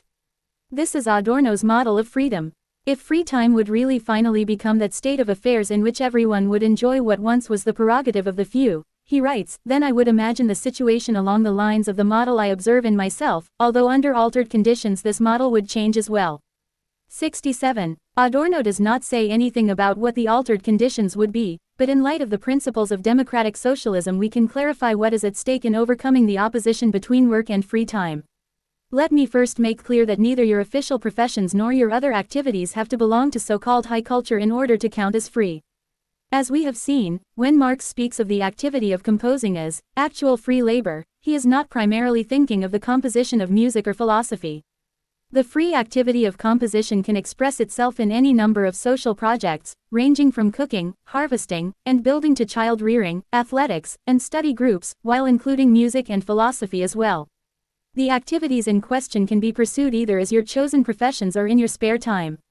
The difference between what you do as your chosen professions and what you do in your spare time is not a matter of wage labor but of the nature of your commitment. If you commit to being a doctor as an official profession, you are bound by a different set of obligations than if you commit to participating in a study group in your spare time. In both cases there are constraints to which you bind yourself, but their weight and significance is different. Actual free labor is not a matter of being free from constraints, but of being able to identify with the constraints to which you subject yourself. Accordingly, the key term in Marx's discussions of alienated versus free labor is annehmen, 68, which is a German verb for making something your own. Capitalism alienates labor and makes the sense of owning your life abstract by aligning it with the ownership of private property for the sake of profit. The concrete sense of owning your life that Marx affirms is, on the contrary, a matter of being able to make your life your own by putting yourself at stake in what you do. An illuminating example is the production and consumption of artworks. Under capitalism, owning a work of art means having the abstract property right to a work of art rather than having the concrete ability to appreciate and understand the object in question. Under capitalism, we can be owners of artworks while having a merely abstract relation to the objects in question. We can hang a Cézanne on our wall as a token of social prestige without having either the time to appreciate it or the education to grasp its significance. Furthermore, artists under capitalism have the abstract property right to their works of art, but concretely they have to sell their artworks for profit in order to make a living. Under democratic socialism, by contrast, artworks cannot be commodities that are bought and sold for profit, but artists have the concrete property right to their work in the sense that no one can take it away from them against their will by virtue of having created it. Given that artworks are created to be seen and appreciated by others, however, there will be an intrinsic motivation for artists to donate their works to galleries, households, libraries, offices, or public museums and make a case for why they deserve a place among the collections. For the same reason, the only ones who will own artworks under democratic socialism are the ones who make it a priority to engage with artworks. The artworks themselves will in principle be available for all in public museums, or on display in other venues hosted by the artists themselves or by supporters of their work. In practice, however, the artworks will be accessible only to those who devote time to attend the exhibits, receive education concerning the history of art, and participate in committed conversations regarding what art ought to be. Concretely, owning a work of art requires taking time to engage with the work of art, learn how to understand it, and put yourself at stake in an attempt to grapple with its meaning. The point is not that everyone ought to be art lovers, but that everyone ought to have the socially available free time to explore the questions of what they love and to which activities they are committed. This requires the material and social resources to engage, cultivate, and transform your own senses, in order to explore what matters to you. As Marx emphasizes, our senses are themselves formed by the kinds of labor we do and the conditions under which we live. If you are worn out after a day of alienated labor, your ability to engage with other aspects of your life will itself be diminished and your free time will become a means to restore your labor power rather than the form in which you lead your life. Actual free labor, by contrast, requires the socially available free time that allows you to own the question of what to do with your life. Actual free labor does not mean that you can do anything you want. Which occupations you can take up as your official professions and what you can do in your spare time will depend on your concrete abilities. For example, under democratic socialism everyone has access to free education and can apply to medical school, but which of us will actually become doctors is a matter of how able we turn out to be. Likewise, everyone has the chance to learn to play an instrument if we are collectively committed to having music in our lives, but which of us will be able to take it up as a vocation or even be good enough to play meaningfully in our spare time is a matter of talent and dedication. Actual freedom does not mean guaranteed success, but the freedom to explore who you can be and to fail by virtue of your own limitations rather than by virtue of systemic injustice. As Marx points out in a brilliant passage, when you cannot buy love, art, and influence over other people for money, then being a lover, an art connoisseur, or an influential person will depend on who you actually are, rather than on the purchasing power you have. Then you can exchange love only for love, trust for trust, and so on.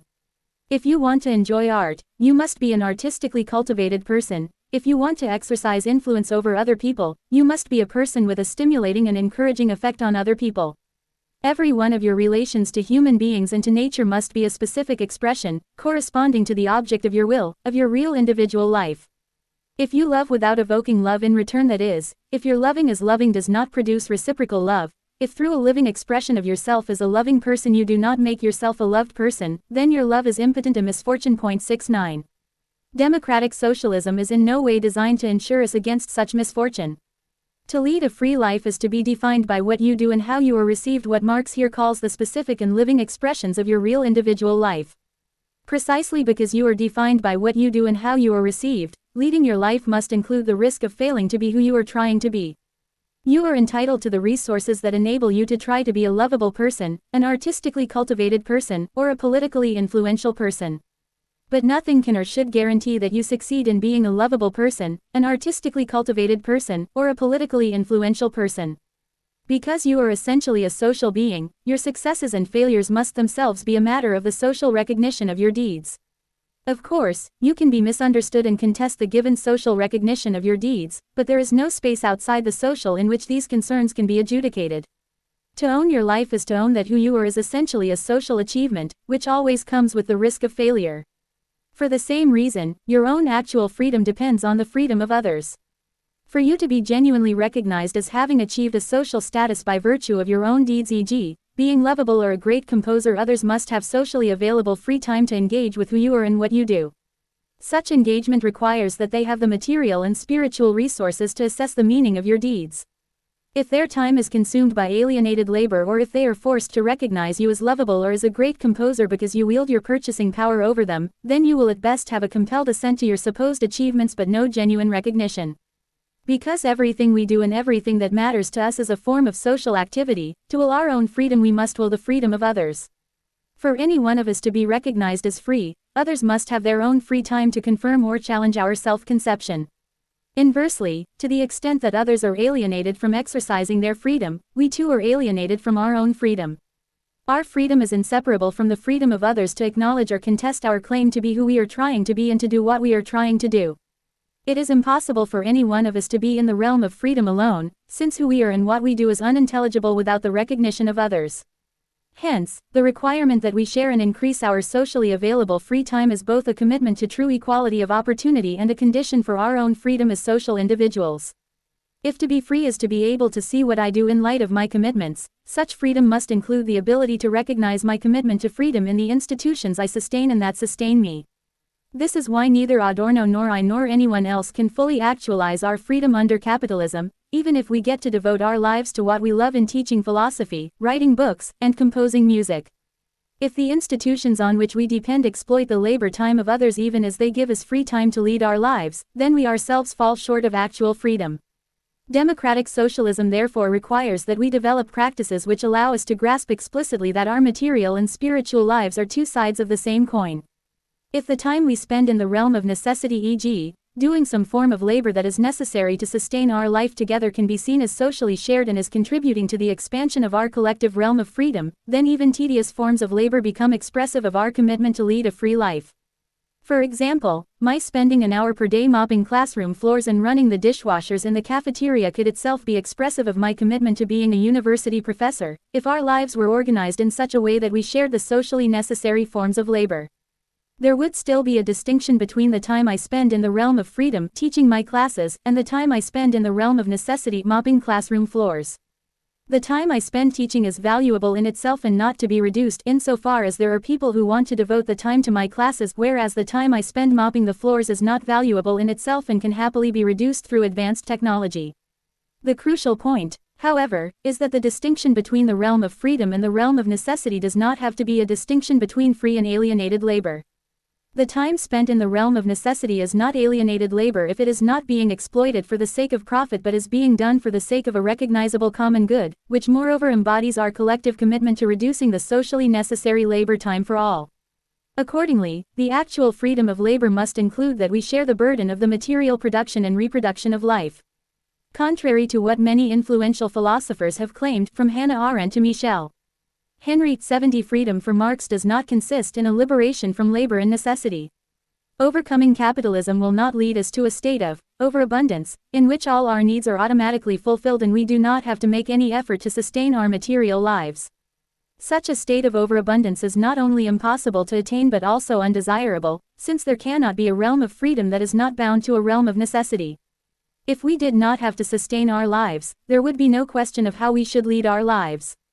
Thus, I have argued at length that spiritual life cannot be separated from material life. How we lead our lives in the realm of freedom is inseparable from how we sustain our lives in the realm of necessity, since any form of spiritual life depends on a fragile material body that must be maintained. Moreover, in leading any form of free life we must reckon with the possible loss of time, both through the risk of illness or disability that follows from being embodied and the risk of wasting our time that follows from leading a spiritual life that can fail in its integrity or turn out to be based on principles that themselves are misguided. As a spiritually free being, I can fail by not living up to the demands of a given practical identity, but I can also come to see the very aspiration to live up to that practical identity as itself a failure. The question that is always implicit in my life, the question of what is worth doing with my time, then becomes explicit. In a full-blown crisis, the very life I was trying to lead, the order of priorities that defined my existential identity, can come to be seen as a waste of my time. At stake here is my ability to judge that my time is being wasted and that I myself am wasting my time. The ability to make such judgments and the concomitant risk of existential crisis is inseparable from the exercise of my spiritual freedom. If I could not judge that my time is being wasted, I could not see myself as alienated and I could not struggle for any form of emancipation. Moreover, if I could not judge that I myself am wasting my time, I could not deliberate whether implicitly or explicitly on what I ought to do with my life. Under democratic socialism our time will not be wasted on generating surplus value, but we will still run the risk of wasting our surplus time, since such a risk is intrinsic to leading a free life. To be emancipated is not to be released from the question of what to do with our finite time and the concomitant risk of wasting our time. Rather, the point of emancipation is to enable us to own the risk by owning the question of our priorities, the question of what we ought to strive for and what we ought to forsake as the vital question of our lives. The overcoming of capitalism, then, should in no way be conflated with the overcoming of finitude. Yet this is precisely the mistake made by Adorno and many other utopian Marxists. I believe, Adorno maintains, that without the notion of an unfettered life, freed from death, the idea of the utopia, cannot even be thought at all.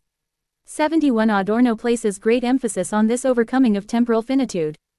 The elimination of death is indeed the crucial point. 72 He underlines, since the idea of utopia cannot be conceived at all without the elimination of death, this is inherent in the very thought. 73 Following the same line of argument, Adorno holds that the possibility of a completely unshackled reality remains valid. 74 He specifies that such a completely unshackled reality would be a world in which senseless suffering has ceased to exist. 75 And in which even the smallest trace of senseless suffering, 76 has been removed. Given Adorno's demands regarding how our lives ought to be freed from death and suffering, it is hardly surprising that he cannot form any positive conception of his utopia.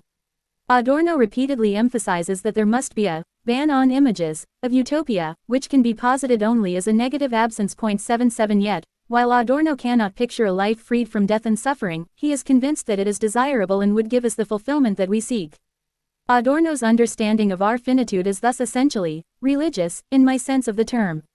Even if Adorno does not believe that we can attain an eternal life, he regards our finitude as a negative restriction and assumes that we fundamentally suffer from the lack of a utopian life that would be exempt from death. For the same reason, Adorno fails to understand that finitude is a condition of possibility for freedom. Only someone who is finite can be free, since only someone who is finite can engage the question of what is worth doing with her time and grasp her own life as being at stake in how she leads her life. An infinite being could never lead a free life, since her own life could never be at stake in her activities.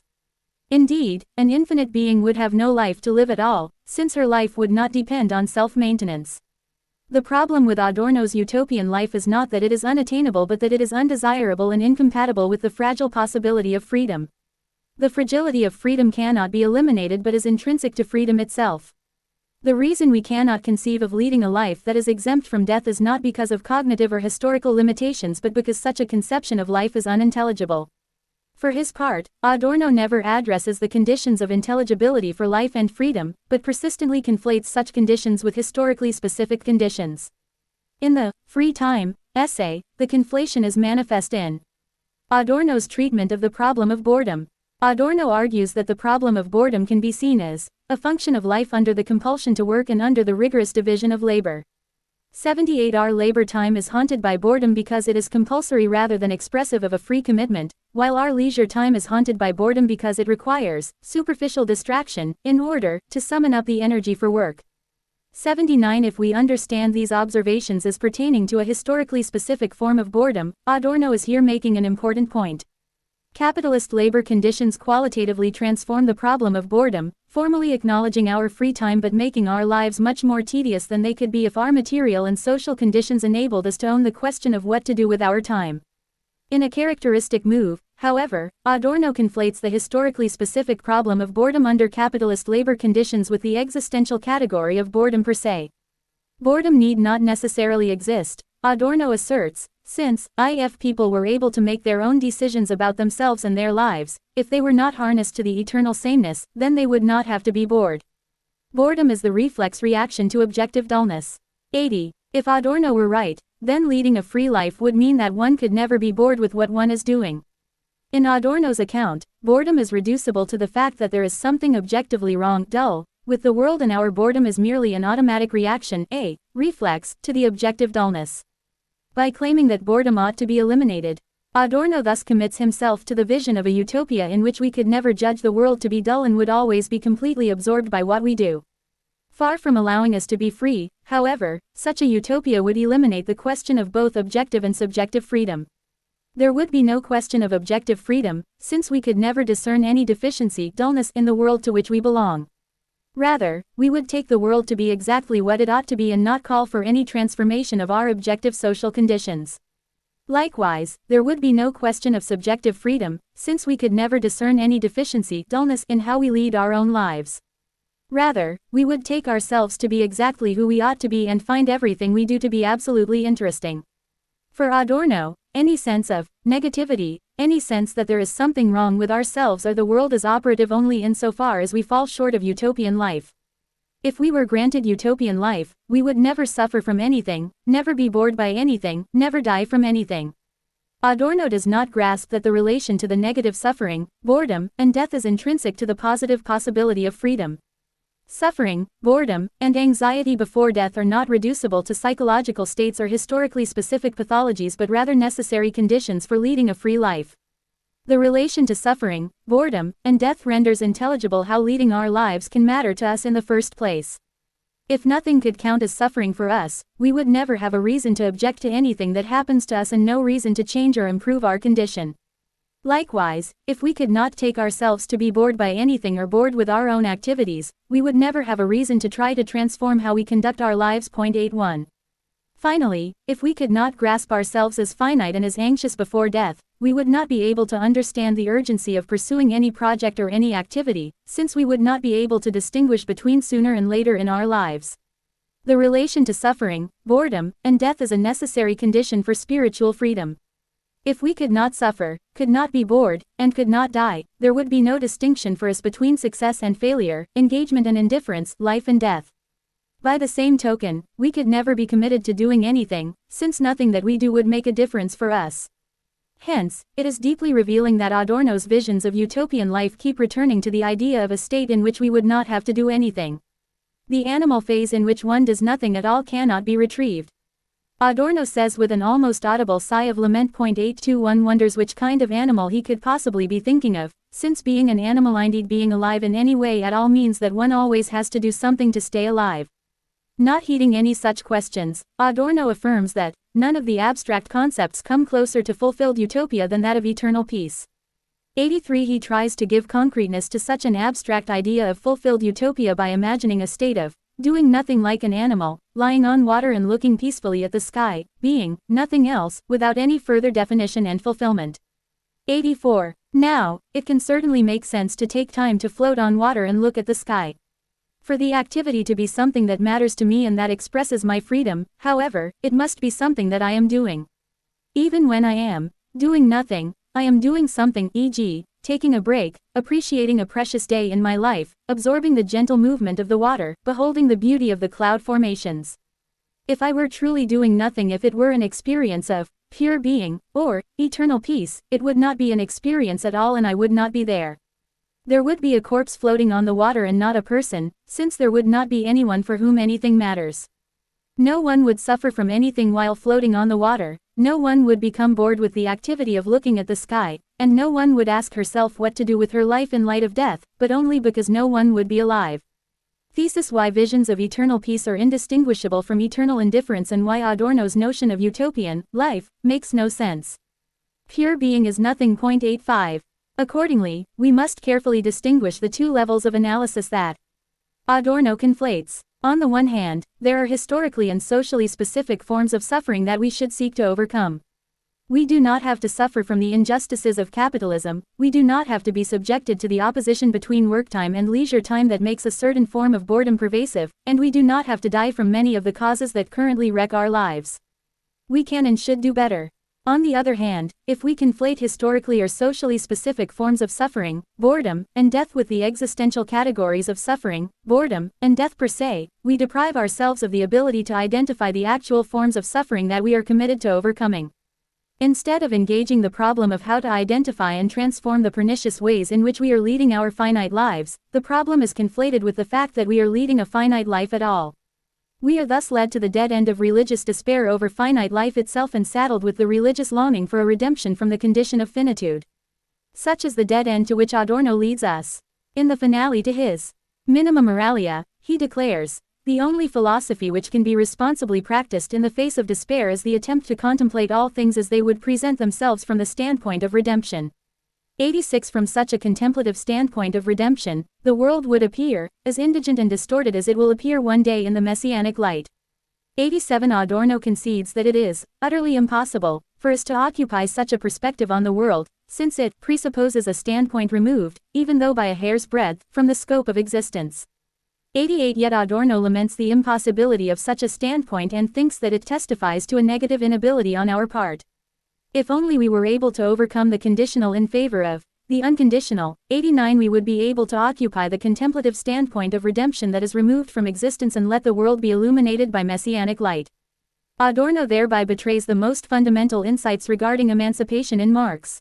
For Marx, a contemplative standpoint that is removed from existence is not only utterly impossible but also utterly undesirable and a truly incoherent idea, since the world can matter only to someone who is engaged in the fragile activity of leading a life. Rather than turn us toward an unintelligible promise of redemption, Marx seeks to make us recognize that everything depends on what we do with our finite time and our shared lives. This is why Marx's critique of capitalism from the beginning is intertwined with his critique of religion and why one cannot understand one without the other. The critique of religion, Marx writes, is the premise of all critique. 90. Capitalism and religion have proved to be highly compatible, which from Marx's perspective is no accident. He keeps returning to how both capitalism and religion are forms of self-alienation. Both capitalism and religion prevent us from recognizing in practice that our only lives are taken away from us when our time is taken away from us.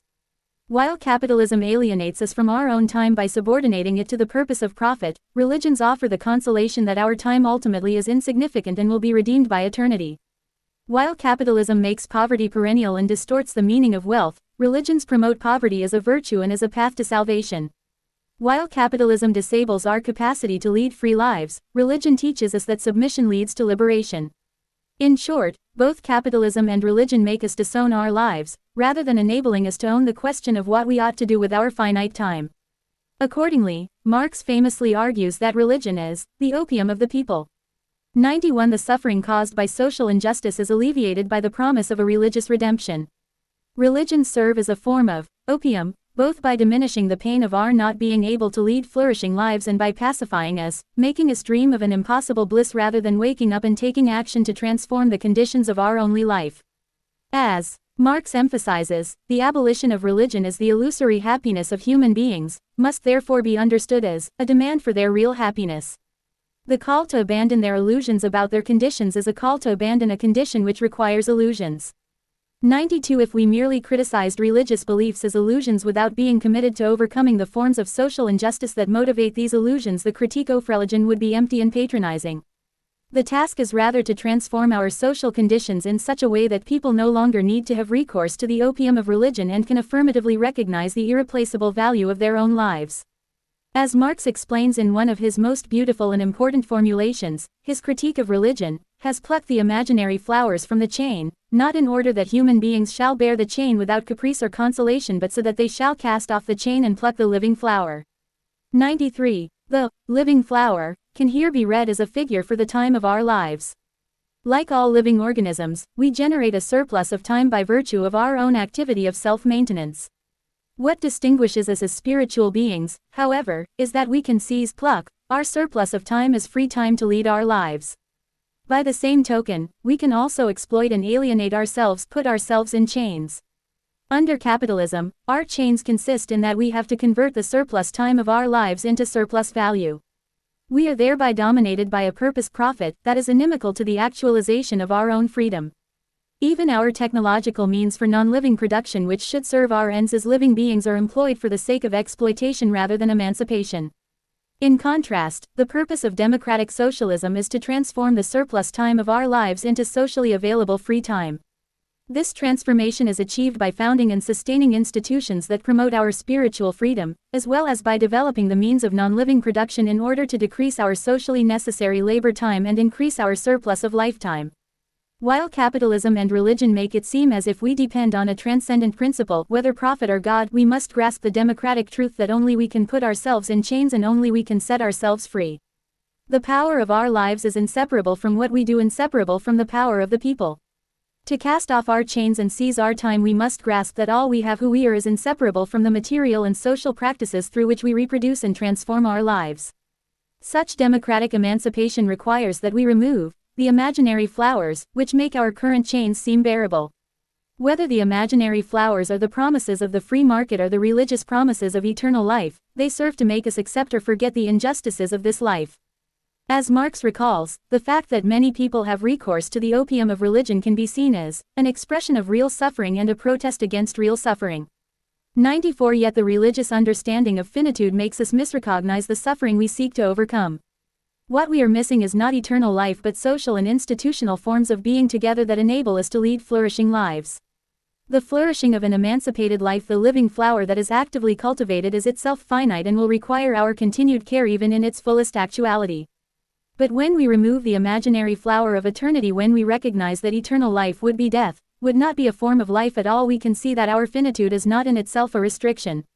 Rather, the finitude of flourishing is an essential part of why we are devoted to making flourishing actual and keeping it alive. The critique of religion, like the critique of capitalism, must therefore be an immanent critique. We must locate the resources for overcoming the religious understanding of finitude within the practice of faith and its commitment to a shared social life. The practice of religious faith has often served and still serves for many as an important communal expression of solidarity. Likewise, religious organizations often provide services for those who are poor and in need. Most importantly, religious discourses have often been mobilized in concrete struggles against injustice. None of these social commitments, however, requires religious faith or a religious form of organization. For these commitments to fulfill their promise of emancipation, religious faith must be converted into secular faith and be devoted to social justice as an end in itself.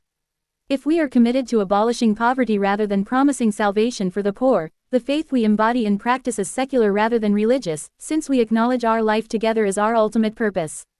This argument, which brings together secular faith and spiritual freedom in the pursuit of actual emancipation, leads us to the concluding movement of this book. Conclusion. Our Only Life. On April 3, 1968, Martin Luther King Jr. landed at the airport in Memphis, Tennessee. It was raining, and there were warnings of an upcoming storm. After a disrupted public protest march the week before, King had returned to Memphis to support the ongoing strike of the black sanitation workers in the city. By evening, a tornado was sweeping through western Tennessee, leaving 12 people dead, and the civil defense sirens rang out across Memphis, with lightning and thunder rolling through the city. King was exhausted from traveling on behalf of his Poor People's Campaign. Owing to a fever and a sore throat, he wanted to cancel his speaking engagement, but at the last minute he was persuaded to keep his promise to the local union. King drove through the storm and made it to the meeting at the Mason Temple. Despite the forbidding weather that prevented many from attending, more than 2,000 union members and strike supporters had come to listen to King, who delivered what would turn out to be his last public speech. He addressed the assembled crowd at 9:30 p.m., without notes but carried forward by the committed response of his audience. No one could have known that King had less than 24 hours left to live, but there had been persistent rumors about an impending attempt on his life. The plane that carried King and his associates from Atlanta had been held at the gate because of a bomb threat. When King arrived in Memphis, there were further reports of threats to his life but no reliable information. Such rumors were a commonplace by then, and it could have been just another day in King's political campaign for social justice. Threats to his life had been frequent ever since King emerged as a leader of the Montgomery bus boycott in 1955 and 1956. In Montgomery, his house was bombed by white segregationists, nearly killing his wife, Coretta, and daughter Yolanda. At mass meetings in Birmingham and Selma, he was beaten and punched in the face. On a march through an all-white neighborhood in Chicago, he was hit by a rock. Local authorities arrested him at least 18 times, and those close to King knew that he lived constantly with the imminent risk of being killed for his political work. Yet the last year of King's life had seen an unprecedented level of hostility against him. The liberal establishment which supported King when he focused on acquiring formal civil rights for African Americans became increasingly antagonistic to King as he turned his attention to the systematic forms of economic injustice underpinning and informing the racial forms of injustice. With King publicly declaring his strong opposition to the Vietnam War and highlighting what he called the hardcore economic issues of the United States, both the media and the Johnson administration turned against him. FBI Director J. Edgar Hoover, who had been wiretapping King since 1961, created a new racial intelligence section with a mission to publicize King as a traitor to his country and race. One through infiltration, violent disruptions of protest marches, and dissemination of compromising claims, the Racial Intelligence section of the FBI planned ways to sabotage the Poor People's Campaign headed by King. President Johnson, the Attorney General, the Pentagon, and the Secret Service as well as prominent members of the media continuously received FBI memos with the title, Martin Luther King Jr. Security Matter Communist. 2. At the same time, both the New Left and the emerging Black Power movement tended to dismiss King as outdated. Especially in the wake of the riots that began in the mid-60s, King's nonviolent methods and his coalition politics were derided as inadequate to the demands of the time. While the establishment regarded King as too radical, the avant-garde regarded him as not radical enough and criticized him for being essentially a middle-class preacher who pursued middle-class goals. The view of King as a mere reformist, however, is deeply misleading. King himself distinguished between two phases of the civil rights movement, with the second phase requiring increasingly radical measures. The first phase lasted from the Montgomery boycott in 1955 until the passage of the Voting Rights Act on August 6, 1965. The main aim of this phase was to secure basic rights and forms of liberty for the black population in the South. As King pointed out, the cost of these reforms was negligible for the political establishment and involved no direct economic demands. The practical cost of change for the nation up to this point has been cheap, King wrote in Where Do We Go From Here? 3 inches. The limited reforms have been obtained at bargain rates.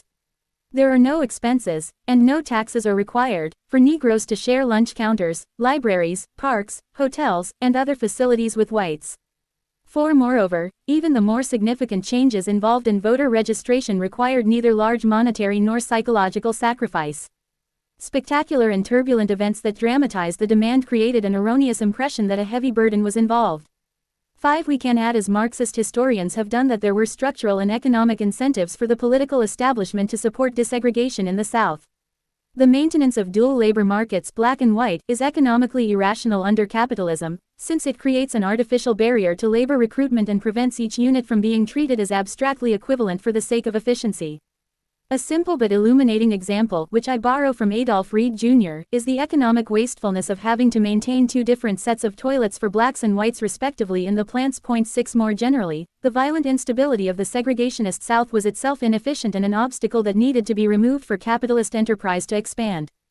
After the civil rights victories culminating in 1965, King knew that the most difficult challenges were still to come.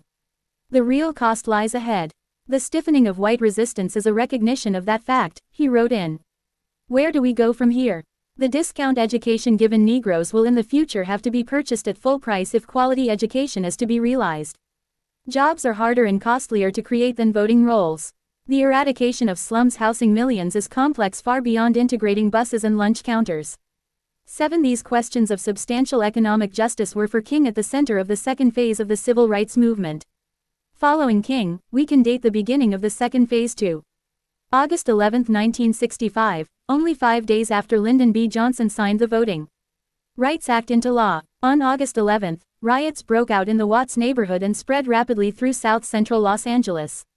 Such riots were to continue for the remaining years of King's life, and he grasped directly that the urban ghettos were the new frontier of the civil rights movement. The flames of Watts illuminated more than the western sky. King maintained only days after the riots, they cast light on the imperfections of the civil rights movement and the tragic shallowness of white racial policy in the explosive ghettos. 8. The militant but nonviolent struggle for emancipation must now, King concluded, expand from the South to the North and resolutely cut across class divisions. As King recognized, the civil rights movement has too often been middle-class oriented, and it needed to move toward the grassroots levels of our communities. 9. With the aim of ending poverty, preventing labor exploitation, and creating economic justice. True to form, King moved with his family to a West Side ghetto in Chicago. King's goal was not simply to speak for the ghettos but to mobilize and organize the urban poor for self-liberating action. In contrast to those who thought the alienated citizens of the slums were capable only of violence, King pursued a remarkable campaign that included the recruitment of gang members, with whom he engaged on the streets of Chicago and invited into his own home to debate pressing social issues as well as the politics of nonviolence. As King made clear, nonviolent action is not passive and submissive but militant and coercive. Nonviolence must be adapted to urban conditions and urban moods, King avowed.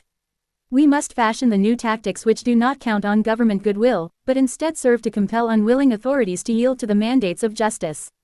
10. Moreover, King emphasized that forms of mass protest and civil disobedience should be used to attack not only unequal rights but also economic inequality.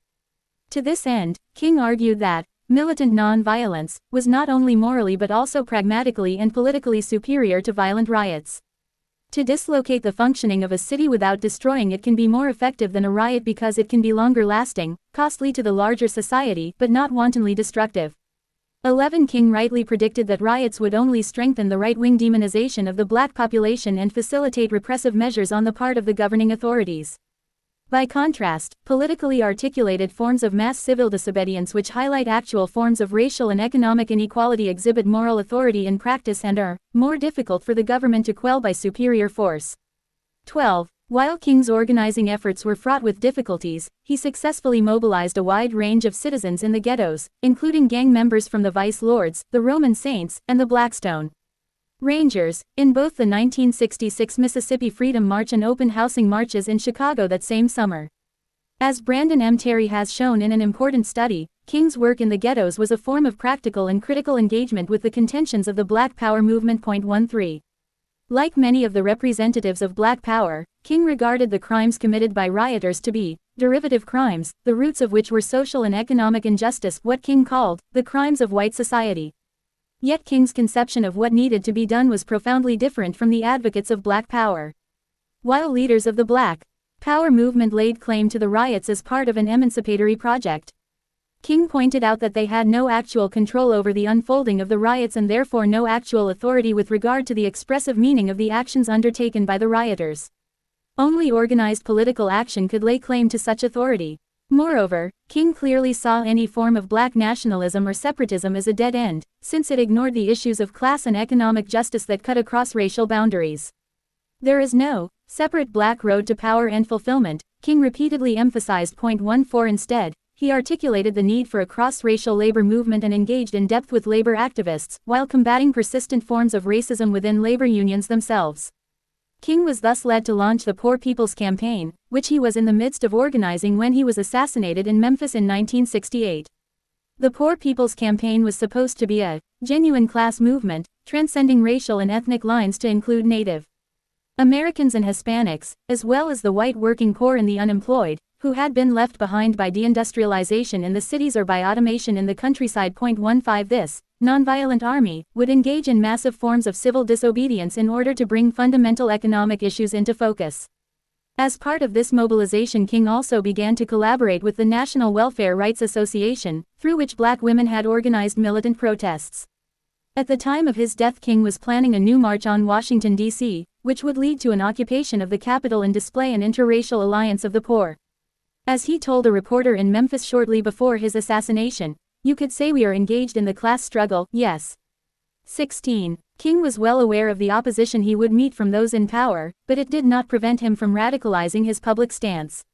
Something is wrong with the economic system of our nation, King emphasized more and more often in the last years of his life. Something is wrong with capitalism. 17. These were not abstract claims but directly linked to the concrete problems regarding housing, education, and welfare that he encountered while working in the ghettos of the North, as well as with the urban and rural poor in the South. For years I labored with the idea of reforming the existing institutions of the society, a little change here, a little change there, King said in an interview in 1967. Now I feel quite differently. I think you've got to have a reconstruction of the entire society, a revolution of values. 18. King knew that his radical agenda would make his political work all the more difficult and that the class issues he was now engaging would be countered with much greater violence than his campaign to end legal discrimination. At a retreat for the Southern Christian Leadership Conference (SCLC) in November 1966, King made clear that the demand for real economic justice meant getting on dangerous ground because you are messing with folk then. You are messing with Wall Street. You are messing with captains of industry.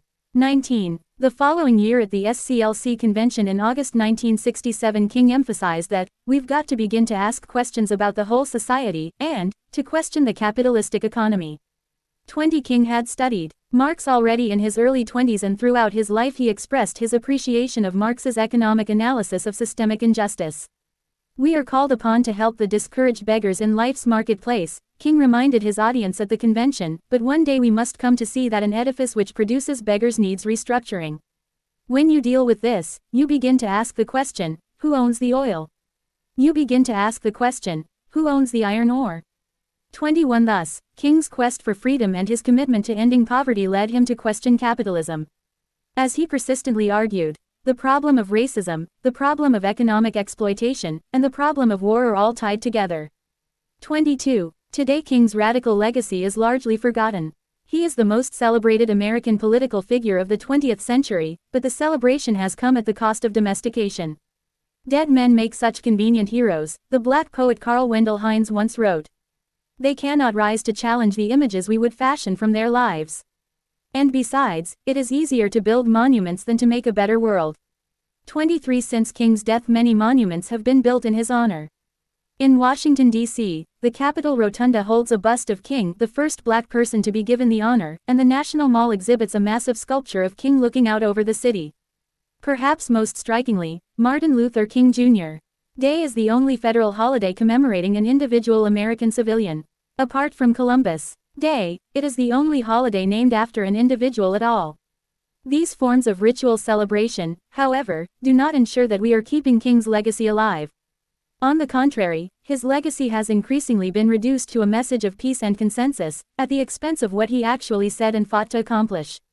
While King is often enrolled in a conciliatory narrative regarding achieved civil rights and formal racial equality, he was emphatically clear that the most important challenges for achieving actual reconciliation and equality still lay ahead. Moreover, these challenges still lie ahead for us today. As Hosea Williams, who worked closely with King in the civil rights movement, has observed, there is a definite effort on the part of America to change Martin Luther King Jr. from what he really was all about to make him the Uncle Tom of the century. In my mind, he was the militant of the century. 24. Yet we only have to listen to the speech King gave on the steps of the Lincoln Memorial. The famous, "I Have a Dream," delivered on August 28, 1963, to be led down the radical path he came to follow. King here proceeds from the commitment to freedom, which is inscribed in the magnificent words of the Constitution and the Declaration of Independence. 25. In producing these documents, the Founding Fathers were signing a promissory note to which every American was to fall heir. Namely, that each person would be guaranteed the unalienable rights of life, liberty, and the pursuit of happiness. 26. By virtue of the historical achievement of such a commitment to freedom, we can criticize the Founding Fathers for failing to live up to the principles they avowed, e.g., by keeping slaves and subordinating women, as well as criticize our contemporary society for failing in its commitment to freedom. It is obvious today, King declares in the speech, that America has defaulted on this promissory note insofar as her citizens of color are concerned. 27. King's appeal to the Constitution and the Declaration of Independence is not an appeal to stay true to who we already are. Rather, it is a transformative appeal to become who we have never been but ought to be in light of our own commitment to freedom and equality. As early as in Stride Toward Freedom, King had made clear that freedom and equality are inseparable from economic justice. 28. At the Lincoln Memorial in 1963, he makes the point by speaking of freedom in terms of economy from the beginning. America has given the Negro people a bad check, King underscores, a check which has come back marked insufficient funds. We refuse to believe that there are insufficient funds in the great vaults of opportunity of this nation. And so we've come to cash this check, a check that will give us upon demand the riches of freedom and the security of justice. 29. The economic dimension of King's argument became more and more pronounced as he progressed into the second phase of the civil rights movement. When he returns to the promissory note of the Founding Fathers in a 1968 speech, he makes explicit that liberty and the pursuit of happiness require the economic resources to lead one's life. It is a cruel jest, King underscores, to say to a bootless man that he should lift himself up by his own bootstraps. 30. He gives the example of African Americans being granted formal freedom from slavery, while not being granted any resources to pursue and cultivate their freedom. When African Americans were released from the bondage of physical slavery in 1863, they were not given land, money, or access to educational institutions that would enable them to lead their lives. It was something like keeping a man in prison for many years, King points out, and suddenly discovering that he is not guilty of the crime for which he was imprisoned. And then you just goop to him and say, "Now, you're free." But you don't give him any bus fare to get to town. You don't give him any money to get some clothes to put on his back. You don't give him anything to get started in life again. We were left illiterate, penniless, just told, "You're free." 31. In the same period of U.S. history, King recalls, Congress was giving away millions of acres of land to white peasants from Europe, for whom the state built land-grant colleges to teach them how to farm, provided county agents to further expertise in farming, and then later provided low interest rates so that they could mechanize their farms. 32. The division of privilege is perpetuated today in terms of what King calls the two Americas, where there is socialism for the rich, and rugged individualism for the poor. 33. In one America, there are millions of people who have food and material necessities for their bodies, culture and education for their minds, freedom and human dignity for their spirits. 34 In the other America, by contrast, millions of people find themselves forced to live in inadequate, substandard, and often dilapidated housing conditions, while their children are forced to attend inadequate, substandard, inferior, quality-less schools, which are so overcrowded, so devoid of quality, so segregated, if you will, that the best in these minds can never come out. 35. As I myself work in New Haven, Connecticut, I am reminded every day that the two Americas in King's analysis still persist. On the one hand, there is Yale University where I teach, which is one of the richest educational institutions in the world. On the other hand, only a few blocks away from the university, there is severe and widespread urban poverty, with a population that is predominantly African American. Even within Yale, the legacy of slavery in America is manifest, with a majority of white faculty and a majority of black service personnel. Compared with the 60s, there is now a greater institutional commitment to represent ethnic and gender diversity on the faculty. As King was well aware, however, such a solution can never address the root of the problem, which is fundamentally economic. A society that seeks to promote true equality of opportunity cannot limit itself to having a few representatives of an ethnically defined group in positions of power, while the mechanisms of economic marginalization continue to be operative for the majority. Rather, facilitating true equality of opportunity requires that every citizen have adequate resources for material well-being, education, and social recognition. King's official proposals for achieving such an end mainly concern the redistribution of wealth. He advocates for a guaranteed annual income that would eliminate poverty, supplemented by job creation by the state, programs for housing assistance, free health care, and the invigoration of a public school system. These reforms are in line with what I analyzed as social democracy in Chapter 6, and they resonate with the leading proposals on the progressive left today, where a universal basic income or other forms of redistribution are seen as the solution to the problems of economic injustice under capitalism. Yet King also senses that there is a deeper problem of value under capitalism, which cannot be resolved through the redistribution of wealth. As we have seen, the problem of value becomes especially manifest in the replacement of living labor time with non-living, automated production time. In his speeches and books, King keeps returning to automation as a double-edged phenomenon. The automation of previously necessary labor should be emancipatory, since it liberates us from the need to expend our lifetime on tedious forms of work. Yet, under capitalism, automation does not lead to the emancipation of workers but rather to their unemployment, which makes them available for further exploitation in temporary jobs and with lower wages. As machines replace men, we must again question whether the depth of our social thinking matches the growth of our technological creativity, King emphasizes in a speech to the workers. Union of America in 1962.36 inches. We cannot create machines which revolutionize industry unless we simultaneously create ideas commensurate with social and economic reorganization, which harness the power of such machines for the benefit of man. The new age will not be an era of hope but of fear and emptiness unless we master this problem. 37. The social and economic reorganization that King envisions would require what I have called the revaluation of the capitalist measure of value. Under capitalism, technology is not developed for the benefit of our life together but for the sake of profit. Such profit depends on converting the surplus time of our lives into surplus value. Only the extraction of surplus value from living labor time can generate profit and lead to the accumulation of capital wealth. This is why the production of value under capitalism, as we have seen, is measured in terms of socially necessary labor time. No matter how efficient a machine becomes, we cannot extract any surplus value from its own operation but only by exploiting the lifetime of someone who is operating the machine. The purpose of capital gain, the generation and accumulation of capital wealth, thus requires the exploitation of socially necessary labor time. The purpose of capital gain shapes not only the use of machines but also the conception and construction of the relevant technology in the first place. Hence, the exploitation of the lifetime of workers is necessary under capitalism. For the power of technology to serve emancipation rather than exploitation, we must transform our measure of value from socially necessary labor time to socially available free time. As I argued in chapters 5 and 6, such revaluation demands not only a theoretical but also a practical transformation of the way we reproduce our lives through technology, education, and labor. Rather than private ownership of the means of production, which exploits socially necessary labor time for the sake of generating capital wealth, we must own the means of production collectively, developing our technologies and producing our goods for the sake of increasing socially available free time. To recall, socially available free time is not merely leisure time but time devoted to activities that we count as meaningful in themselves.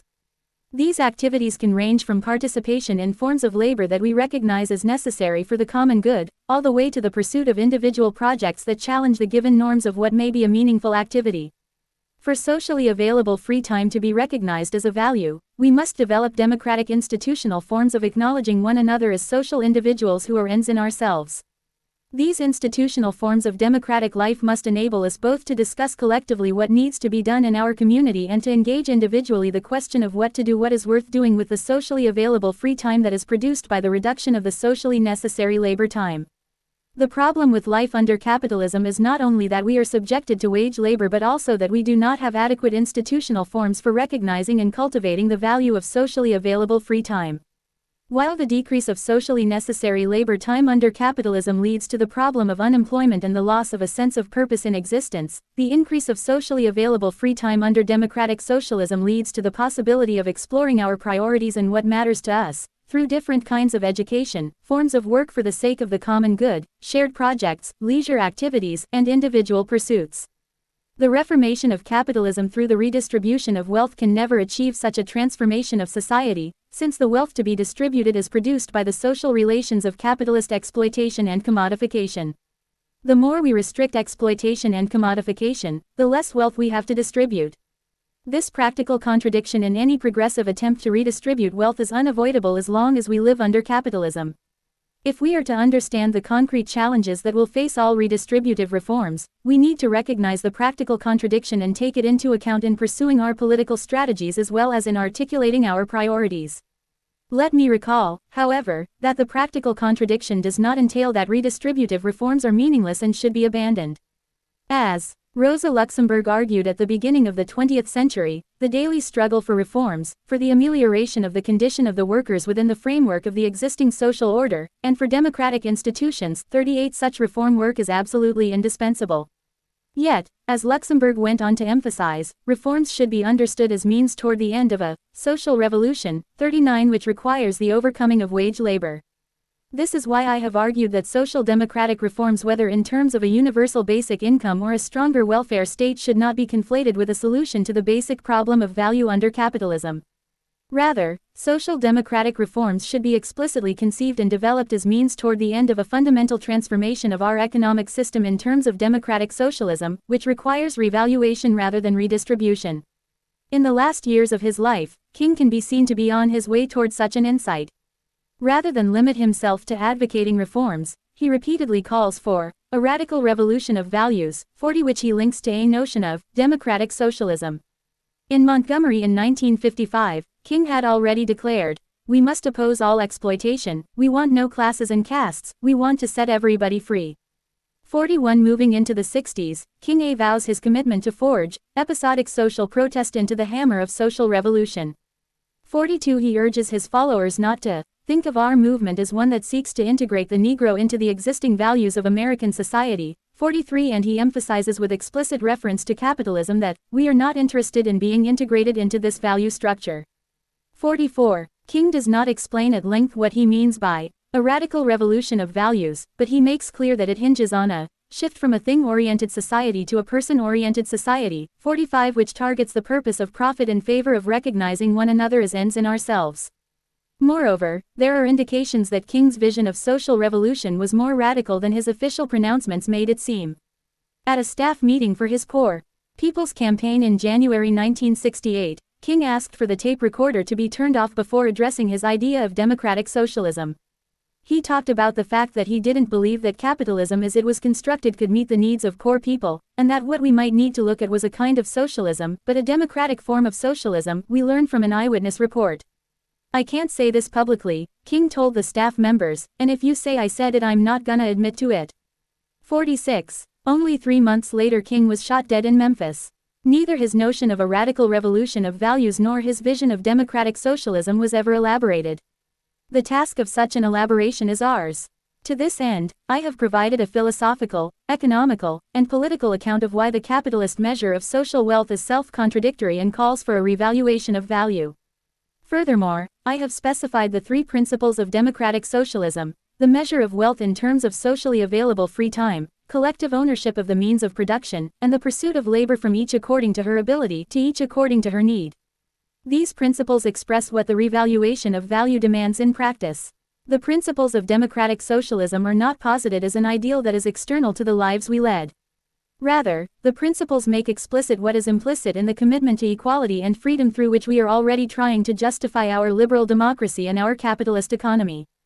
The commitment to equality demands that we pursue our labor from each according to her ability, to each according to her need. The commitment to freedom demands that we measure our wealth in terms of socially available free time, and both of these demands can be met in practice only if we own the means of production collectively, employing and developing them for the benefit of our shared lives rather than for the sake of profit. To be sure, a set of principles does not by itself entail an effective transformation of our society. Given the power relations of capitalism under which we live, the achievement of democratic socialism can only be the result of a sustained and difficult political struggle. An indispensable part of the struggle, however, is to clarify to ourselves what is wrong with our current form of life and where we are committed to going. I am under no illusion that my account of democratic socialism is sufficient to secure that it will be achieved, but I hold the account to be necessary to orient our struggle for freedom and grasp the meaning of a truly emancipatory social revolution.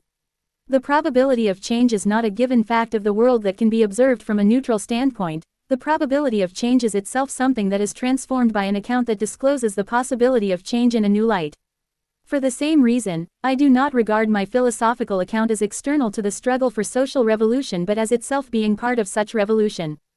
A philosophical account of what is entailed by our commitment to leading a free life. The kind of account I have sought to provide in this book is not detached and observational but is itself expressive of a practical commitment to transform our sense of who we are and who we can be.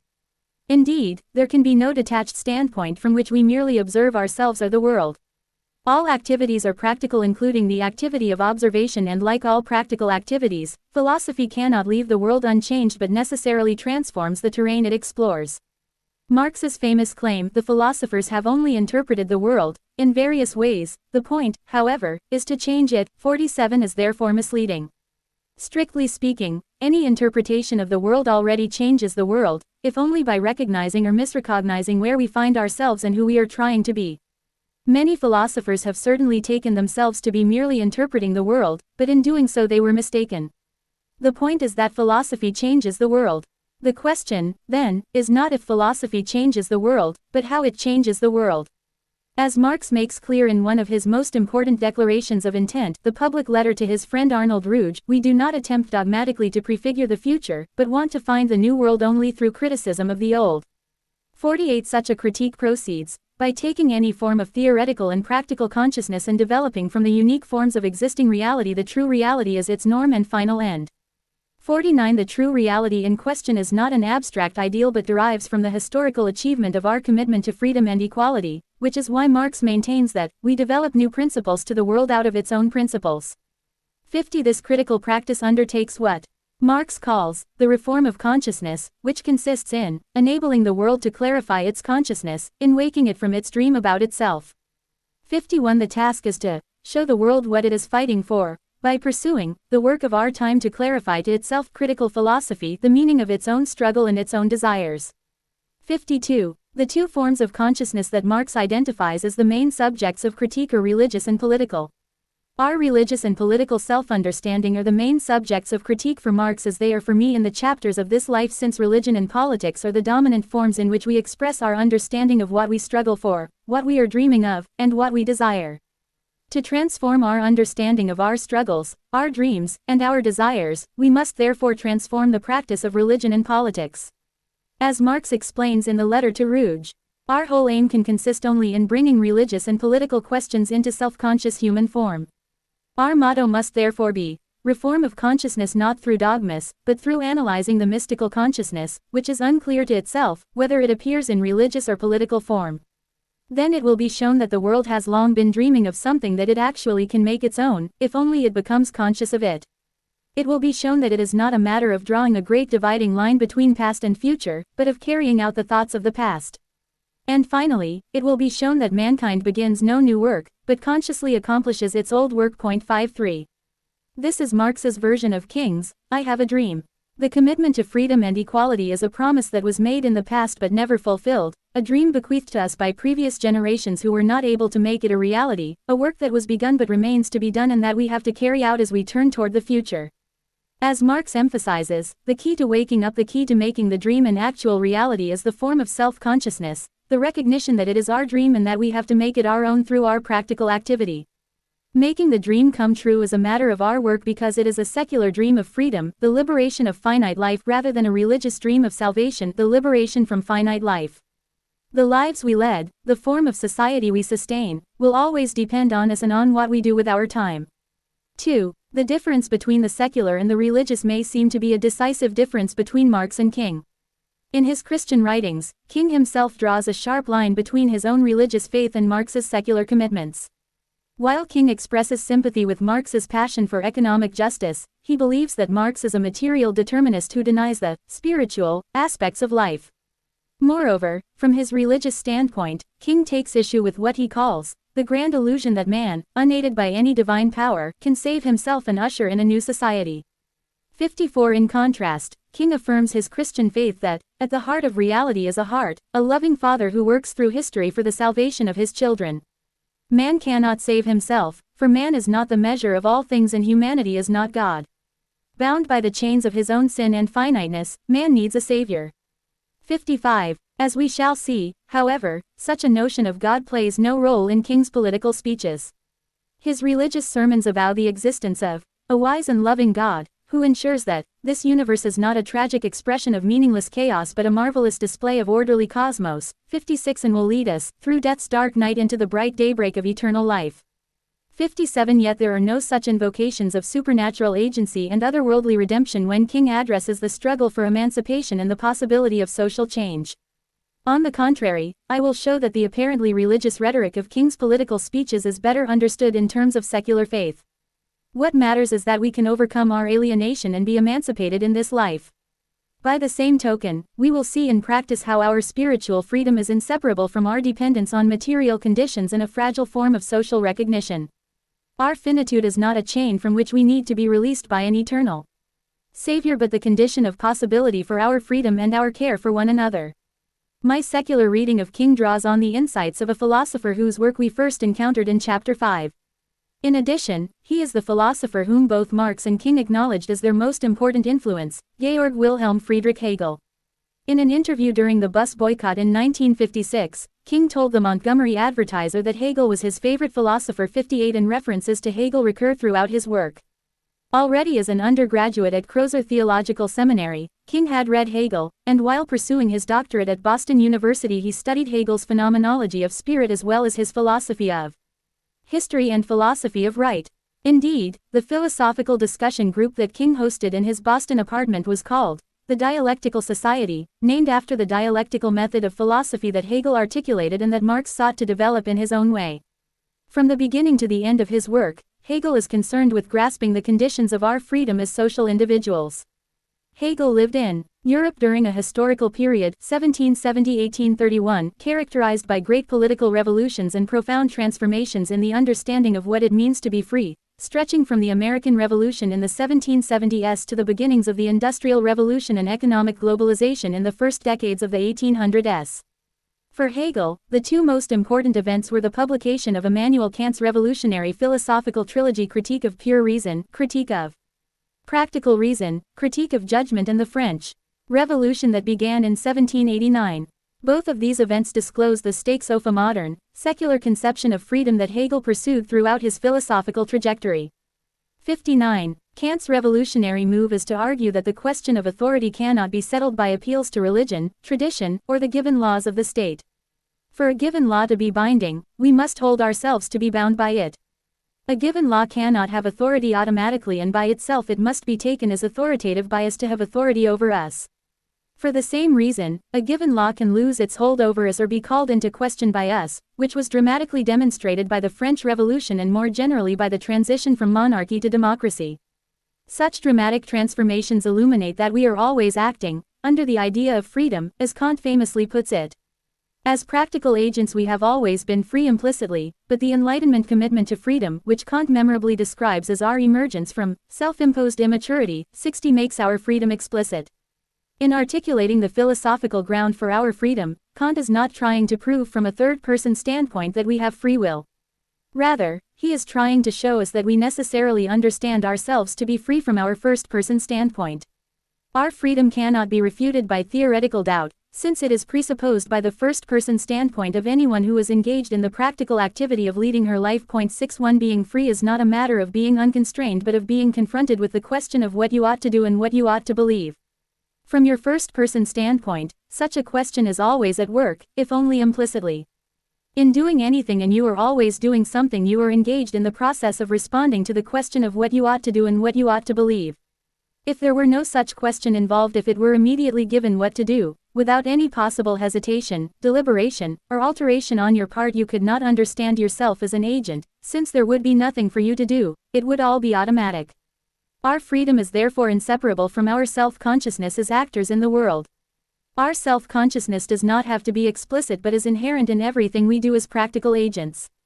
Following the path-breaking Hegel scholar Robert Pippin, we can see how Kant's insight regarding self-consciousness is deepened and radicalized by Hegel. 62 As Hegel makes clear, that we are self-conscious does not mean that we can retreat to a detached reflection on ourselves and on the world. We are never merely aware of the world but necessarily self-aware as being engaged in the world and committed to a practical activity. For the same reason, the notion of self-consciousness or self-awareness should not be understood in terms of an inner self that is available through introspection or observation. That we are self-conscious does not mean that we are transparent to ourselves, but that we always act on a conception of ourselves and of the world, a conception that may be self-deceived and may need to be revised or called into question. To take a simple example, if I perceive the color blue, I am not merely perceiving blue, I take myself to be perceiving blue. This self-awareness is built into the form of the perception itself, rather than added to the perception in a second step of reflection. Likewise, if I perform an act of friendship, I am not merely doing something, I take myself to be acting as a friend, and this self-understanding is built into the act itself. That I take myself to be doing something does not mean that I can be certain that my color perception is correct or that my self-understanding as a friend is adequate. On the contrary, it is by virtue of the form of self-consciousness that I can be receptive to being corrected regarding my color perception or challenged regarding my self-understanding as a friend.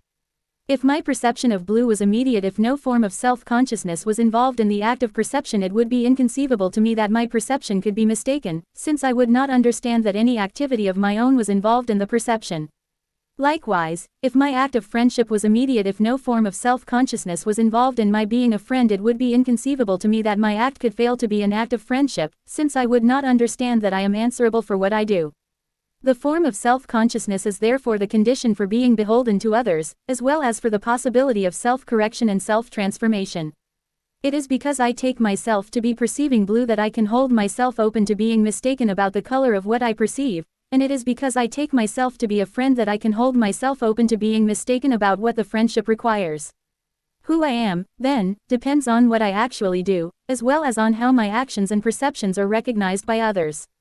To see the color blue, it is not enough that I take myself to be seeing the color blue, and to be a friend, it is not enough that I take myself to be a friend. In trying to see something, I have to take myself to be seeing something blue, but I can be mistaken about what I am seeing. Likewise, in trying to be someone, I have to take myself to be someone, a friend, but I can be mistaken about who I am and fail to be a friend. The possibility of such mistakes and failures is what Hegel calls the negativity of self-consciousness. Every act of self-consciousness, even the most immediate perception, has the form of a commitment that may be contested, revised, or negated in some other way. This negativity characterizes even our deepest self-relation. Being a person is not something that can be achieved once and for all, but a purposive activity that must be sustained and is vulnerable to breaking down. As Hegel emphasizes, however, such negativity should not be understood as simply negative, since it is equally a positive and indispensable part of what it means to be someone for whom something matters. If there were no fragility built into your self-consciousness, if it were simply given who you are and what you see, there would be nothing at stake for you in doing anything. Hegel's insight regarding the form of self-consciousness can thus be understood in terms of secular faith. The fundamental form of self-consciousness, I think, should not be conceived on the model of possessing theoretical, contemplative knowledge but on the model of sustaining a practical commitment, I believe. To hold a belief all the way from a belief about what I perceive to a belief about who I am is not reducible to being in a state of mind. Rather, to hold a belief is to make a commitment with which I have to keep faith. By the same token, I have to hold myself open to the possible contestation of my beliefs and the fragility of my self-conception. Who I am cannot be immediately given or finally established, but must be embodied in my practices and depends on the recognition of others, who may challenge my conception of what I have done and who I am. In his Phenomenology of Spirit, Hegel explicitly connects his notion of self-consciousness with a new understanding of the relation between the enlightenment and faith, his umbrella term for various forms of religious faith. 63 On the one hand, Hegel agrees with the general Enlightenment critique of religious faith, which maintains that there is no God or any other form of infinite agent in the universe. Our notions of what is good and just, our norms, are neither legislated by any God nor by properties of the universe itself. Rather, our norms are instituted through our practices and do not exist independently of us. On the other hand, Hegel argues against a notion of the Enlightenment that reduces the status of norms to subjective attitudes and the pursuit of particular interests. While our norms are not given by God or nature, their authority is not merely subjective, since our own attitudes and interests are formed by socially shared practices from the beginning. For us to have any sense of what counts as good and just in the first place, these norms must be enacted in how we are treated as persons, how we are recognized by others, and how we hold one another accountable for what we do. In traditions of religious faith, Hegel sees an implicit acknowledgement of the primacy of practice. Through congregational worship, edifying instruction, and social services, a religious community institutes a governing set of norms, a shared understanding of what counts as good and just while bestowing a sense of dignity on its individual members. An instructive example is the African American Christian tradition out of which King emerged, which places great emphasis on building a community of mutual respect, support, and interaction. By going to church regularly and participating in congregational expressions of devotion, singing, praying, praising, a sense of community is created, which in turn serves as a platform for social organizing. Such a community can be a source of strength and positive social recognition, but it can also be debilitating and repressive. Already in King's lifetime, there were important critiques of the religious roots of the civil rights movement. Ella Baker and other feminist activists in the movement took issue with the tradition of authoritarian leadership, the subordination of women, and the conservative notions of the nuclear family, which were part of the Southern religious tradition that King inherited. 64 The capacity to criticize and transform such legacies proceeds from the secular recognition that we are responsible for the norms that we sustain through our practices. We never start from the beginning, we always inherit a tradition that tells us what we ought to do, but it is not given how we should take up the tradition in question. We do not merely have a sense of what we ought to do, a given norm, we also have the capacity to ask ourselves if we ought to do what we supposedly ought to do. This double ought structure is at the heart of what I have called our spiritual freedom. In Hegel's terms, we are not simply conscious of what we do but self-conscious of being answerable for what we do and thereby capable of questioning the principles of our practices. For Hegel, the important task is to build institutional practices that acknowledge and enable us to cultivate our spiritual freedom. The problem with religious forms of faith, then, is that they ultimately disown our spiritual freedom.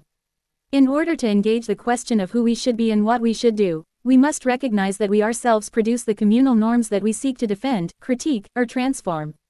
Religious forms of faith, by contrast, restrict our ability to own the responsibility for the form of life that we institute through our practices. In the last instance, the responsibility for what counts as good and just is disowned, since it is delegated to an independently existing God. In Hegel's account, the self-understanding of religious believers is therefore at odds with their own practical activity. The actual object of devotion in the practice of faith is the community itself. The Christian Trinity is not an independently existing reality but a pictorial representation of the structure of the community of believers. God is a name for the self-legislated communal norms, the principles to which the congregation holds itself. Christ is a name for the social actors who sustain the norms through their embodied practices, and the Holy Spirit is a name for the institutional relations of the church through which the norms are actualized. By going to church and worshiping together, the members of the congregation bring into being a form of spiritual life. They hold one another responsible, treat one another as committed, and acknowledge one another's personal dignity. Such mutual dependence is at the heart of any form of spiritual life, which must be developed and sustained through social practices of recognition that are materially embodied. The religious community, however, does not understand its own activity to be an end in itself.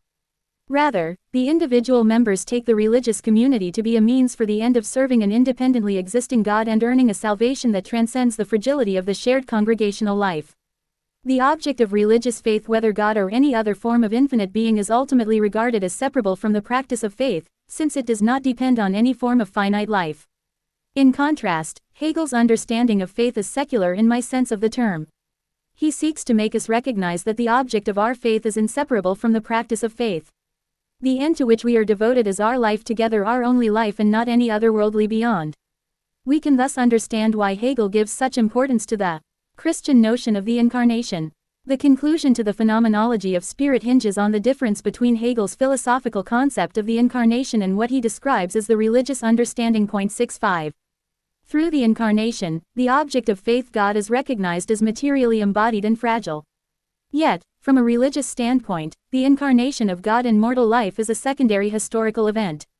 God himself in his Trinity is eternal and immutable. At one point in time he becomes a human being in the form of Jesus, but that incarnate form is temporary in relation to his eternal being as Christ. When he exists as Jesus on earth, he is subject to hunger, thirst, fatigue, pain, anxiety, and death, but no such limitations afflict Christ in the eternal Trinity.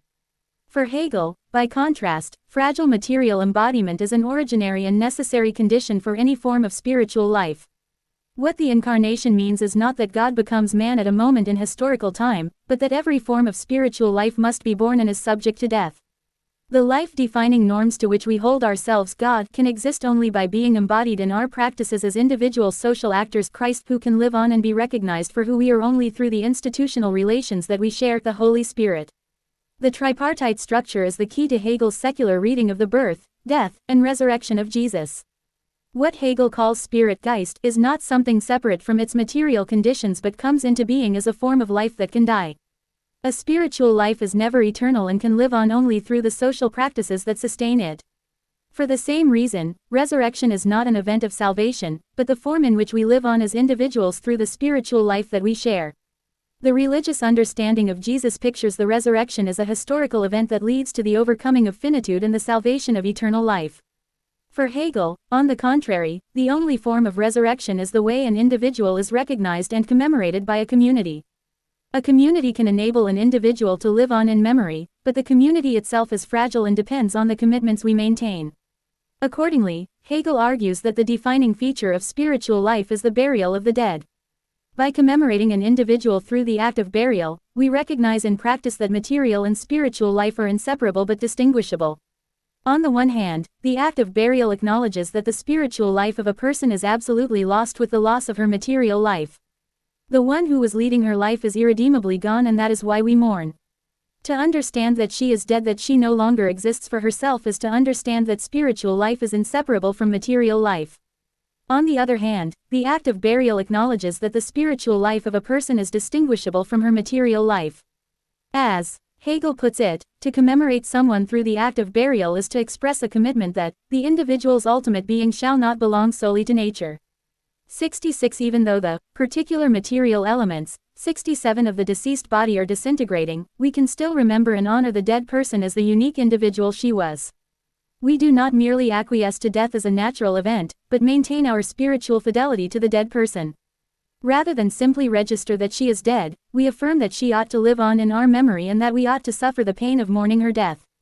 Through the act of burial we recognize the normative standing of the deceased as a member of our community and affirm that she is an end in herself, who deserves our devotion even when she no longer can contribute to our life together. In Hegel's language, the act of burial confirms the right of subjectivity to be recognized.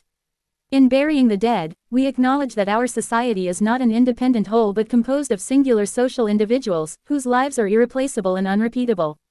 By explicitly marking and commemorating the absence of the dead, we avow that we are not self-sufficient but essentially related to those who have come before us and those who will come after us. Our spiritual life together depends on the projection of the past into the future, which will always remain precarious. The past can live on through our commitments and our social practices, but the movement of living on itself depends on the material support of spiritual life. The act of burial is a retrospective recognition of material and spiritual life as distinguishable but inseparable. The same recognition, however, is at work prospectively for anyone who understands herself as an individual agent. To lead my life, my spiritual commitments must be distinguishable from my material life. If I merely followed the requirements of my material life, I would not be intelligible as an individual person with commitments of my own. For my life to be recognized as mine, the question of what is worth doing with my life must be at issue for me. I must be able to risk my life and ask myself if I ought to prioritize my survival. If my life were not at risk, I could not value my life, since my life would simply be given and not subject to loss. My ability to affirm that my life is worth living as well as my ability to affirm that something is worth more than my life presupposes that my life is something that I can risk for the sake of something that I value. The ability to risk my life is therefore a condition of possibility for my agency. To value anything and express a commitment of my own, I cannot simply follow the demands of my material life but must be able to put my life at stake and engage the question of what is worth prioritizing. In this precise sense, my spiritual freedom is distinguishable from my material life. For the same reason, however, my spiritual freedom is inseparable from my material life. In risking my life, I cannot be indifferent to my material life and I cannot treat it as inessential to who I am. On the contrary, it is because I value my material life as essential to who I am because I understand that my spiritual life is inseparable from my material life that the risk of my life is intelligible as a risk. Religious martyrs cannot actually sacrifice their lives from the standpoint of their faith, since they believe that their material death will lead to their eternal life. Only from the standpoint of secular faith, only from the standpoint of holding ourselves to be essentially mortal and inherently valuable as mortal beings can we sacrifice our lives for the sake of something that matters more to us than our own survival. By the same token, it is only from the standpoint of secular faith that we can recognize the right of subjectivity that belongs to each one of us. To recognize anything as rightfully belonging to you, to recognize anything as being your own, I must grasp that you are not self-sufficient and that you depend on a material life. Likewise, for any one of us to make anything our own, we must recognize that our lives are at stake in what we do and that we will lose everything, including ourselves, in death. The prospect of our own death is a matter of what Hegel calls absolute fear. 68. The fear of our own death is absolute, because it is not fear of a specific object or subject but fear of losing the very ability to experience any objects or subjects, the fear of losing our own subjectivity. In absolute fear, the subject and the object of fear are identical, since we fear that our own being will cease to be. As Hegel puts it in a striking passage, it is only because we are infected all the way through, and shaken to the core, 69, by absolute fear that we can have any sense of our own individuality and be engaged in the project of trying to make our lives our own. Hegel's notion of absolute fear can thus be understood in terms of what I have analyzed as anxiety before death. As I argued at length in Chapter 4, anxiety before death is not reducible to a psychological, anthropological, or biological phenomenon. Rather, anxiety before death is a condition of intelligibility for spiritual freedom. Only through the anxiety of being finite can someone ask herself what is worth doing with her life, what is worth prioritizing, and thereby make something her own. Accordingly, Hegel maintains that spiritual life can be what it is only in and through its relation to death. Death, Hegel writes, is the most worthy of fear, and holding on to the dead requires the greatest force. 70. Yet only by facing death and holding on to the dead through the movement of living on can the life of spirit come into its own. The life of spirit is not a life that shrinks from death and keeps itself untouched by devastation, but rather the life that endures devastation and maintains itself in it. Spirit wins its truth only by finding itself in absolute dismemberment. Spirit is this power not as the positive which looks away from the negative, as when we say of something that it is nothing or false, and then being done with it move on to something else. Rather, spirit is this power only by looking the negative in the face and tarrying with it. 71. To lead a spiritual life is always to live in relation to the possibility of devastation and death. We can become ill or disabled. Our loved ones may leave us or be taken away from us. Projects to which we devote our lives can fail, and we ourselves may break the integrity to which we hold ourselves. Moreover, the standard of integrity to which we hold ourselves can be called into question either by ourselves or by others, and the lives we have tried to lead can come to be seen as a waste of our time. In short, who we take ourselves to be and anything to which we are committed can be negated, leaving us devastated and in the last instance dead. As Hegel makes clear, such negativity, the ever-present possibility of negation and loss, cannot be dismissed as inessential but must be recognized as an essential part of any form of spiritual life. The risk of absolute dismemberment is intrinsic to why it matters that we keep anything together. Without the possibility of failure, the very notion of success would be unintelligible, and without the possibility of death, the very form of life, the form of self-maintenance, would have no purpose. The common denominator for what I have called religious ideals is the goal of being absolved from negativity, absolved from the pain of loss. In the Phenomenology of Spirit, Hegel presents three paradigmatic forms of trying to achieve such religious absolution: Stoicism, skepticism, and what Hegel calls the unhappy consciousness. 72. What they have in common is that they seek to overcome secular faith to be released from the commitment to a finite form of life in order to achieve peace of mind. In Stoicism, the ideal peace of mind is posited as a state of apathy, apatheia, and in skepticism it is posited as a state of being undisturbed by anything, ataraxia. For the unhappy consciousness, the ideal peace of mind cannot be achieved in this life but only in the eternal bliss of an otherworldly beyond. Following his characteristic philosophical method, Hegel does not criticize Stoicism, skepticism, and the unhappy consciousness from an external standpoint. Rather, he seeks to show that these religious forms of life cannot resolve their own contradictions and require a transformation of their own self-understanding. The point of departure for Hegel is Stoicism, as it was for me in chapters 1 and 2, since Stoicism is the most fundamental form of denying the commitment to a finite form of life. Stoicism is still influential today as a popular form of practical wisdom, with clear affinities to Buddhism. The Stoic acknowledges that his body is frail and that all his social relations, all forms of his dependence on other people, are precarious. Yet the Stoic holds that his own virtue can be invulnerable to anything that happens to his body or his social standing in the world. The key to achieving such invulnerability is to renounce the beliefs, the practical commitments that make us suffer. If I believe that my physical well-being is important, I will suffer from being sick, since I am practically committed to sustaining my health. Likewise, if I believe that it is important that I have the material and social resources to lead a free life, I will suffer from being enslaved, since I am practically committed to my emancipation. The Stoic, however, will try to teach me that it does not matter that I am sick or that I live my life in chains. Stoic virtue is a matter of letting go of such concerns and contemplating the rational order of the cosmos, thereby attaining what the Stoic philosopher Spinoza famously describes as intellectual love of God. The intellectual love of God is independent of any judgment I may have regarding my physical condition or my social standing. According to Spinoza, all our suffering is caused by the false beliefs that consist in our practical commitments, which distinguish between what we count as good and evil, success and failure, right and wrong. Such false beliefs prevent us from attaining what Spinoza calls the blessedness of having complete peace of mind. Attaining complete peace of mind is for Spinoza the true religious salvation, which makes us accept everything that happens to us as necessary rather than as something that we can change. The problem with such peace of mind, as Hegel points out, is that it is completely empty. The Stoic says that he is committed to the true, the good, and the just, but he cannot provide any determinate content to these concepts. For truth, goodness, and justice to have any determinate content, we must hold something to be true, good, and just. Moreover, we must distinguish between what we hold to be true and false, good and evil, just and unjust. How we make such distinctions is contestable and revisable, but making them is necessary for any form of responsibility. To determine anything as true, good, and just requires a practical commitment that binds us to suffer from and revolt against what we count as false, evil, and unjust. Yet the supposed wisdom of the Stoic is to withdraw from such commitments, since they make him liable to agonize over the state of the world and leave him vulnerable to contestation. The Stoic is thus caught in a self-contradiction. Stoicism is supposed to be a way of life that makes us virtuous citizens, but all it can do is point us to an empty peace of mind that dissolves any determinate conception of the true, the good, and the just. In Hegel's apt phrase, the goal of Stoic apathy is a lifelessness that consistently withdraws from the movement of existence, withdraws from actual doing as well as from suffering. 73 and in effect renounces any commitment to anything.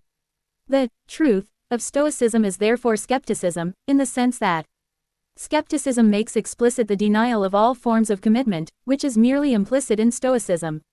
Like Stoicism, skepticism was founded as a school of thought in ancient Greece, with the mission of educating its pupils into a way of life that is absolved from all forms of painful disturbance. Unlike the Stoic, the skeptic has no pretense that such absolution is compatible with a commitment to truth, goodness, or justice. On the contrary, the skeptic recognizes that an apathetic peace of mind can be achieved only by negating the determinate content of any thought or action.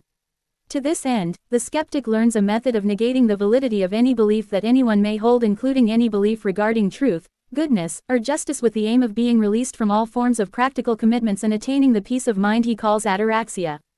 By the same token, however, the skeptic is caught in a contradiction of his own. Skepticism promotes itself as a therapeutic way of life by promising that its method of negating all beliefs will lead to peace of mind. In practice, however, the skeptic has to spend all his time refuting beliefs he holds to be false. As long as the skeptic is doing anything, there will always be at least one belief that he has to refute, namely, the belief that what he is doing matters. Moreover, the skeptic has no way of justifying his own commitment to ataraxia. Why is it better to have peace of mind than to be passionately engaged? Why is it better to be undisturbed than to be moved and deeply affected by what happens to you? The skeptic denies that anything ultimately matters while holding that ataraxia ultimately matters, and he denies being committed to anything, while being committed to not being committed to anything. The skeptic claims to be indifferent, but he is far from indifferent to the fact that he and others fail to be indifferent. 74. The truth of skepticism, then, is the unhappy consciousness. Both the Stoic and the skeptic seek to achieve religious absolution, complete peace of mind by virtue of their own activity. They are therefore bound to be dissatisfied and unreconciled, unhappy with themselves, since their own activity is marked by the condition of finitude that they aspire to leave behind. The unavoidable dissatisfaction is merely implicit in Stoicism and skepticism, but it becomes explicit in the unhappy consciousness. In Hegel's phenomenology, the unhappy consciousness refers primarily to various forms of Christian faith, but it should also be understood more broadly as any standpoint that regards our finitude as a negative restriction, which prevents us from achieving the salvation we supposedly desire. The unhappy consciousness acknowledges that there can be no absolution from finitude in this life, but it treats our dependence on material support and on the fragile recognition of others as a lamentable condition, which falls short of how our lives ideally should be.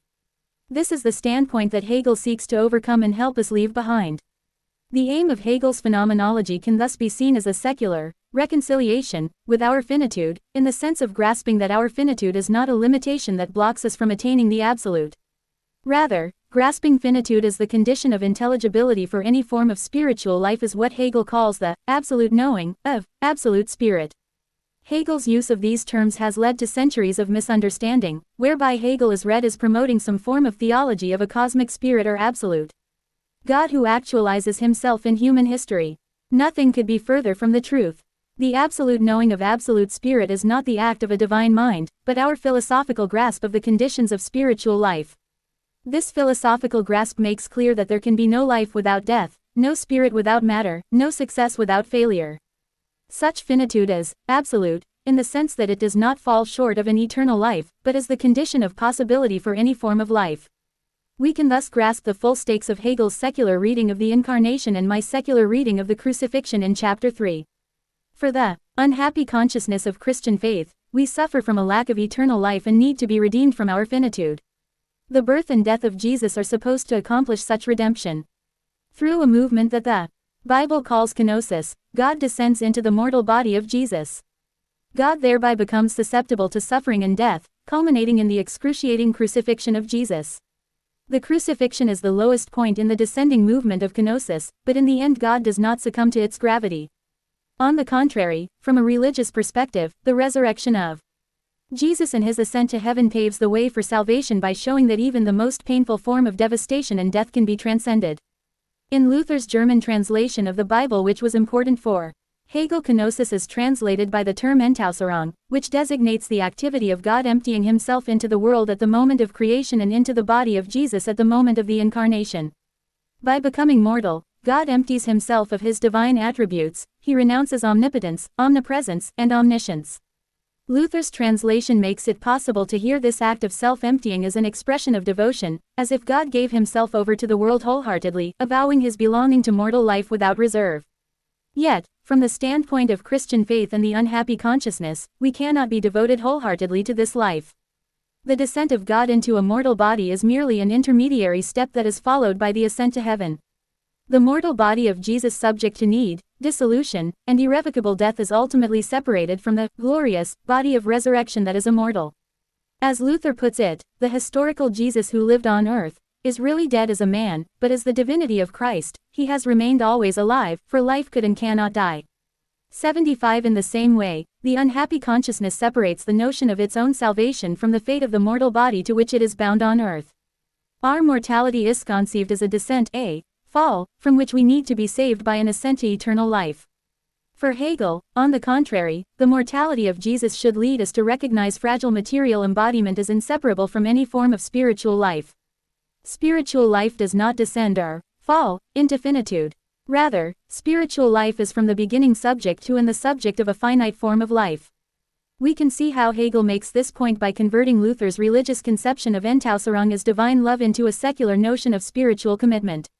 The term Entäußerung is used frequently both in Hegel's phenomenology of spirit and his science of logic, but it becomes particularly significant in the concluding sections of the phenomenology, where Hegel employs it on every page. 76. At stake here are the conditions of possibility for leading a spiritual life, both individually and collectively.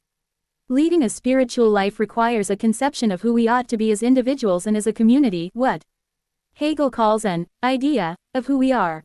Following Hegel's secular notion of the incarnation, the idea of who we are is not something that can exist in a separate realm, it must be materially embodied in our practices. Moreover, the idea of who we are is not contemplative. We cannot discover who we are through introspection, but only by emptying ourselves out in the sense of being wholeheartedly engaged, being at stake, being at risk in what we do and how we are recognized by others. The idea of who we are is not an abstract ideal that is external to our form of life, it is the principle of intelligibility in light of which we can succeed or fail to be who we are striving to be. For example, the idea of being Martin is striving to maintain my existential identity, the order of priority among my practical identities that gives me a sense of what matters in my life and when it matters, what must be done sooner and later. If I had no idea of what it means to be Martin, I could not strive to be anyone or do anything, since I would not be able to discriminate between what is important and unimportant in my life. Nothing would show up either as urgent or tedious, central or peripheral, since the question of priority would be unintelligible to me.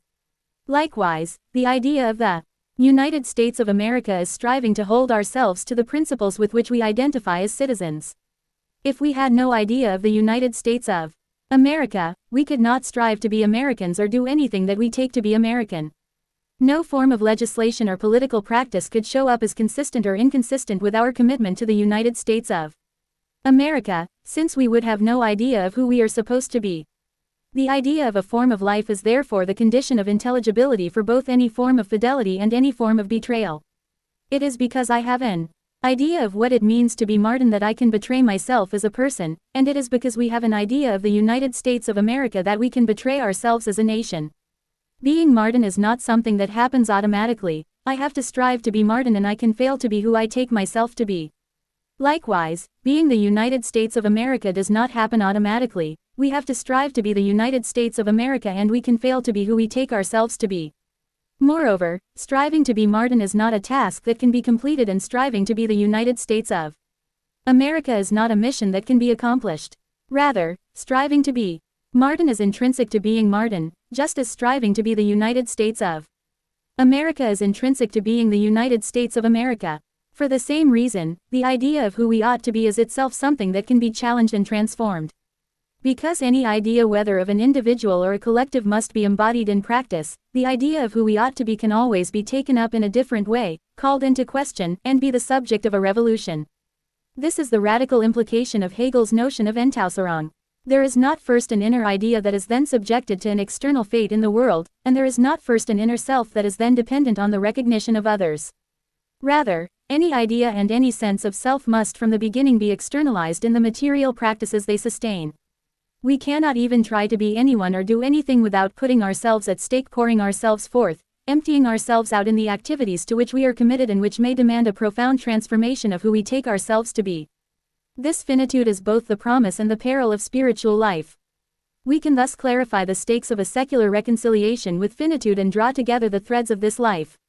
The unhappy consciousness of religious faith cannot reconcile itself with being alive, in the sense of being vulnerable to pain, loss, and death. As we have seen, any form of life must strive to maintain itself to sustain a fragile material body in order to be what it is. Even in the most fulfilled form of spiritual life, striving to be ourselves is essential to being ourselves. The unhappy consciousness, however, thinks that we are striving to put an end to striving and long to rest in peace. Religious reconciliation is therefore always deferred to an unattainable future, when we will be absolved from the finitude of life.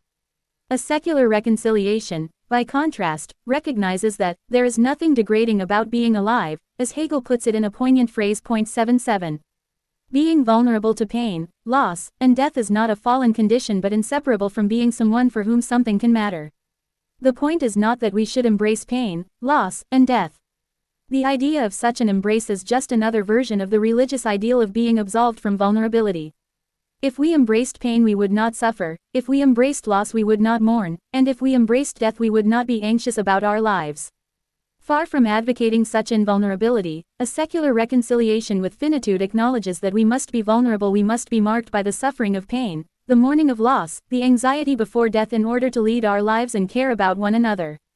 Only through such an acknowledgement can we turn away from the religious promise of absolution and turn toward our time together. Only through such an acknowledgement can we understand the urgency of changing our lives. We are reconciled with being alive, but for that very reason we are not reconciled to living unworthy lives. We demand a better society and we know that it depends on us. In taking action, we are not waiting for a timeless future but grasp in practice that our time is all we have.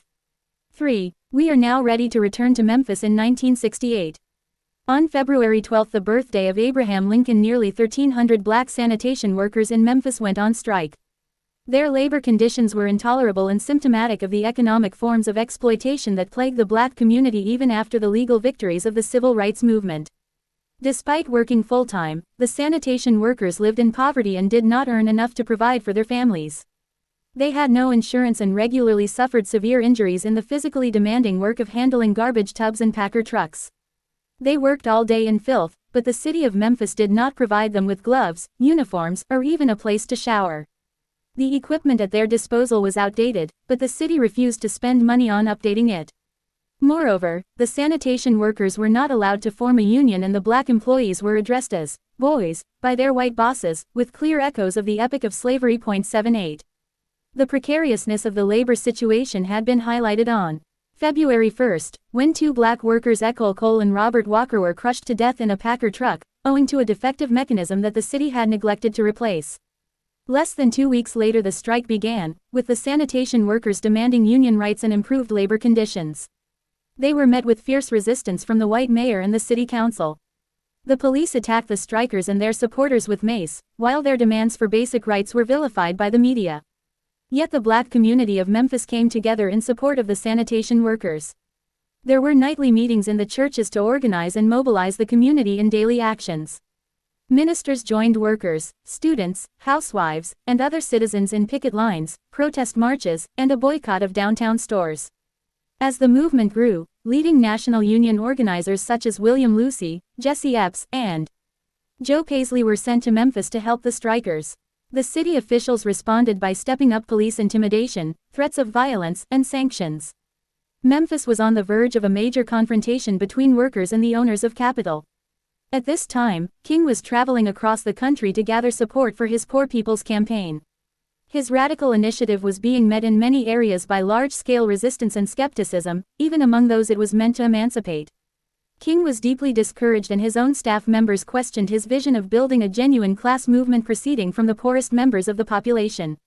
News of the Memphis strike thus emerged as a possible new front line for King's initiative. The sanitation workers had managed to unite almost the entire black community in Memphis across class lines and thereby pursued a version of King's vision on the ground. When he was asked to come to demonstrate his support for the strike, King did not hesitate and flew to Memphis against the advice of his staff. King first arrived in Memphis on March 18, at a crucial moment of the strike. On the evening when King was scheduled to speak, more than 15,000 strike activists were gathering in the Mason Temple Church of God in Christ. It was the largest indoor meeting in the entire history of the civil rights movement and it restored King's faith in the power of the people. "I've never seen a community as together as Memphis," King testified. "You are all doing in Memphis what I hope to do with the Poor People's Campaign." 79. In the Mason Temple, a space designated for religious worship was transformed into a place for the celebration and reinvigoration of a shared secular commitment to emancipation.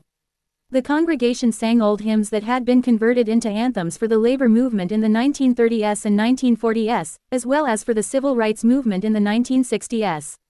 These hymns direct our devotion not to a transcendent God but to what we can achieve if we stand together and keep faith with our commitment to spiritual freedom.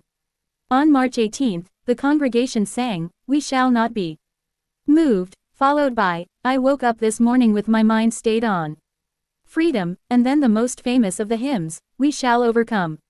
The latter hymn has become so iconic that its powerful resonance tends to be lost for us today, but it is crucial to hear the resolute expression of secular faith at its core. What we believe deep in our hearts the hymn vows is not that God will save us but that we shall overcome our subordination through collective action.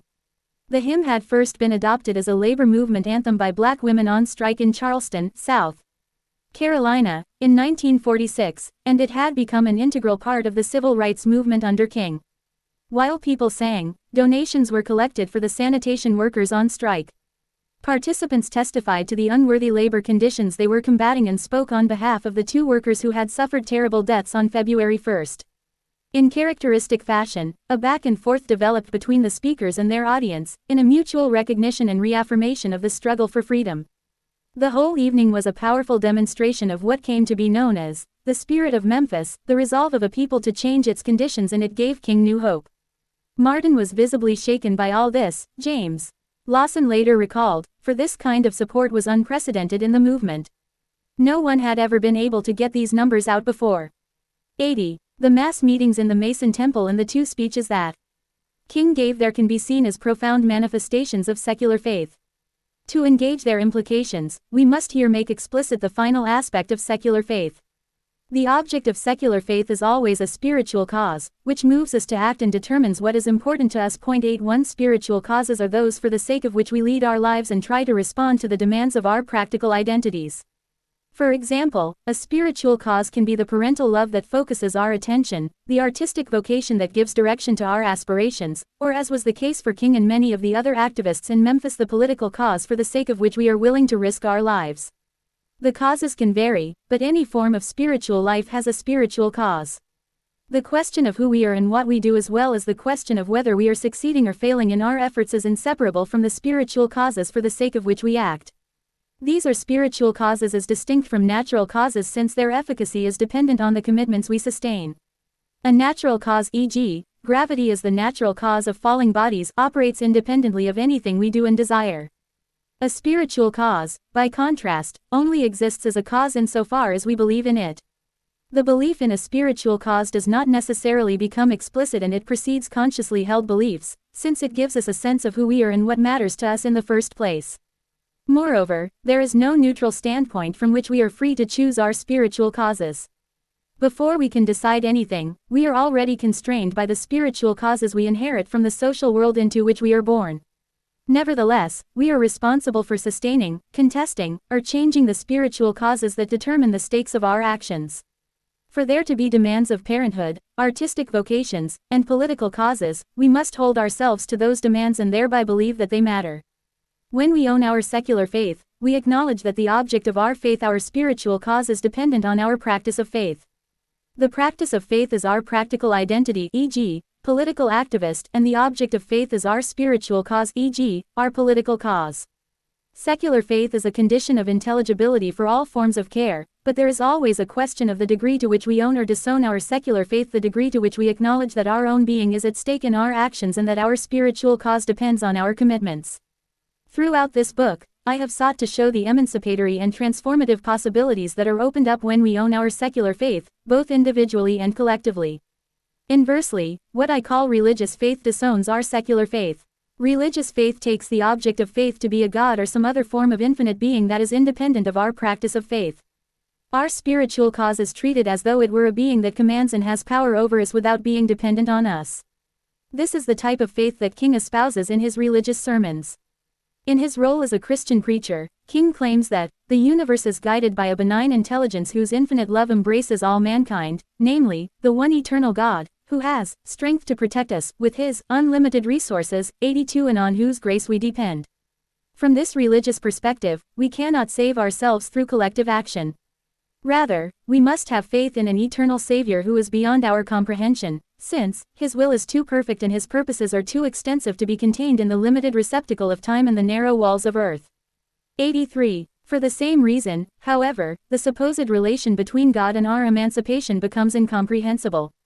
What we take to be evil and unjust can be part of God's plan, or his unfathomable purposes, which purportedly redeem what happens to us beyond anything we can understand. Moreover, if God is beyond our comprehension, his notion of goodness and justice can be completely at odds with our own. As King A vows in one of his religious sermons, I do not pretend to understand all of the ways of God or his particular timetable for grappling with evil.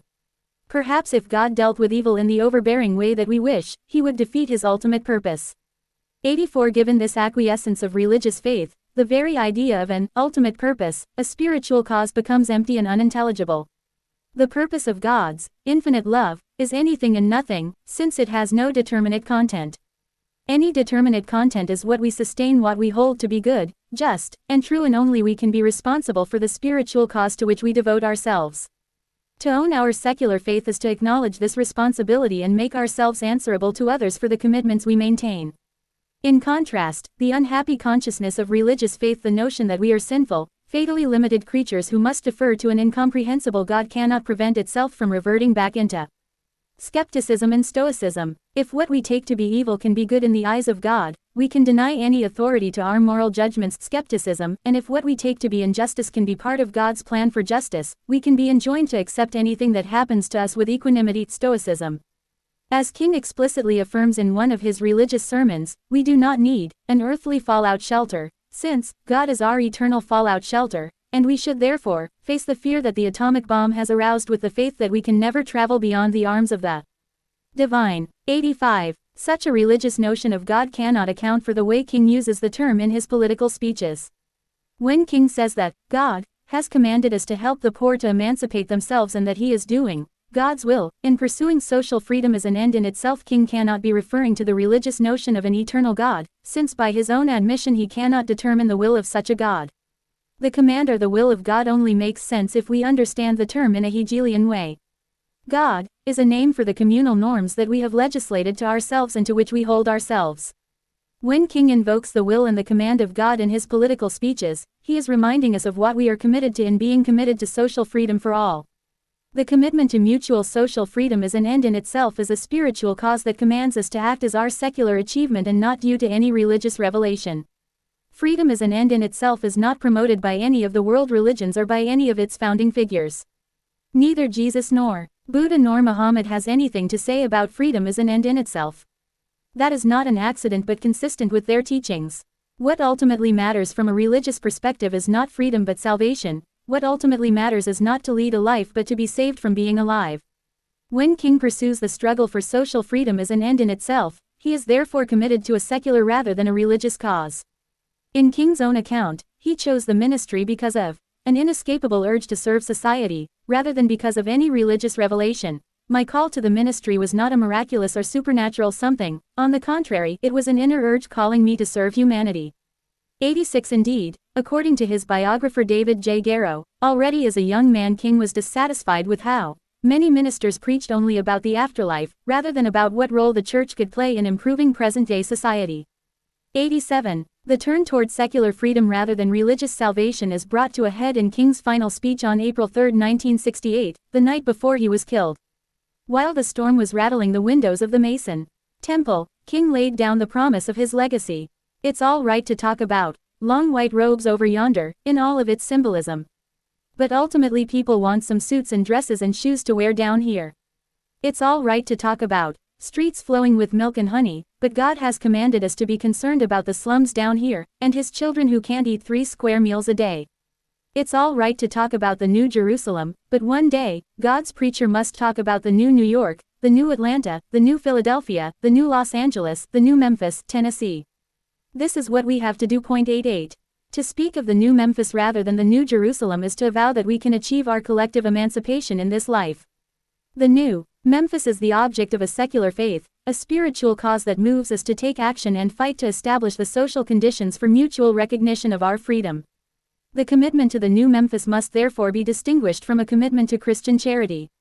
Christian charity does not seek to abolish poverty in this life but rather maintains the poor in an asymmetrical position of dependence on those who offer them charity, leaving them waiting for redemption in an eternal life, the New Jerusalem.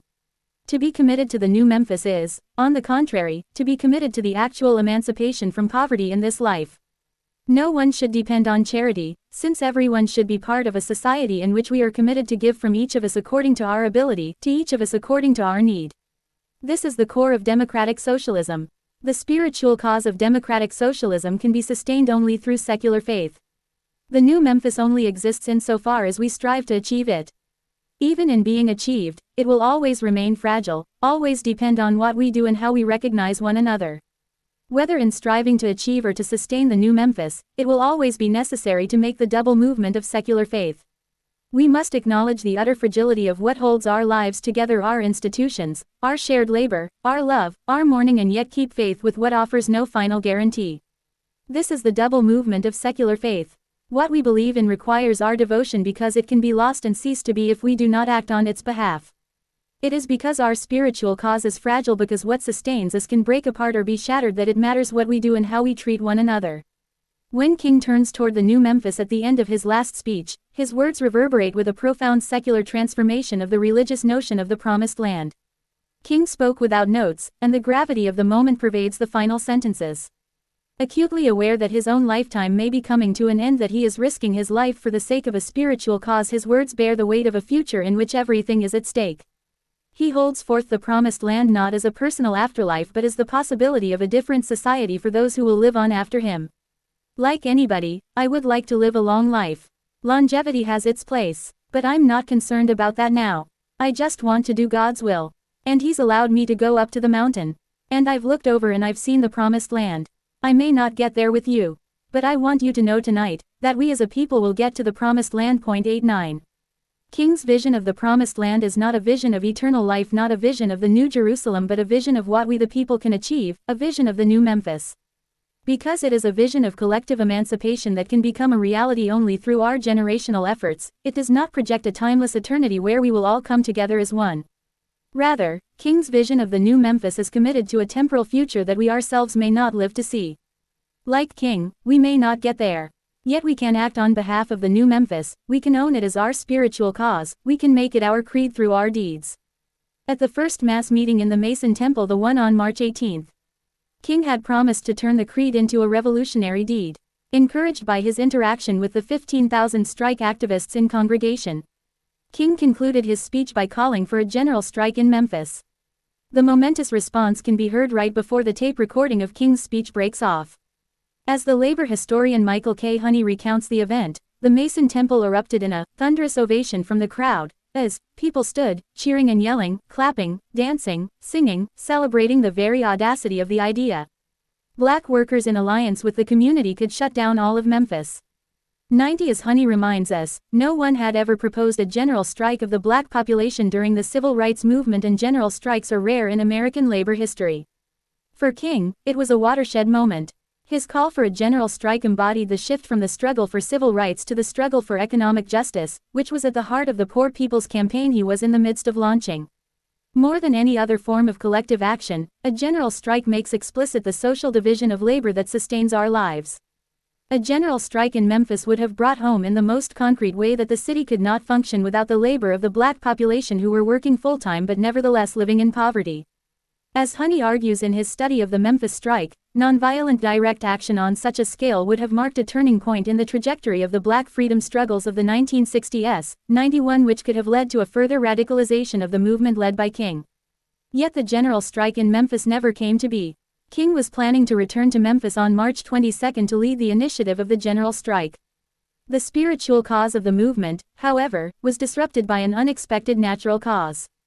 A massive snowstorm, the second largest in the entire history of Memphis, descended upon an otherwise warm early spring.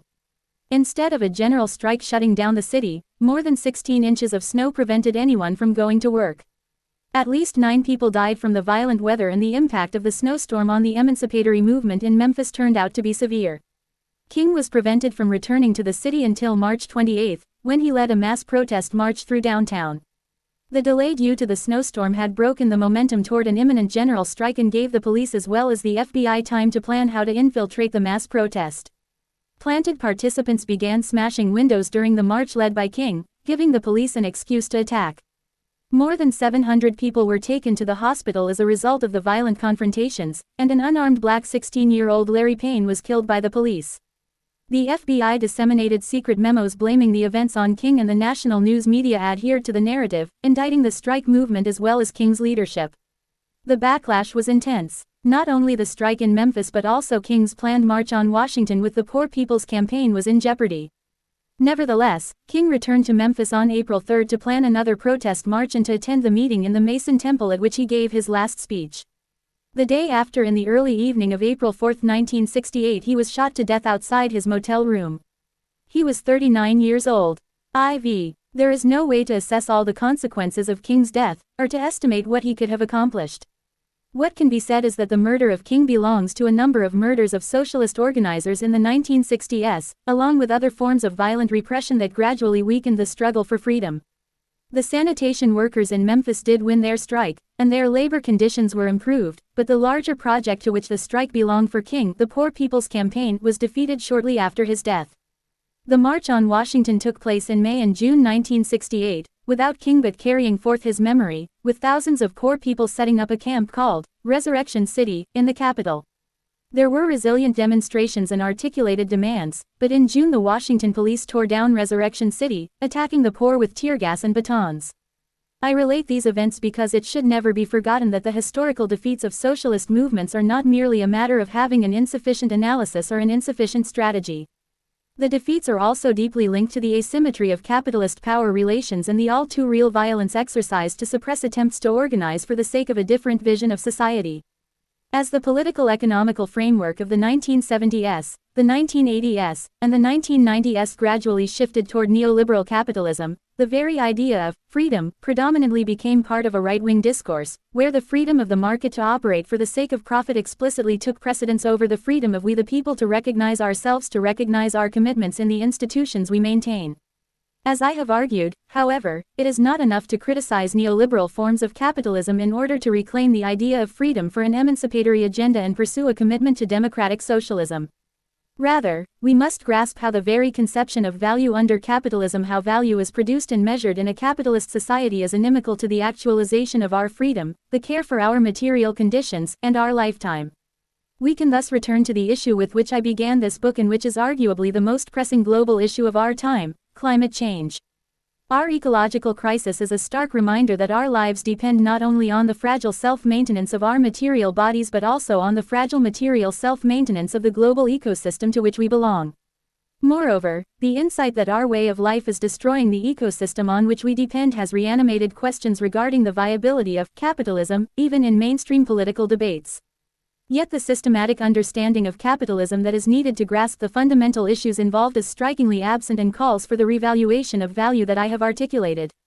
A telling example is Naomi Klein's influential book This Changes Everything: Capitalism versus the Climate. Klein rightly emphasizes that the problem of climate change cannot primarily be addressed on an individual level but must be understood in terms of the economic system under which we live. Drawing on a wide body of research, Klein shows that our economic priorities, the generation of profit and the growth of capital, are the main reasons we are not able to implement the measures that are needed to prevent an ecological disaster. When it comes to organizing for the sake of profit, governments are able to cooperate globally and effectively, as in the creation of the World Trade Organization, but when it comes to organizing for the sake of the ecosystem on which our survival depends, there is no such cooperation or efficiency, since it is not profitable. Likewise, when it comes to averting economic crises and the growth of capital, we are made to endure sacrifices of our collective social good in the name of austerity. In contrast, when it comes to averting ecological crises, there are no major government initiatives to restrict our consumption of commodities, since doing so would have a negative impact on the rate of profit. We continue to exploit ever more of our natural resources for the sake of profit, even when it is clear that doing so is destroying our own environmental conditions. Moreover, as Klein reminds us, we know all too well how our current economic system will deal with the reality of serial climate-related disasters, with profiteering and escalating barbarism to segregate the losers from the winners. 92. The large-scale questions raised by the problem of climate change should therefore be understood as a civilizational wake-up call. A powerful message spoken in the language of fires, floods, droughts, and extinctions, telling us that we need an entirely new economic model and a new way of sharing this planet. 93. Rising to the challenges posed by climate change will require reinventing the very idea of the collective, the communal, the commons, the civil, and the civic. 94. Which is why we must engage politically with the question of what we collectively value more than economic growth and corporate profits. 95. As Klein repeatedly emphasizes, we are left with a stark choice: allow climate disruption to change everything about our world, or change pretty much everything about our economy to avoid that fate.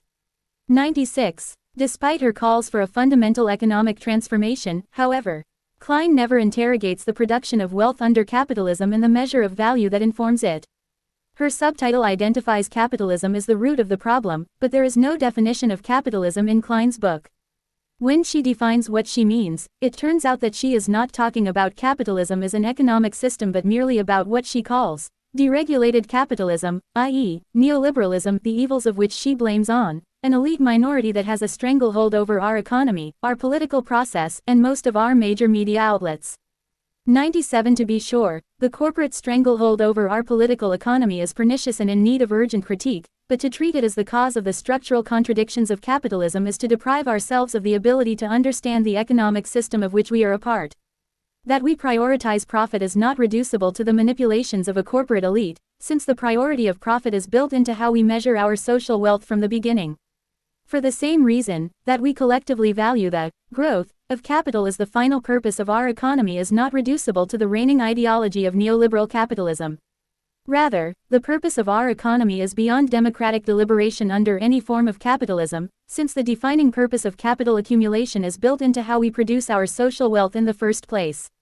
Moreover, as I have shown in depth, the capitalist measure of value is inimical to the production of real social wealth, since it valorizes socially necessary labor time rather than socially available free time, requires unemployment as a structural feature, and has an inherent tendency toward destructive crises. For Klein, all these features of the capitalist mode of production are out of view, since she assumes that the decisive issue is the distribution rather than the production of wealth. As she approvingly quotes Frantz Fanon, "What matters today, the issue which blocks the horizon, is the need for a redistribution of wealth." 98. Klein, like Fanon, thereby falls short of an analysis and critique of capitalism. To criticize the given distribution of capital wealth and advocate for its redistribution is not a critique of capitalism. The shortcoming here is not particular to Klein but characteristic, as we saw in Chapter 6, of much of contemporary left-wing thinking. It does not make sense to argue that the problem is capitalism and at the same time argue that the solution is the redistribution of capital wealth. Yet this argument is routinely made on the left today. The form of the argument is a contradiction in terms. It asserts that the problem is capitalism and that the solution is capitalism. The contradictory form of the argument is covered over by a sleight of hand, whereby capitalism is tacitly defined as neoliberalism and redistribution is tacitly defined as an alternative to capitalism. These conflations are persistently made but never justified. Inequality, exploitation, and commodification are regularly denounced, but their relation to the capitalist mode of production is not taken into account and the critical injunction is reduced to calls for redistribution. Redistributive reforms can certainly be a helpful means for political change under capitalism. But even in order to understand the substantial challenges that our redistributive reforms will encounter and to conceive our political strategies in relation to those challenges, we need to grasp the contradictions that are inherent in the capitalist production of wealth. Moreover, if we are committed to overcoming the economic injustice of capitalism, then redistribution cannot be our end. Inequality, exploitation, and commodification cannot even in principle be overcome through the redistribution of capital wealth, since the wealth itself is produced by unequal relations of production, exploitation, and commodification.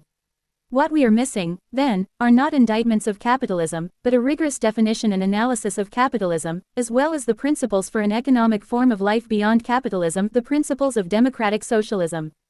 This is what I have provided. Hence, let me rehearse what I demonstrated in systematic detail in Chapter 5. There is only one fundamental definition of capitalism. Capitalism is a historical form of life in which wage labor is the foundation of social wealth. We live in a global capitalist world because all of us depend for our survival on the social wealth generated by wage labor. In order to generate wealth through the social form of the wage relation, we must exploit labor time and consume commodities that are made for profit. The production of all our goods and services is mediated by the social form of wage labor, since even how much free time we have to produce goods or services for non-profit depends on the wage we receive or the capital we have. Moreover, the production of the capital wealth that is distributed in the form of wages requires that there is a growth of value in the economy, which is possible only if we continue to exploit and commodify our lives for the sake of profit. Under capitalism, our collective spiritual cause, that for the sake of which we labor, is profit. This is why a falling rate of profit shows up as a form of crisis for us and why we have to take measures to generate new possibilities of profiteering. That our spiritual cause under capitalism is profit is not reducible to an ideological worldview, a conscious belief, or a psychological disposition. Profit is our spiritual cause not because of what we have to think but because of what we have to do under capitalism. We cannot maintain ourselves, cannot reproduce our lives without the surplus value that is transformed into profit and accumulated in the form of capital that is distributed as wealth. The more we exploit and commodify our lives as well as our environment, the more wealth we have to distribute. The less we exploit and commodify our lives as well as our environment, the less wealth we have to distribute. Let me emphasize here that capitalism is a historical form of life and that profit is a spiritual cause of what we do, rather than a natural cause. The point is that capitalism does not reflect an original state of nature and does not finally determine who we can be. As living beings, we seek self-satisfaction, and there is nothing degrading about being alive, nothing sinful about seeking self-satisfaction, but since we are spiritually living beings, it is not naturally given what counts as self-satisfaction for us. Crucially, what counts as self-satisfaction for us depends on the spiritual causes that determine what matters in our society and move us to act. If our spiritual cause is profit, then fulfilling the demands of the practical identities that serve the purpose of profit, e.g., being a ruthless capitalist, will count as satisfying, even if it requires that we ignore the consequences of our actions for others and for the environment. Moreover, if our collective spiritual cause is profit, all of us will tend to understand ourselves as individuals who have no intrinsic motivation to care for the common good, since we cannot see ourselves in the collective purpose of our society. Indeed, no one can see herself in the purpose of profit, since it treats our lives as means rather than as ends in themselves. This is why capitalism is an inherently alienating form of social life. Since profit is our collective spiritual cause under capitalism, which determines how we materially reproduce our lives, we cannot overcome its power through mere individual will or a change of the official worldview of our society. Rather, we must practically transform how we sustain our lives all the way down to the production of the social goods that we need. The means of production must be collectively owned and employed for the sake of the democratically determined common good, rather than privately owned and employed for the sake of profit. The principle of collective ownership specifies the material condition of possibility for the other two principles of democratic socialism, the measure of wealth in terms of socially available free time and the pursuit of labor from each according to her ability, to each according to her need. As long as the means of production are privately owned, we can generate wealth only by converting the surplus time of our lives into surplus value. The increase of free time in our society thanks to improved technologies of non-living production is not worth anything in itself under capitalism, since value can be generated only through the exploitation of living labor time. We cannot affirm the general reduction of socially necessary labor time as intrinsically valuable, but must find new ways of exploiting the time of our lives and commodifying the products of our labor. If we own the means of production collectively, by contrast, we can pursue technological development for the sake of producing social goods for all of us and increasing the socially available free time for each one of us. We can employ non-living production capacities for the sake of our emancipation, giving ourselves time to lead our lives rather than for the sake of exploiting our lifetime. We can thus acknowledge and practice that socially available free time is the positive measure of value that renders intelligible socially necessary labor time as the negative measure of value. We can generate wealth by decreasing the socially necessary labor time for all, converting the surplus time of our lives into socially available free time. By the same token, we can give ourselves time to engage democratically with the question of what it means to be devoted to the common good, from each of us according to our ability, to each of us according to our need. The cultivation of socially available free time requires evolving democratic institutions of education, material organization of labor, political deliberation, artistic creation, physical recreation, and so on. By participating in these institutional forms of life, we can engage the questions of what should count as our abilities and what should count as our needs. We can discover our individual abilities through activities of teaching, learning, and leisure, as well as come to understand our collective needs by sharing the socially necessary forms of labor. We are thus given time to explore what we are capable of and what we value. We can actively negotiate which activities we take to be necessary and which activities we take to be expressions of our freedom, which pursuits we identify with as ends in themselves and which social roles we are committed to as our practical identities. Neither the practical identities through which we pursue our abilities nor the social conditions that shape our needs are given once and for all. We participate in institutional life on the basis of our commitments and are therefore also part of the possible transformation of our institutions. The point of democratic socialism is not to impose a general consensus regarding what matters, but to sustain a form of life that makes it possible for us to own the question of what is worth doing with our lives. What we value individually as well as collectively is an irreducible question of our lives. For the same reason, democratic socialism does not presume that we will all magically cooperate without antagonisms and that we will be absolved from the fragility of social bonds. The question of how we should live together will always be at issue and run the risk of breaking apart what binds us together. The point is not to have a society that secures that we cooperate in mutual recognition of the freedom of one another. To secure mutual recognition is neither possible nor desirable, since such security would eliminate our freedom. The point is rather to have a society that enables our cooperation in mutual recognition of the freedom of one another. Nothing can secure the actual exercise of mutual recognition, but mutual recognition can be enabled or disabled depending on the principles to which we strive to hold ourselves, depending on the spiritual cause that moves our actions in social space and time. For our mutual recognition to be enabled rather than disabled, the purposive principles of our society must be possible to grasp and practice as being for the sake of both the common good and our individual ability to lead a life. To be emancipated rather than alienated, we must be able to see ourselves, to recognize our own commitment to social freedom in the purposive principles of our society. These principles must do justice to the inseparability of our material and spiritual life, to how economic questions of priority are at the heart of our exercise of freedom both individually and collectively. The principles of democratic socialism designate what those principles of a free society must be. Under democratic socialism, then, we will be able to own the responsibility of being the source of the authority of our norms.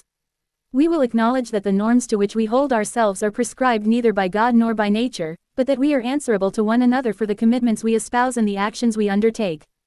Accordingly, we will be able to own and actively transform our ceremonies of communal recognition, which previously have been alienated in the form of religious rituals.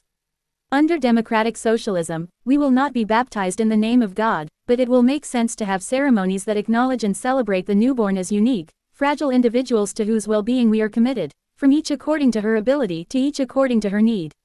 Likewise, the institution of marriage will no longer be mediated by religious faith or capitalist property rights, and there will be multiple forms of institutionalizing partnerships. For these very reasons, however, the partnerships in question will be explicitly recognized as ends in themselves. Thus, it will make all the more sense to have ceremonies that acknowledge and celebrate those who are willing to take the risk of making a life-defining commitment to another person. Finally, recalling the issue I pursued in Chapter 1, our funeral ceremonies will be able to honor and avow the devastating loss of an irreplaceable person. Rather than disown our mourning through the supposed consolation of eternal life, we will be able to own our pain as something that we ought to feel in the face of death. Moreover, we will be able to affirm expressions of mourning as a practical avowal of our shared commitment to the members of our community, on whom we bestow dignity in recognition of their finitude and for whom we take responsibility even when they no longer exist. Such secular ceremonies are not substitutes or replacements for their religious analogues. On the contrary, only from the standpoint of secular faith can we understand the actual significance of baptisms, marriages, and funerals as expressions of historical commitments that matter because we have to sustain them. The Hegelian insight regarding religious practices that God is a name for the communal norms that we have legislated to ourselves is therefore necessary but not sufficient. To complete our emancipation, we ought to remove all remaining forms of political theology by removing any appeal to God, in favor of the explicit democratic recognition that what ultimately matters is our relations to one another. The basic premise of political theology has always been that we the people cannot ultimately own the responsibility for our life together. At the end of the day, all forms of political theology are anti-democratic, since they assume that we must defer to a higher authority than we the people in order to hold together as a community. The movement toward democratic socialism is thus inseparable from the overcoming of political theology and the withering away of religious faith. We will recognize that our finitude is inseparable from our dignity and our care for one another. We will acknowledge that everything depends on we the people.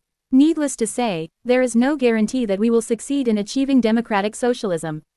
Even if we do succeed, it may take more generations than we would like to imagine. What I have sought to show is that we can get there, that we can recognize the principles of democratic socialism as our own commitments, that we can make sense of life beyond capitalism, and that there is never time to wait. To make our emancipation actual will require both our political mobilizations and our rational arguments. It will require our general strikes and our systematic reflections, our labor and our love, our anxiety and our passion. We only have a chance to achieve democratic socialism if we grasp that everything is at stake in what we do with our finite time together. We only have a chance to make it a reality if we help one another to own our only life. This is how we overcome and how we move forward, not toward the new Jerusalem but toward the new Memphis, the new Los Angeles, the new Chicago, the new New Haven, and the new New York.